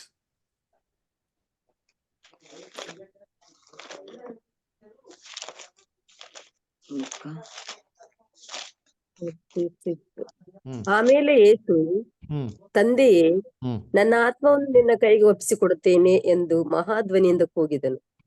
ನನ್ನ ಆತ್ಮವನ್ನು ಏನ್ ಮಾಡ್ತೀನಿ, ನಿನ್ ಕೈಗೆ ಒಪ್ಪಿಸ್ಕೊಡ್ತೀನಿ. ಯೇಸು ಕ್ರಿಸ್ತ ತನ್ನ ಆತ್ಮನ ಒಪ್ಪಿಸ್ಕೊಟ್ರ. ಶ್ವಾಸ ಹೆಂಗ್ ಕಂಡಿಡಿಬೋದು? ಇದೇ ಇಂಗ್ಲಿಷಲ್ಲಿ ಓದೋಣ, ತಮಿಳಲ್ಲಿ ಕೂಡ ಓದೋಣ ಬರ. ದಯವಿಟ್ಟು ಇಂಗ್ಲಿಷಲ್ಲಿ ಮತ್ತೆ ತಮಿಳಲ್ಲಿ ಓದಿ. ஓதலா? இயேசு, பிதாவே உம்முடைய கைகளில் என் ஆவியை ஒப்புவிக்கிறேன். ನೋಡ್ರಾ, ಏನ್ ಆವಿಯೇ ಉಮ್ ಕೈಲಿ ಏನ ಪண்றே ಒಪ್ಪುವಿಕ್ರೇನ್. ಆವಿ ಅಂತ ಬಂತು, ಆತ್ಮ ಅಂತ ಬಂತ? ಆತ್ಮ ಅಂತ ಬಂದಿದ್ರೆ ಡೆಫಿನೆಟ್ ತಗೊಂಬಾಯ್ತು. ಆತ್ಮ ಅಂತ ಬರ್ಲೇ ಇಲ್ಲ. ಈ ಶ್ವಾಸನೇ ಯೇಸು ಕ್ರಿಸ್ತನ್ಗೆ ದೇವ್ರು ಕೊಟ್ಟಿದ್ದು. ಈ ಭೂಲೋಕಗಳಲ್ಲಿ ಬದುಕೋದಿಕ್ಕೆ ಅಧಿಕಾರ ಯೇಸು ಕ್ರಿಸ್ತನ್ಗೆ ಯಾರು ಕೊಟ್ಟಿದ್ದು? ದೇವ್ರು. ಅದನ್ನೇ ಪಿಲಾತ್ ಮುಂದೆ ಹೇಳ್ತಾರೆ. ಪಿಲಾತ್ ಹೇಳ್ತಾನೆ, ನಿನಗೆ ಗೊತ್ತಿಲ್ವಾ ನನ್ಗೆ ಎಷ್ಟು ಪವರ್ ಇದೆ, ನಿನ್ನ ಸಾಯಿಸ್ಬೋದು, ನಿನ್ನ ಜೀವಂತವಾಗಿ ಉಳಿಸ್ಬೋದು, ನಂಗೆ ಅಷ್ಟು ಪವರ್ ಇದೆ ಅಂತ ಹೇಳ್ಬೇಕಾರೆ ಯೇಸು ಕ್ರಿಸ್ತ ಹೇಳ್ತಾರೆ, ದೇವರು ಆ ಪವರ್, ನನ್ನನ್ನ ಇಲ್ಲಿ ಜೀವಿಸೋದಿಕ್ಕೆ ಪವರ್ ದೇವ್ರು ನಿನಗೆ ಕೊಡದಿರೇ ಇದ್ರೆ ನಿನಗೆ ನನ್ಗೆ ಯಾವ ಮೇಲೂ ಅಧಿಕಾರ ಇಲ್ಲ ಅಂತಂದ್ರು. ಹೇಳಿದ್ರ ಇಲ್ವಾ? ಹಂಗಾರೆ ಏನ್ ಹೇಳಿದ್ದಲ್ಲಿ? ಶ್ವಾಸ. ಇದನ್ನೇ ನೋಡಿ ಇವಾಗ ಇಂಗ್ಲಿಷಲ್ಲಿ ಓದೋಣ ಬದರ್. ಇಂಗ್ಲಿಷಲ್ಲಿ ಓದಿ. Luke 23:46. And when Jesus had cried with a loud voice, he said, Father, into thy hands I commend my spirit. ನೋಡ್ರ, into thy hands I commend my spirit. ಸೋಲ್ ಅಂತ ಬಂತ. ಸೋಲ್ ಅಂತ ಬಂದಿದ್ರೆ ಕನ್ನಡದಲ್ಲಿ ಆತ್ಮ ಅಂತ ಹಾಕೋದ್ರಲ್ಲಿ ಏನೂ ತಪ್ಪಿಲ್ಲ ರೀ. ಆದ್ರೆ ಇಂಗ್ಲಿಷಲ್ಲಿ ಸ್ಪಿರಿಟ್ ಅಂತ ಬರ್ಬೇಕ್ರೆ ಶ್ವಾಸ ಅಂತಾನೆ ಹಾಕ್ಬೇಕು. ನೋಡಿ ಇನ್ನೊಂದು ವಾಕ್ಯ ಓದೋಣ, ಅದನ್ನೇ ಬೇರೆ ಕಡೆ ಹಾಕಿದ್ರೆ. ಎಲ್ಲಿ? John 10:17 and 18. ಯೋಹನ 10ನೇ ಅಧ್ಯಾಯ 17 ಮತ್ತು 18.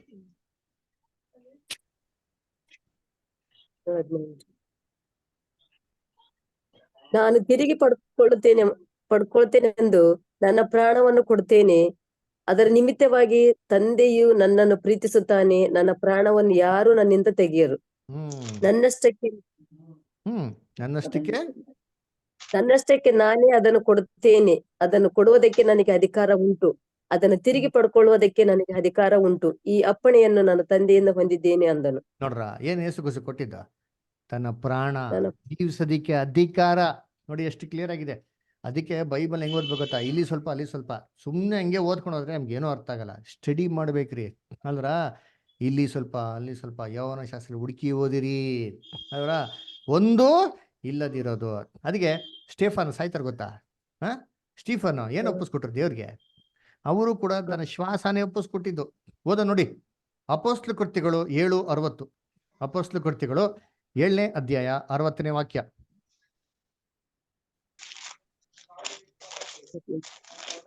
ಯೇಸು, ಸ್ವಾಮಿಯೇ, ನನ್ನ ಆತ್ಮವನ್ನು ಸೇರಿಸಿಕೋ ಎಂದು ಪ್ರಾರ್ಥಿಸೋಣ. ನೋಡ್ರ, ಏನ್ ಮಾಡೋದು? ಸೇರಿಸ್ಕೋ ಅಲ್ವರ. ಇದೇ ಇವಾಗ ಸ್ವಲ್ಪ ದಯವಿಟ್ಟು ತಮಿಳಲ್ಲಿ ಓದೋಣ, ಆಮೇಲೆ ಇಂಗ್ಲಿಷಲ್ಲಿ ಓದೋಣ.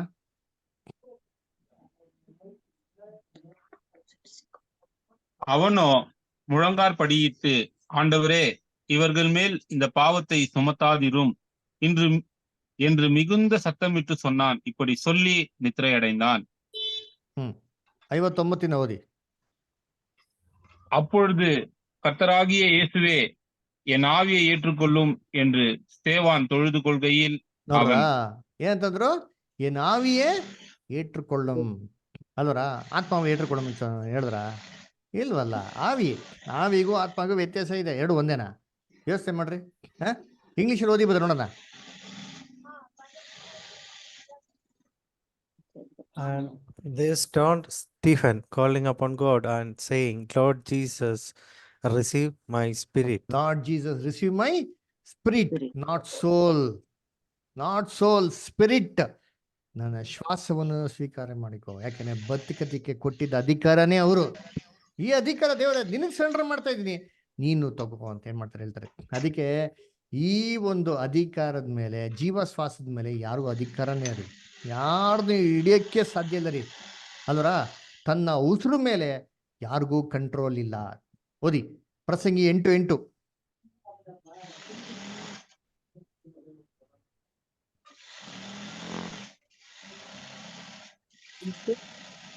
ಪ್ರಸಂಗಿ 8:8. ಗಾಳಿಯನ್ನು ತಡೆಯುವ ಶಕ್ತಿಯು ಹೇಗೆ ಯಾರಿಗೂ ಇಲ್ಲವೋ ಹಾಗೆಯೇ ತಮ್ಮ ಮರಣ ದಿನವನ್ನು ತಡೆಯುವ ಶಕ್ತಿಯು ಯಾರಿಗೂ ಇಲ್ಲ. ಇದ್ದ ಕಾಲದಲ್ಲಿ ಹೇಗೆ ವಿರಾಮ ದೊರೆಯುವುದಿಲ್ಲವೋ ಹಾಗೆಯೇ ಅಧರ್ಮಕ್ಕೊಳಪಟ್ಟವನಿಗೆ ಬಿಡುಗಡೆ ಇಲ್ಲ. ಅಲ್ವರ. ಗಾಳಿಯನ್ನು ತಡೆಯುವ ಶಕ್ತಿ ಏನು ಯಾರಿಗೂ ಇಲ್ಲ. ಮರಣ ದಿನದಲ್ಲಿ ಇದನ್ನ ತಡೆಯೋದಕ್ಕೆ ಯಾರಿಗೂ ಶಕ್ತಿ ಇಲ್ಲ. ಇದೆ, ದಯವಿಟ್ಟು ತಮಿಳಲ್ಲಿ ಓದಿ ಬದರ್, ಆಮೇಲೆ ಇಂಗ್ಲಿಷಲ್ಲಿ ಓದೋಣ.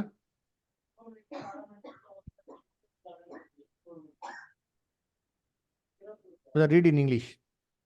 There is no man that hath power over the spirit to retain the spirit, neither hath he power in the day of death, and there is no discharge in that one, neither shall wickedness deliver those that are given to it. See, there is no man that hath power over the spirit. ತನ್ನ ಜೀವಶ್ವಾಸದ ಮೇಲೆ ಯಾರಿಗೂ ಅಧಿಕಾರನೇ ಇಲ್ವಂತೆ. ತಮಿಳಲ್ಲಿ ಓದಿ ಬದರ್, ತಮಿಳಲ್ಲಿ பிரசங்கி 8:8. ஆவியை விடாதிருக்கிறதற்கு ஆவியின் மேல் ஒரு மனுஷனுக்கு அதிகாரம் இல்லை. இல்லை, மரண நாளில் ಅಧಿಕಾರಂ ಇಲ್ಲ.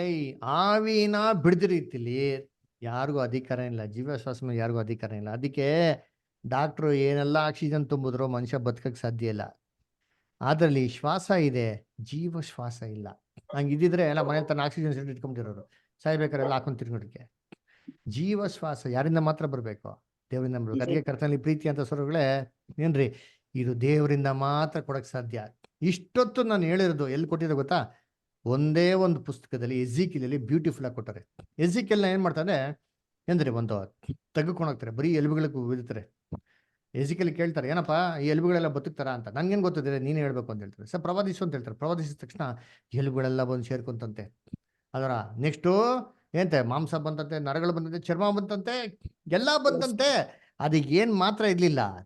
ಜೀವಶ್ವಾಸ ಮಾತ್ರ ಇರ್ಲಿಲ್ಲ. ಅವಾಗ ಚತುರ್ದಿಕ್ಕಿನ ಪ್ರವಾದಿಸು, ಗಾಳಿ ಬೀಸು ಅಂದ ತಕ್ಷಣ, ಗಾಳಿ ಬೀಸಿದ ತಕ್ಷಣ ಜೀವಶ್ವಾಸ ಒಕ್ಕಿತು, ಎಲ್ಲ ಬದುಕು ನಿಂತಂತೆ.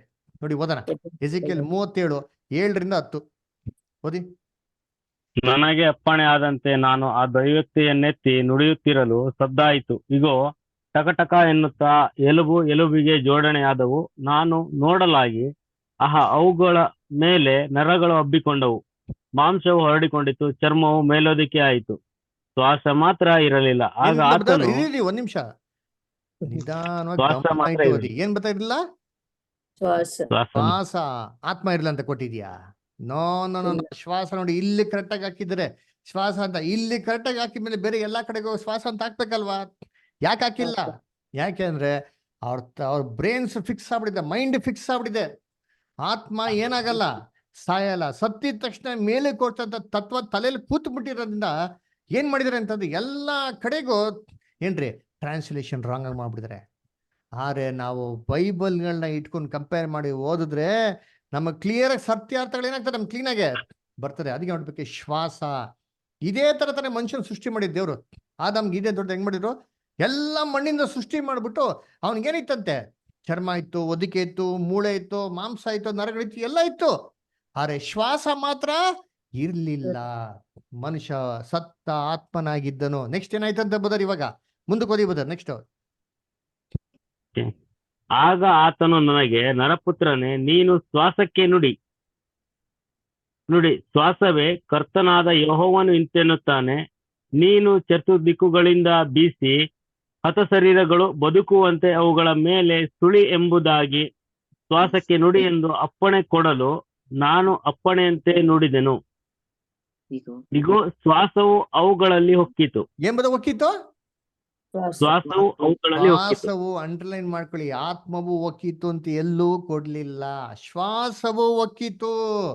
ಆಮೇಲೆ ನೆಕ್ಸ್ಟ್ ಏನಾಯ್ತಂತೆ, ಬದುಕಿದವು, ಕಾಲೂರಿ ನಿಂತವು. ಕಾಲೂರಿ ನಿಂತವು, ಅಂಡರ್ಲೈನ್ ಮಾಡ್ಕೊಳ್ಳಿ. ಇದೇ ಕಂಡೀಷನ್ ಆದಾಮ್ಗಾಗಿದ್ದು. ಶ್ವಾಸವು ಒಕ್ಕಿತೋ, ಬದುಕಿದನು, ಕಾಲು ನಿಂತನು. ಕರ್ತನಲ್ಲಿ ಅಂತ ಸಹೋದರ ಸಹೋದರಿಗಳೇ, ಏನ್ರಿ ಮನುಷ್ಯ ಏನಾದಂತೆ ಬದುಕುವ ಆತ್ಮನಾದನು. ಅದಕ್ಕೆ ನೋಡಿ, ಬೈಬಲ್ನಲ್ಲಿ ಚೇತಾನ್ ಏನೇ ಕುತಂತ್ರ ಮಾಡಿದ್ರು ಎಲ್ಲ ಒಂದ್ ಕಡೆ ದೇವ್ರ ಸತ್ಯನ ಇಟ್ಟಿರ್ತಾರೆ. ಅದಕ್ಕೆ ಬೈಬಲ್ ಡಿಕ್ಷನರಿ ಹೇಳೋದು ನಾವು. ಅಂದ್ರ ಬೈಬಲ್ ಇಂದ ಪ್ರಶ್ನೆ ಎಂದ್ರೆ ಬೈಬಲ್ ಇಂದ ಉತ್ತರ ಏನ್ ಮಾಡ್ಬೇಕು, ಹುಡುಕ್ಬೇಕು. ಸಮಾಧಾನದಿಂದ ಕೂತ್ಕೊಂಡು ಏನ್ ಮಾಡ್ಬೇಕು, ಸತ್ಯಾರ್ಥಗಳನ್ನ ಕೇಳ್ಬೇಕು. ಅಲ್ವರ ನೋಡಿ ಎಷ್ಟು ಕ್ಲಿಯರ್ ಆಗಿ ಕೊಟ್ಟಿದ್ರೆ. ಇದುವರೆಗೂ ನಾವು ಓದಿರೋಂಥದ್ದು ಏನೆಲ್ಲ ನೋಡಿದ್ರೆ 1.5 ಗಂಟೆ ನಾವು ಓದಿರೋದು ಸಮರಿ ಎಜಿಕೇಲ್ 37 ನಮ್ಗೆ ಕ್ಲೀನ್ ಆಗಿ ಕೊಟ್ಟಿದೆ. ಅಲ್ವರ ಏನೂ ಇರ್ಲಿಲ್ಲ, ನಿರ್ಜೀವವಾಗಿತ್ತು. ಶ್ವಾಸ ಬಂದು ಒಕ್ಕಿದ ತಕ್ಷಣ ಬದುಕಿದ್ದವು. ಇದೇ ಜೀವ ಶ್ವಾಸನ ಆದಾಮ ಕೊಟ್ಟಿದ್ದು. ಇದು ಕಣ್ಣಿಗೆ ಕಾಣಿಸಿದಂತ ಅದ್ಭುತವಾದ ಶಕ್ತಿ. ಅದಕ್ಕೆ ಚತುರ್ದಿಕ್ಕಿನ ಗಾಳಿ ಬೀಸು ಅಂತ ಹೇಳ್ತಾರೆ. ಗಾಳಿ ಕಣ್ಣಿಗೆ ಕಾಣಿಸ್ತದ? ಫೀಲ್ ಮಾಡ್ಬೋದು, ಅದಕ್ಕೆ ಪವರ್ ಇದೆ, ಶಕ್ತಿ ಇದೆ. ಆದ್ರೆ ಕಣ್ಣಿಗೆ ಏನಾಗಲ್ಲ, ಕಾಣಿಸಲ್ಲ. ಅದಕ್ಕೆ ಕಣ್ಣಿಗೆ ಕಾಣಿಸಿದಂತ ಅದ್ಭುತವಾದ ಶಕ್ತಿ. ಅದನ್ನೇ ಯೇಸು ಕ್ರಿಸ್ತ ಹೇಳಿದ್ರು, ನಾನ್ ಮಾತಾಡೋಂಥದ್ದು ಹೆಂಗಿದೆ ಅಂತೆ, ಕಣ್ಣಿಗೆ ಕಾಣಿಸಲ್ಲ, ಅದ್ರ ಶಕ್ತಿ ಇದೆ. ಎಷ್ಟು ಶಕ್ತಿ ಇದೆ ಅಂದ್ರೆ ಪಾಪಿನ ದೇವ್ರ ಕಡೆ ತಿರ್ಸ್ಬೋದು, ಅಷ್ಟೊಂದು ಶಕ್ತಿ ಏನಾಗಿದೆ ಇದೆ. ಅಪೊಸ್ತಲ ಪೌಲು ಮನಸ್ಸಿನಲ್ಲಿ ನಿರ್ಧಾರ ತಗೊಂಡ್ರು, ಈ ಮನಸ್ಸು ಕಣ್ಣಿಗೆ ಏನಾಗಲ್ಲ, ಕಾಣಿಸಲ್ಲ. ಅದ್ಭುತವಾದಂತ ಶಕ್ತಿ ಇದನ್ನೇ ಕಣ್ಣು ಕಾಣಿಸಿದ ಶಕ್ತಿನೇ ಆದಾಮ್ಗೆ ಏನ್ ಮಾಡೋದು, ದಯಪಾಲಿಸಿ ದೇವರು. ಅನ್ನ ಕರ್ತನಲ್ಲಿ ಪ್ರೀತಿ ಅಂತ ಸಹೋದರಗಳೇ, ಇವತ್ತು ಮೊದಲನೇ ಭಾಗನ ಎಂಡ್ ಮಾಡೋಣ. ಇದಾಗಿದ ನಂತರ ಇನ್ನ 4-5 ಭಾಗಗಳಿದೆ. ದಯವಿಟ್ಟು ಯಾರು ಮಿಸ್ ಮಾಡ್ದಿರಾ ಎಲ್ಲಾ ಕ್ಲಾಸ್ಗಳನ್ನ ದಯವಿಟ್ಟು ಅಟೆಂಡ್ ಮಾಡ್ಬೇಕು ಅಂತ ಕೇಳ್ಕೊಂತೀನಿ. ಖಂಡಿತವಾಗೋ ನಿಮ್ಗೆ ಸಂದೇಹಗಳು ಸಿಕ್ಕಾಪಟ್ಟೆ ಇರ್ತಾರೆ, ನಾನು ಇಲ್ಲ ಅಂತ ಹೇಳಲ್ಲ. ನಿಮ್ ಎಲ್ಲಾ ಪ್ರಶ್ನೆಗಳಿಗೂ ಸತ್ಯವೇದ ಮುಖಾಂತರ ಉತ್ತರ ಕೊಡ್ತೀರಿ. ಆದ್ರೆ ಬಹು ತಾಳ್ಮೆಯಿಂದ ದಯವಿಟ್ಟು ಬಂದು ಕ್ಲಾಸ್ನ ರೆಗ್ಯುಲರ್ ಅಟೆಂಡ್ ಮಾಡಿ. ಆಮೇಲೆ ಕ್ಲಾಸ್ ಶುರು ಆಗೋದು 8 ಗಂಟೆಗೆ. ದಯವಿಟ್ಟು 8 ಗಂಟೆ ಅಂತಂದ್ರೆ 8:15, 8:20, 8:10ಗೆ ದಯವಿಟ್ಟು ಹಂಗೆ ಮಾಡಕ್ ಹೋಗ್ಬಿಡಿ. ನಾನು 8 ಗಂಟೆ ಅಂದ್ರೆ 8 ಗಂಟೆಗೆ 5 ನಿಮಿಷ ಮುಂಚೆ ಜಾಯ್ನ್ ಆಗಿರ್ತೀನಿ. ದಯವಿಟ್ಟು ನೀವೆಲ್ಲರೂ 8 ಗಂಟೆ 5 ನಿಮಿಷ ಮುಂಚೆ ಜಾಯ್ನ್ ಆದ್ರೆ ತುಂಬಾ ಪಾಯಿಂಟ್ಸ್ ನೋಡೋಕೆ ತುಂಬ ಅನುಕೂಲ ಆಗ್ತಾರೆ. ಸಮಯ ಕಮ್ಮಿ, ನೀವು ಅದಕ್ಕೆ ಏನ್ ಮಾಡಿ ಕೋಆಪರೇಟ್ ಮಾಡ್ಬೇಕು. ಅಲ್ಲ ನಾವು ನಿಮ್ಮ ಹತ್ರ ಏನೋ ಎದುರು ನೋಡಲ್ಲ. ನಾವು ನಿಮ್ಮ ಹತ್ರ ಎಲ್ಲರೂ ಬಿಟ್ಬಿಟ್ಟು ಬಂದ್ಬಿಡಿ, ನಮ್ಮ ಹತ್ರ ದುಡ್ಡು ಕೊಡಿ, ನಾವು ಕಾಣಿಕೆಯನ್ನು ಈಸ್ಕೊಳೋದಿಲ್ಲ, ನೀವು ಕೊಟ್ಟರು ಈಸ್ಕೊಳೋದಿಲ್ಲ. ಇದು ನಾವು ಉಚಿತವಾಗಿ ಮಾಡೋಂಥ ದೇವ್ರಿಗೆ ಮಾಡ್ತಾ ಸೇವೆ ಅಲ್ವರ. ದಯವಿಟ್ಟು ಆಸಕ್ತಿಯಿಂದ ನೀವು ಕೇಳಿ, ಗಮನ ಇಟ್ಟು ಕೇಳಿ, ನೋಟ್ಸ್ಗಳನ್ನ ಬರ್ಕೊಳ್ಳಿ. ಅಲ್ವರ ನಿಮ್ಗೆ ಏನೇ ಪ್ರಶ್ನೆ ಇತ್ತು ಅಂದ್ರೆ ನೀವೇನ್ ಮಾಡಿ, ನೀವು ಅದನ್ನ ಕೇಳಿ. ಯಾಕಂದ್ರೆ ಸತ್ಯ ತಿಳ್ಕೊಳ್ಳಿ, ಸತ್ಯ ನಮ್ ಬಿಡುಗಡೆ ಮಾಡ್ತಾರೆ. ಅದರ ಸತ್ಯದಿಂದನೇ ಅವ್ರನ್ನ ಪ್ರತಿಷ್ಠೆ ಪಡಿಸು. ಯಾವ್ದು ಸತ್ಯ? ನಿನ್ನ ವಾಕ್ಯವ ಸತ್ಯ. ನಾವು ರಕ್ಷಣೆ ಹೊಂದಬೇಕು ಅಂದ್ರೆ ನಮ್ಗೆ ಯೇಸು ಕ್ರಿಸ್ತನ ಒಬ್ಬನೇ ಬೇಕು, ಸತ್ಯನೇ ಬೇಕು. ಯಾವ ಮನುಷ್ಯ ಇಲ್ಲ, ಯಾವ ತತ್ವ ಇಲ್ಲ, ಎಂಥದಿಲ್ಲ. ಅದರಿಂದ ಕರ್ತನಲ್ಲಿ ಪ್ರೀತಿ ಅನ್ಸಲ್ಲ, ಇದು ಮನಸ್ಸಲ್ಲಿ ಇಟ್ಕೊಂಡು ದಯವಿಟ್ಟು ಮುಂದೆ ಬರೋಂಥ ವಾರಗಳಲ್ಲಿ ಕರೆಕ್ಟ್ ಟೈಮಿಗೆ ಏನ್ ಮಾಡಿ ನೀವು ಬರೋದಕ್ಕೆ ಪ್ರಯತ್ನ ಮಾಡಿ.